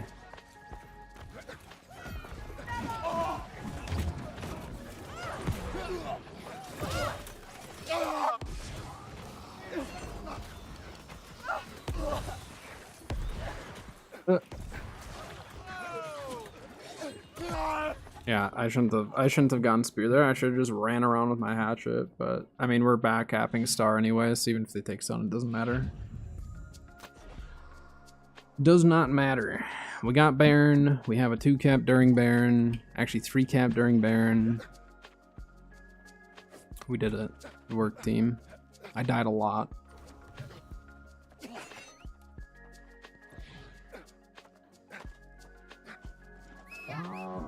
It really doesn't matter. Match is over. That was a good one. I mean, like, we easily could have lost that.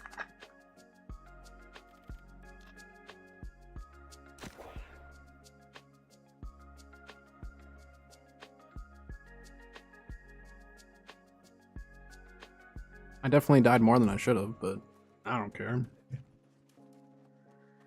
When I play melee, I press W. Just sometimes I press it too much.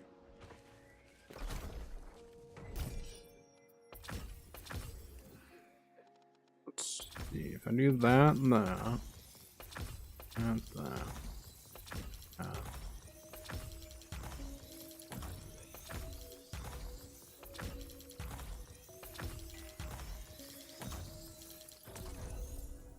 Very nice.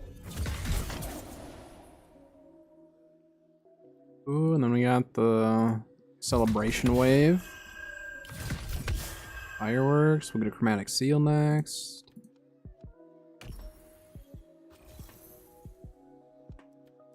The journey's done. I like that.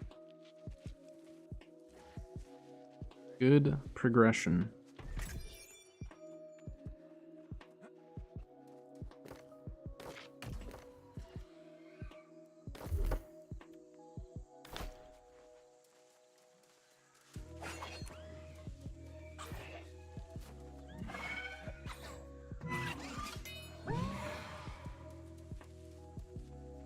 Still debating if I want to go back to 50, not 50, 200 con.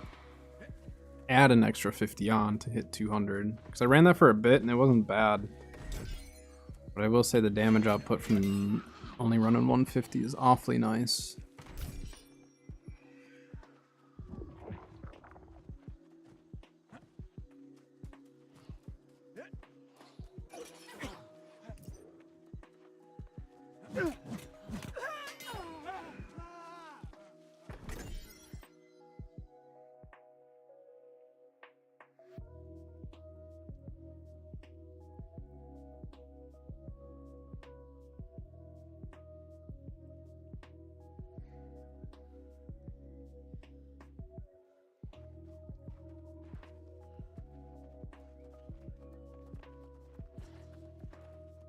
We have a lot of people from the last team on our team this time as well.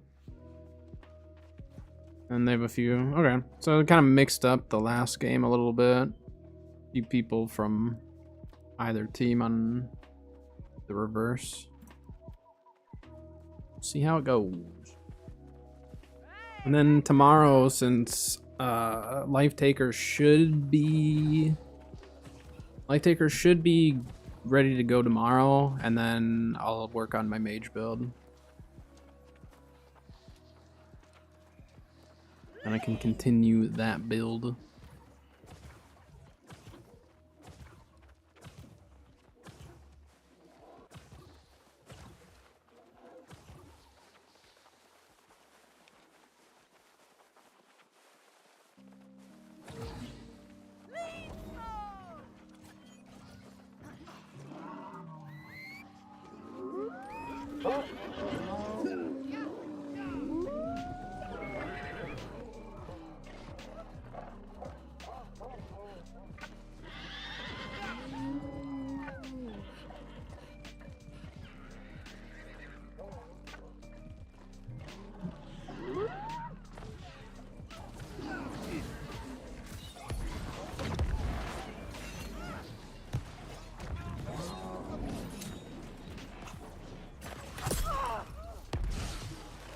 Yes.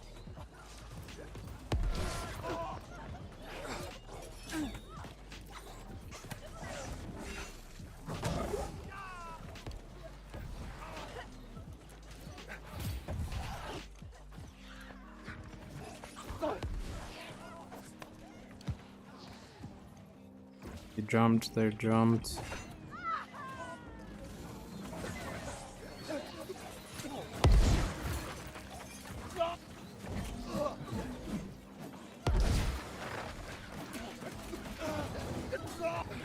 Very nice. Very, very nice team.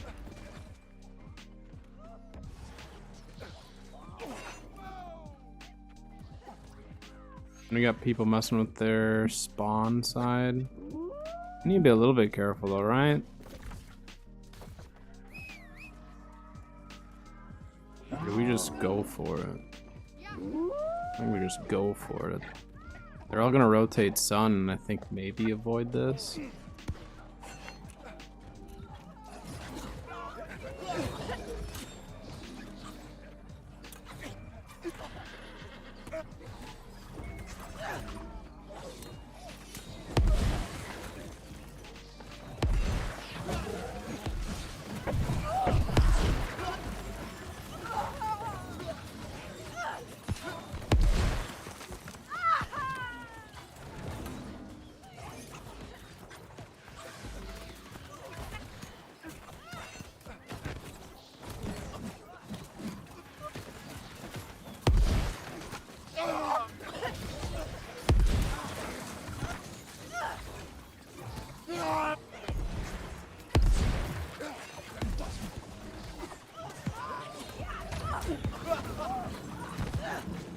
Nice, our ranger paying attention to the field pretty good.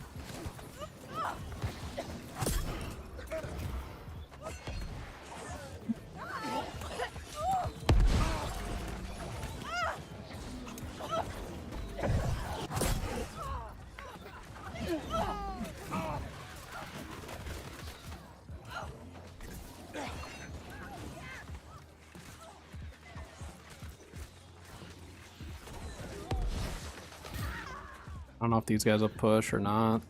I think I fall back and go help out with Sun, maybe?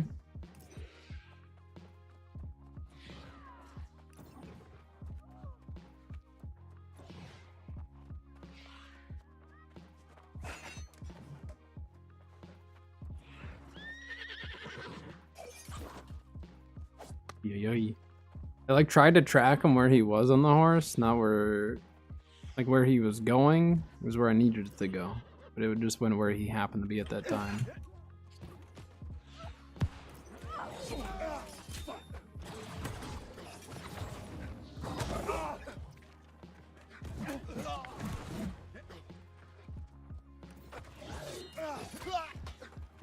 There's a good riposte.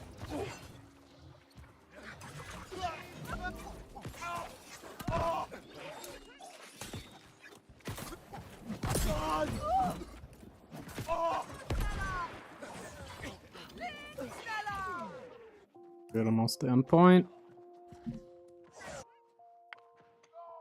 Nice. Very nice team. So we'll take this and then go back to Moon.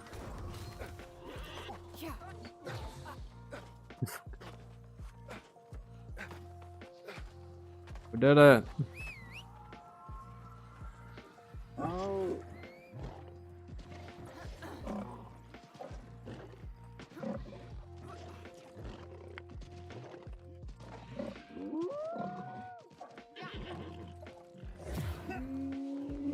Coming. Coming, team. We'll take this back. We will not let them win.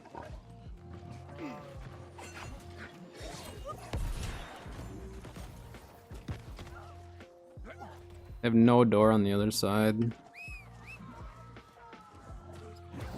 And they're on Sun. Okay, so we need to take... Oh, there is a door on this side.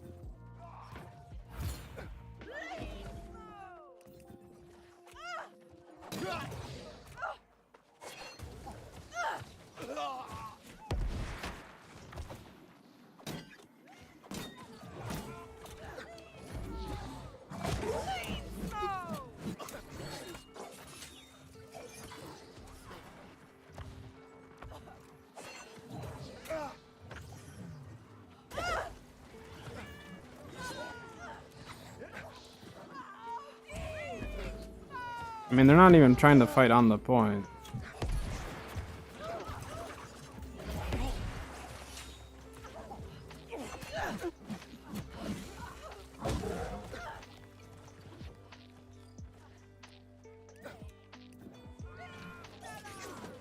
I got stuck on the rock.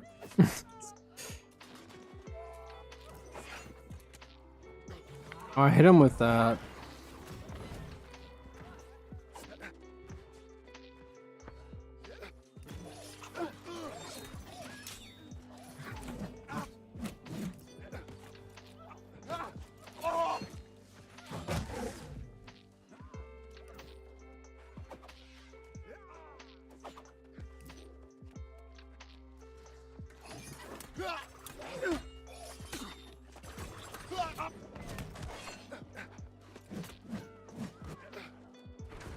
Fall back.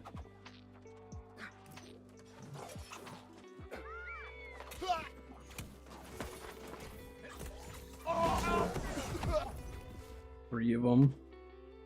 They're not fighting on the point is the funny thing. So like we're just maintaining it. So that's fine. Yeah, we still have the 2 cap. They're not fighting on the point, so we're just maintaining it. I'm fine with that.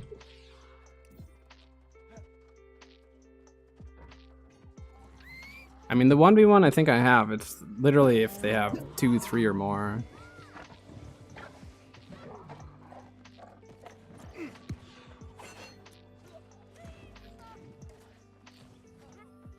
Alright, now we need to go to point maybe? I mean, there's 2 on point.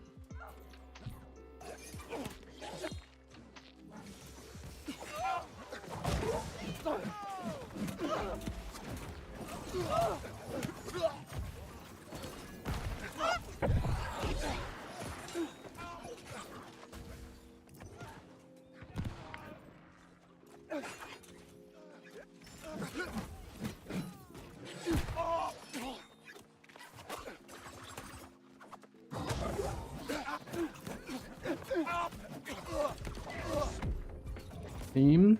Alright, we slowed them down. We didn't let them cap it. That's all I was trying to do is help that guy. So if we had 2 on point, they can't cap that. Regardless of if we win or lose that fight, they're not getting any progress. So then luckily our team followed up, which was good. Yeah, they still haven't capped Moon. I mean, like, honestly, they would be better off taking their 3 people and helping on any other point.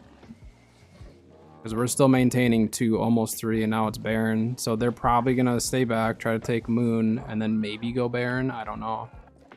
But I'm going to pass on Moon. We have that under control. I don't care how many times I die. I will throw myself at the enemy and die. That's my job as a light melee. That's just, I don't know. That's just how I always play it. I don't like to run. I want to stay. And maybe win, maybe die. Usually die.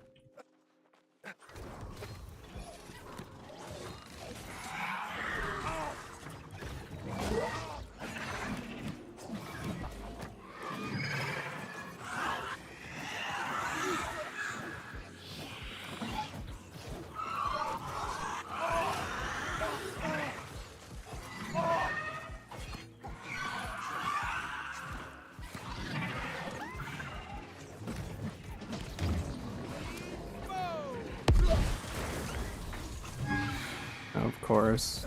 Dude just sitting on the side.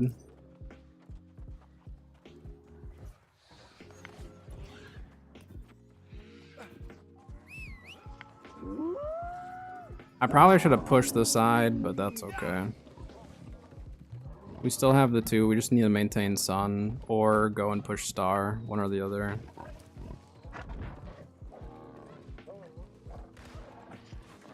Whoa, okay.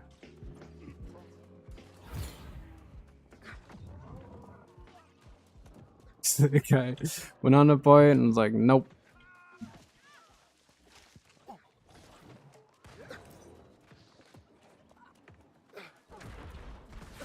Yeah, let's just rotate to our team here.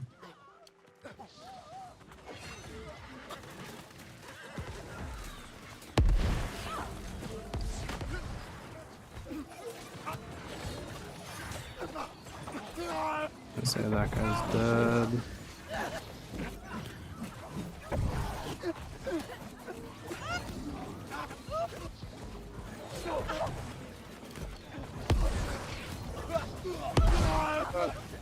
Team, push on. Push on to the point. We have a lot there. We have a lot of people. We just needed to push on. We were so close. So close to getting that. I think that fight would have been won if our range pushes in. It's like if you play range and you see a giant gap in the outpost and you're able to get in and just go straight to the right. Just like go in, cut right, go right upstairs. Yeah, he's just gonna keep trying to back up. I'm just gonna let our PvEers or whatever. Well, we don't have anyone there right now. I'm gonna try to get a 2-cap here. There we go.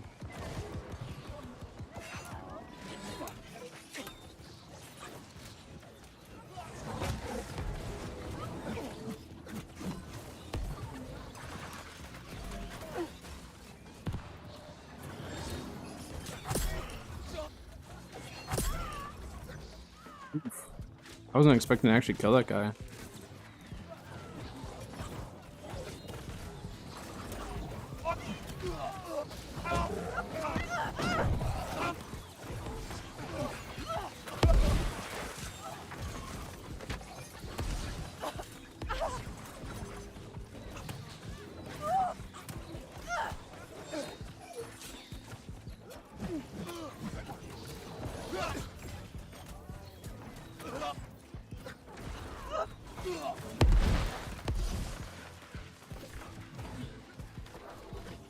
A couple people are going back to help with Moon. We're gonna probably need more.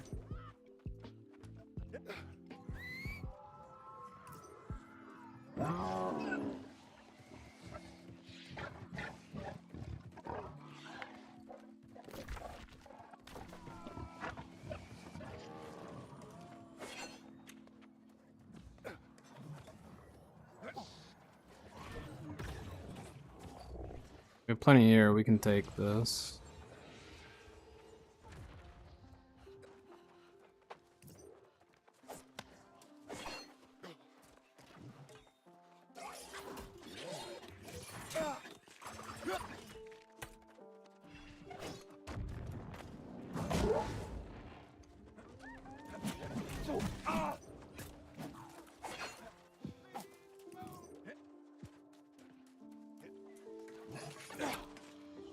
They got an outpost up with our team just chilling on there.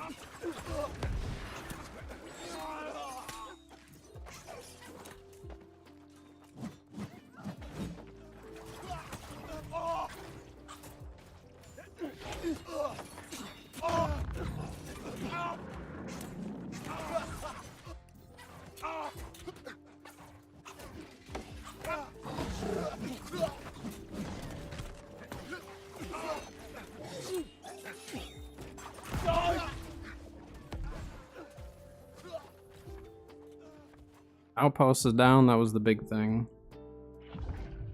Let's make them waste more resources. I mean, we need our team to either take Star or we need to send a couple people more back on Moon.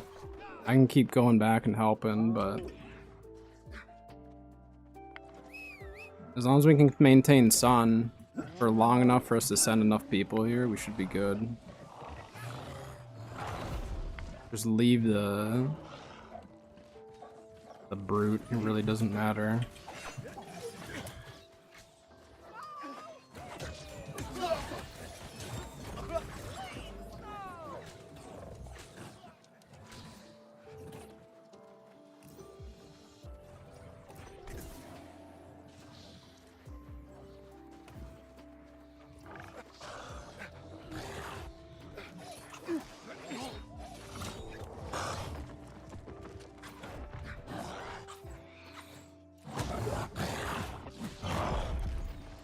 Ow.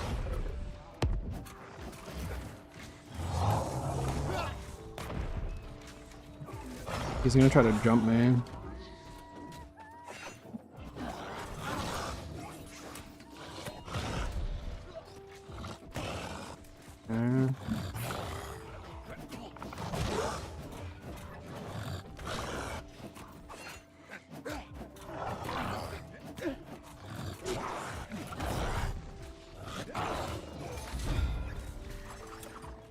Nice. Yeah, we maintain the 2 now. I mean, they're just gonna keep trying to back cap, but if our team can maintain the 2 cap for as long as possible, it'd be good. Yeah, they're just gonna hide out back there, aren't they? Yeah.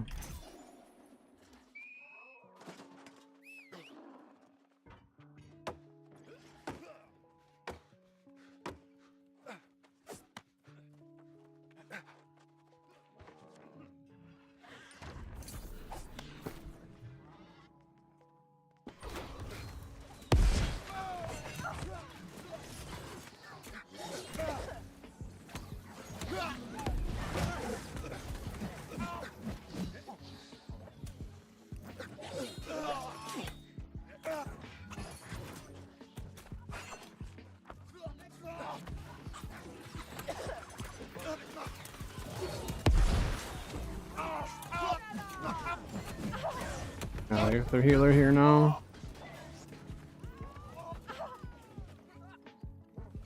So they've got 4 of them here. I mean, if our team can push star, we need to try to take star is the thing. I think we almost should just give up on moon, like still try to slow them down, but I think we should try to take star. They're gonna end up setting up an outpost. Yeah, it's a 5 stack, so they're all grouped.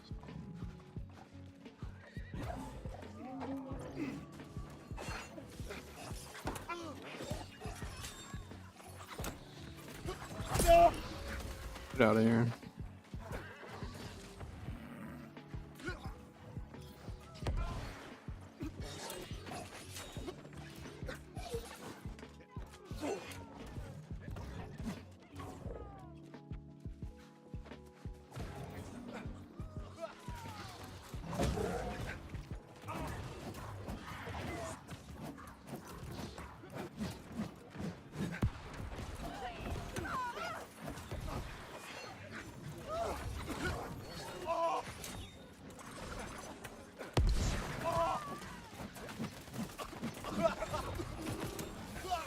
Team, take out the outpost.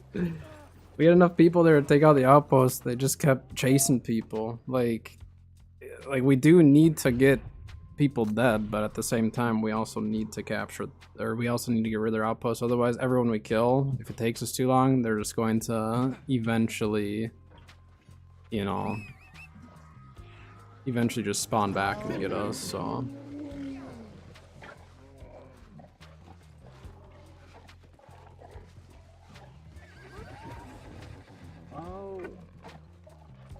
I mean, we absolutely need Baron.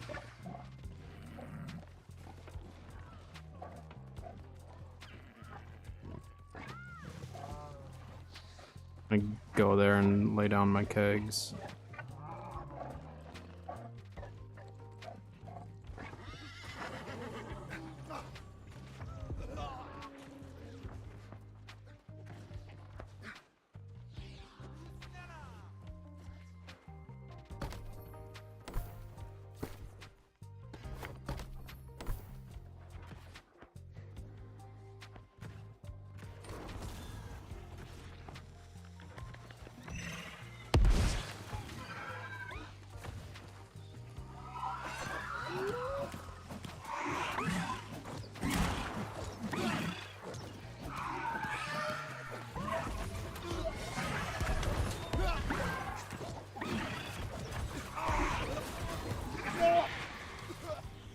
Nice.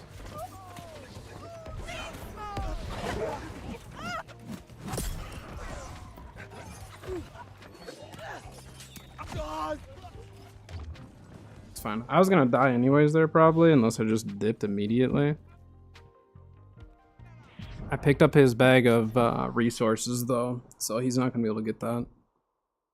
Well, they won't be able to get the full amount back.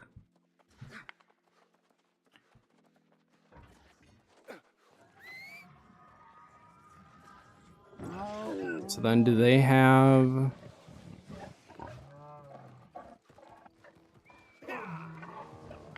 I think we just go other side.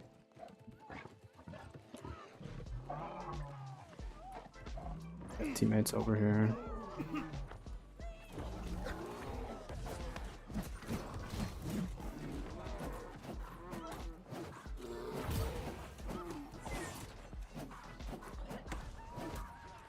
I hope my team's okay behind me, because we need to take this door out.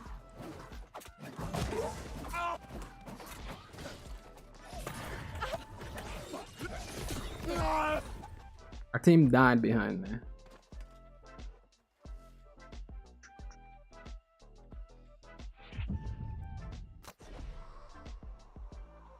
I don't know how we're only maintaining Sun. Like, I don't know, when we have like a whole 5 stack on Moon, I don't know how we're not winning the fight to Star. I think we need to split them though. We need to make them decide, do they want to push Moon or Star? Like right now we're getting absolutely nothing out of our Baron, which like sucks. So let's go back pushing with team. Try to get them to rotate, I guess.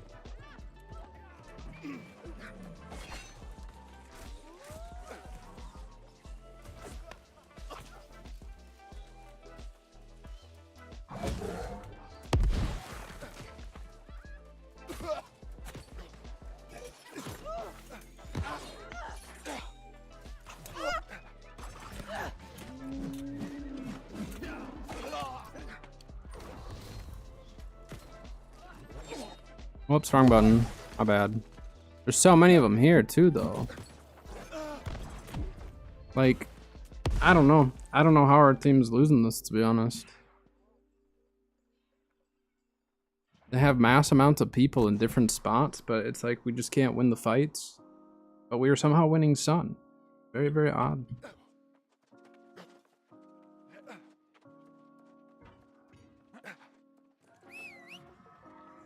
Alright, we're getting Moon. But yeah, the triple cap kind of screwed us over for a bit there, didn't it? Oof, I can't help him.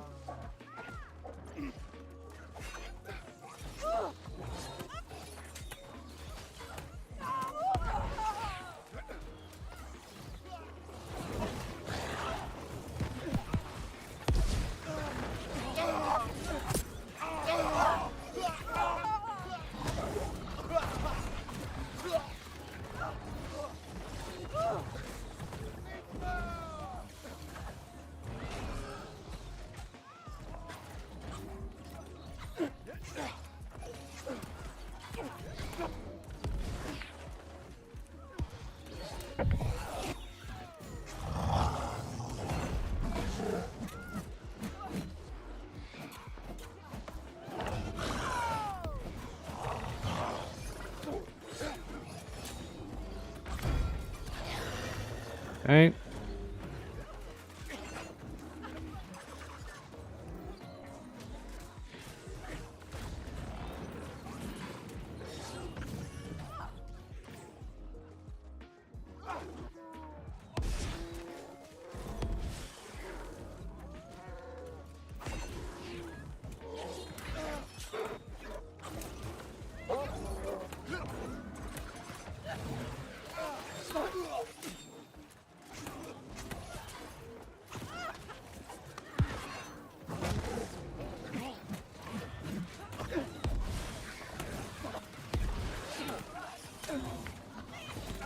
I have so many healers there. Like, there's no way I can get through that much healing.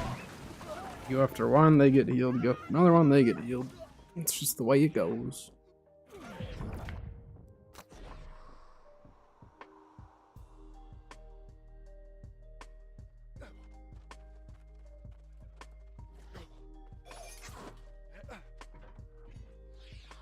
They call him out for being a known cheater. I feel like I hear that about various different people sometimes.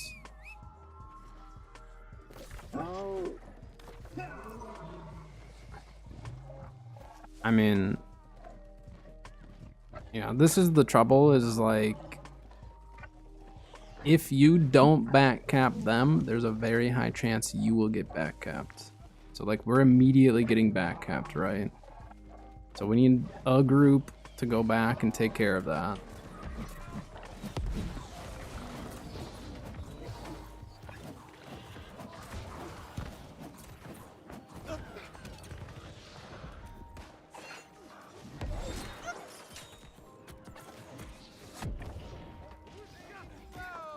trying to swap weapons there?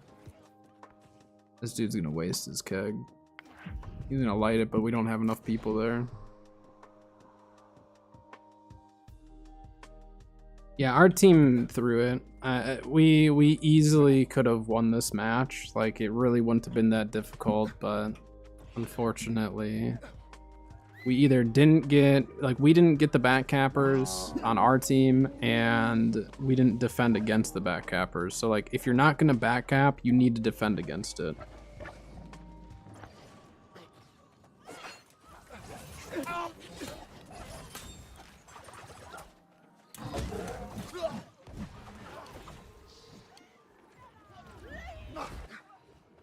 Wow, they have a 3+ stack that every time they will backcap. That's like their thing. Yeah, they have like a 3 to 5 stack that essentially there's certain people that we know that will like only play OPR in 3 or more, and then they'll go and backcap the entire game. And that just hasn't changed. It's just that type of stuff gets worse with mounts, so it just kind of sucks. But again, our team very easily could have defended against the back cap by just losing Sun for a second, get our own, you know, spawn and everything up, and then we would have been fine. But we just didn't do it. It's the unfortunate part about it.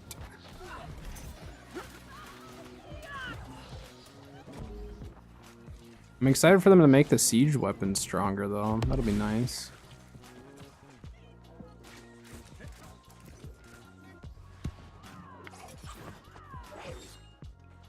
Right, get him to back up.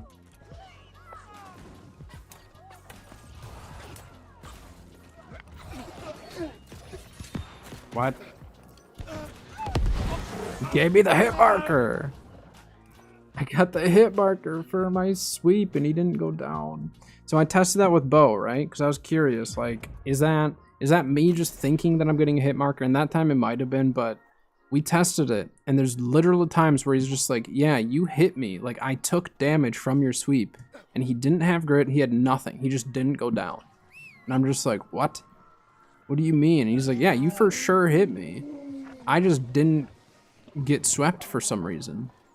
And it's just like, it's crazy.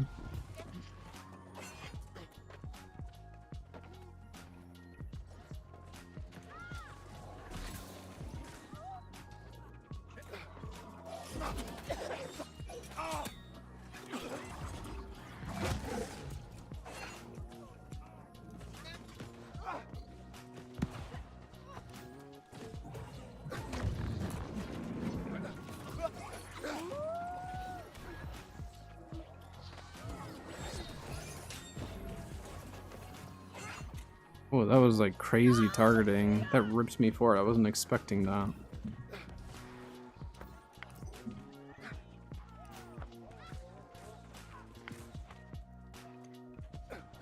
Yeah, it's like our team can't really win the team fight, but they just kind of like stay in one spot.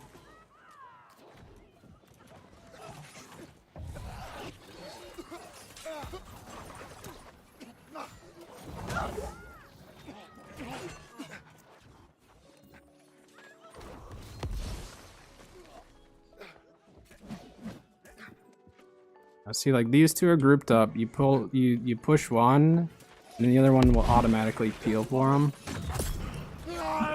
See, he was waiting there to peel. So it's really, really hard to defend against that if you don't have enough people. Because if they're, you know, working together that well, it's just really, really hard to go back and get them.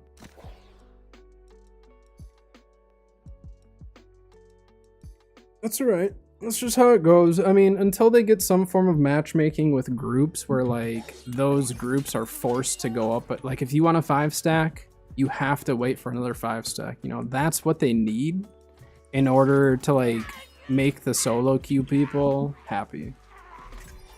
And maybe it's not like it has to be a 5-stack. Maybe they say, like, if you have, like, rope maybe the solo duo players into their own lobbies where there's nothing more than a duo. And then trios and up get their own, you know, separate ones. So like if you're a solo duo, you might get with like a 4 or 5 stack, but like that means your team and their team has to have 4 or 5 in order to make it even or something. Whereas in like maybe like I don't think a duo is necessarily bad for OPR, even if you're a solo queue, because like a duo, yes, they can control like an outpost, but you just send like 4 people back and they should be able to handle it. So I mean, some of that I'm sure is going to be coming. It's just not here yet. But I don't think they necessarily need like, I don't think they need like a role queue right now. I think they should just start slow. A role queue might be good, but start slow by separating the groups out and just like divvying them up. So then at least you know like, oh, well, they have a 5 stack, but that means we must have a 4 or 5. Mentally, that would make me feel better. Even if it's not like super balanced or whatever, but it'd be more balanced than it is now. Because there are some people who like that's the only way they play is in groups. They'll only play if they have, you know, 3 or more, and then that's how they can just kind of like stack wins or points or whatever. So I don't know. I don't know if they'll do something like that, but I know like for 3v3s that's how it is. Like if you have a 3 stack for 3v3s, you have to wait for a 3 stack. But at the same time, like, would that mess with queue times and stuff for people to the point where they wouldn't do it? I don't know. I think that might be a concern for them, to be honest. I don't know. I think during prime time for a server, it probably won't be a problem. Yeah. So what we'll probably see happen is whatever big news they have coming in June, if they can get their population numbers back up, or that might be part of what they're pushing to get population numbers back up, it'd be really, really nice, you know? So they might say, you know, and again, this is just speculation, just throwing words out there, but let's say they came out in June and was just like, hey, like we're gonna release a new territory, it's a PvP territory, this is like really big, blah, blah, blah. We reworked maybe influence races, reworked some other stuff. Oh, and we added in some form of matchmaking for OPR. Like, there's a chance they just dump all this stuff out all at once just to like really make it a big update for us. Which I mean is kind of smart from a marketing standpoint. It can be smart. I mean, some people are like, well, you're never going to get those players back. And it's like, well, you might not, but there's a lot of games where people say, I probably won't go back to that game. And then there's a major update that you're just like, you know what? I'll give it a try again. You know, I've done that. I've had games where I wasn't going to play it again. And then a big update came out and was like, you know what? I'll try it. That sounds fun. I'll do it. So I'm wondering if that's kind of what they're hoping for. And again, they've probably done their research into like, you know, forecasting for their business and trends and all that, and trying to get a really good idea of like what's going to potentially happen, the different outcomes. But we'll see.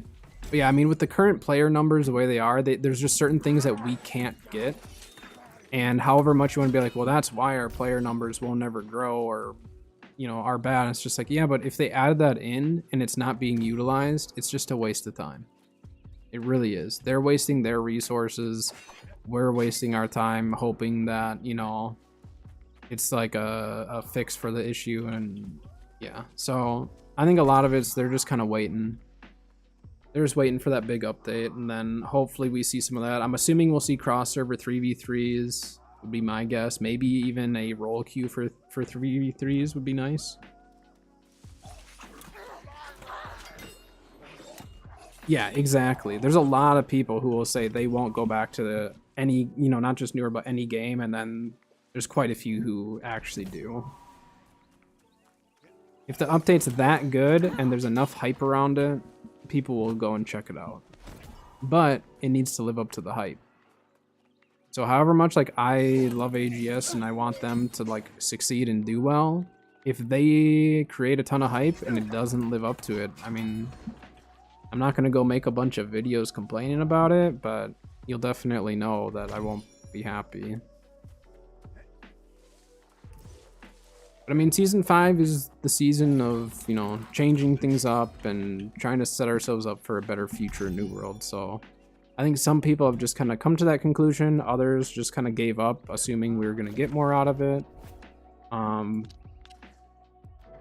But they've also been pretty good about fixing stuff, disabling stuff if it's super broken, trying to fix stuff in a timely manner. Like, they're putting in the work.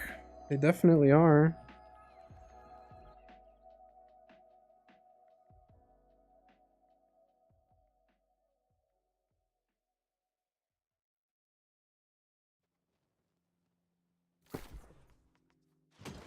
Can't say they're being lazy about this stuff. They're just, you know, doing it as fast as they can.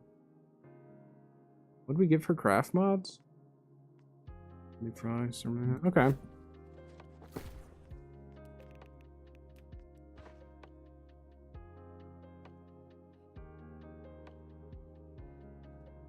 Your server keeps crashing?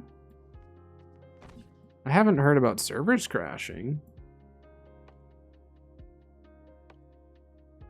But yeah, I mean, I can understand the frustration about this season because a lot of people didn't know that, like, they told us that this season was going to have issues at the start. They had told us that a long time ago, and they probably should have pushed it a little bit more, but I also understand that they don't want it to be like poor marketing for it. But they told us that with these changes, we were going to have issues. So I went into it knowing, like, all right, we're going to have issues. I'll be patient, see how fast they fix the issues, you know, all of that. And, like, they have been really quick about fixing as much as they can and trying to prioritize that. But obviously, there's just going to be some experiences for some people that just are not as good as others. Like, our server hasn't really, like, crashed or anything like that. You know, there's been some issues with like weapon swapping and some of the abilities and stuff like that. So I do get it. I get the frustration for sure.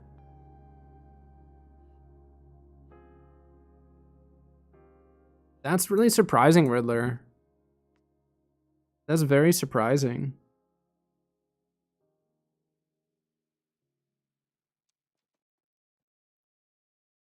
Yeah, Murama hasn't had any of those issues, so it just, that's weird. It must be whatever hardware your particular server's on is just like on one, which is very odd. Because yeah, I personally haven't had that issue and I haven't heard of other people. So it must be like specifically your server. There's something funky's going on with it.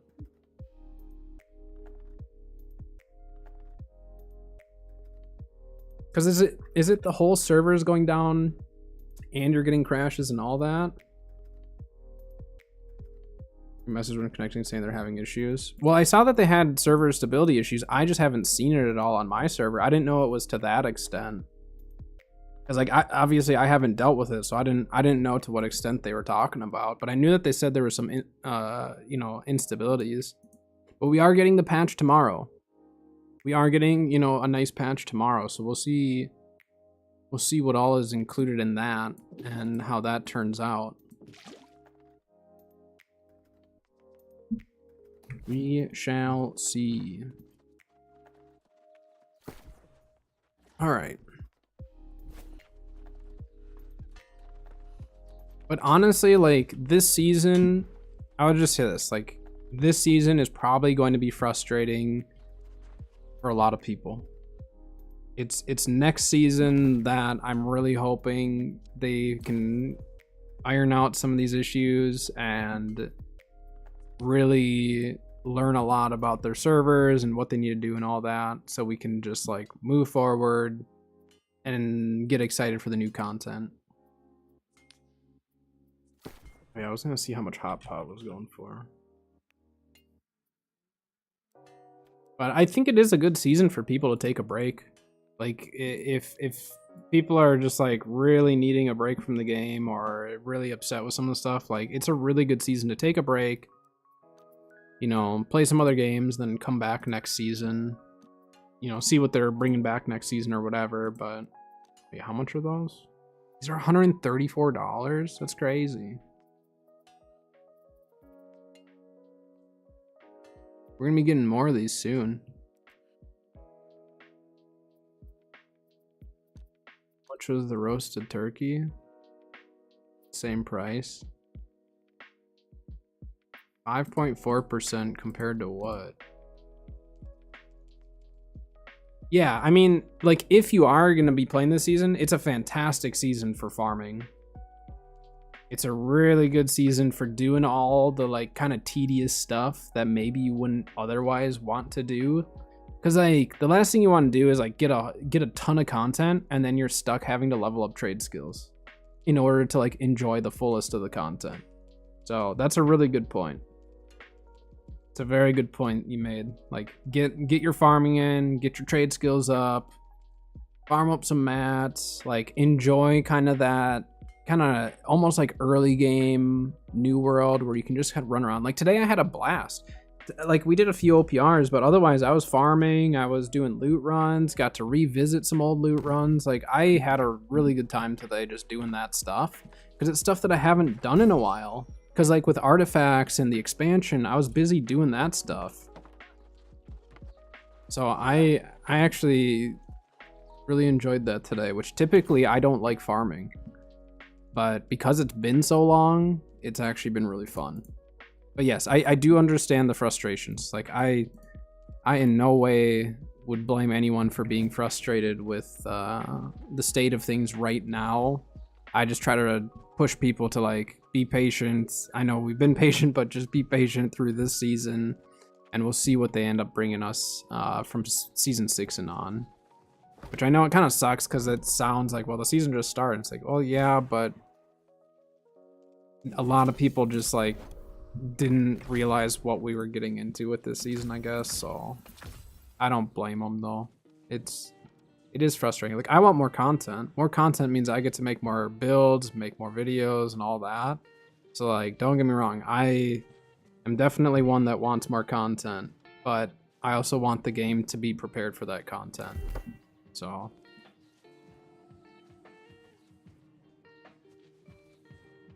Chris goes in a few OPR. Yeah, I think you're going about it in a really, really good way. I think what you're doing is exactly what I would recommend anyone to do that's kind of in a weird spot with this season. And then if you get burnt out of that mid to late season, then take the rest of the season off, or maybe hard focus the season pass, try to get that finished up.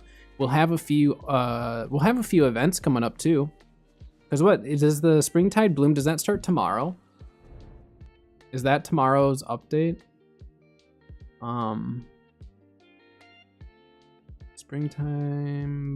Springtide Bloom.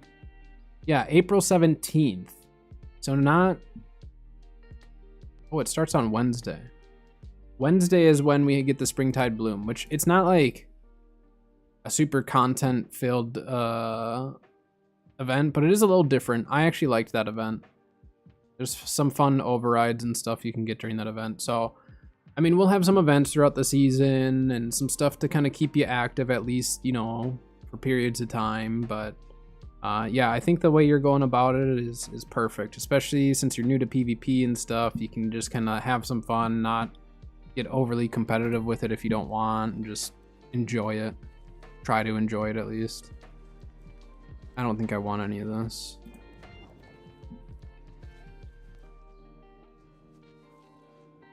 Crushing toast, regenerating, and purifying toast.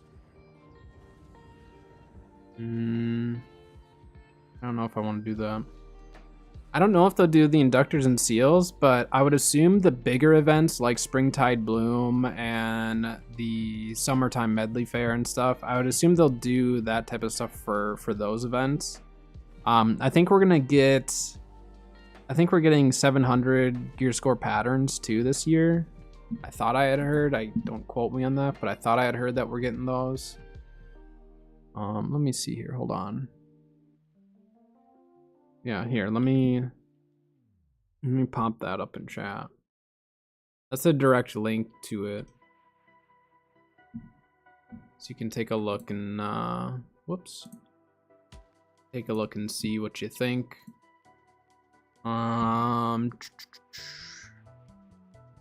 Oh yeah, here they actually do talk about the rewards. So we get our diamond gypsum, the wispy spritz, which you use to turn in, dyes, some other consumable stuff. It looks like they actually expanded it quite a bit. I like that. Shop rewards. There's some new armor skins. New armor skins actually look really cool. The floral knight helmet looks really goofy, but like in a good way. Got some new emotes, some new furnishing items. Like if you're into furnishing and stuff like that too, like doing your house is nice. It's a good event for that. Yeah, I mean overall, it is a fun event. I think if you've never played the Springtide Bloom especially, I think you'll enjoy it.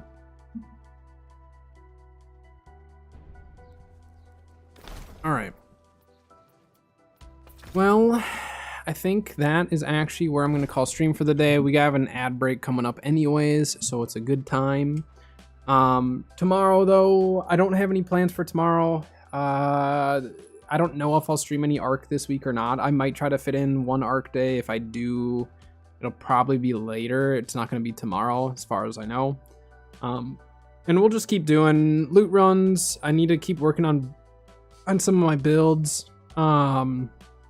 They did say that Life Taker's coming back this week, so when that comes back, then I'll be able to continue work on my light armor mage build that I've been enjoying. But that one involves utilizing Life Taker, so I want to make sure that I have that, and then I'll get that build video going. I might do like a gold making video now that the season's been out for a while and I've gotten kind of used to it, do kind of an updated how I'm making my gold, but I don't know if I'll do that this week or next, but I'll try to get something like that going soon.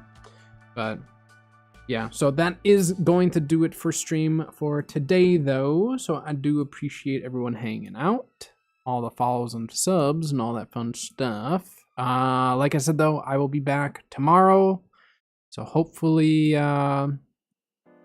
we can get some really good loot like we did today. But all right, well, enjoy your evening, everyone, and I will see you all tomorrow. Have a good one.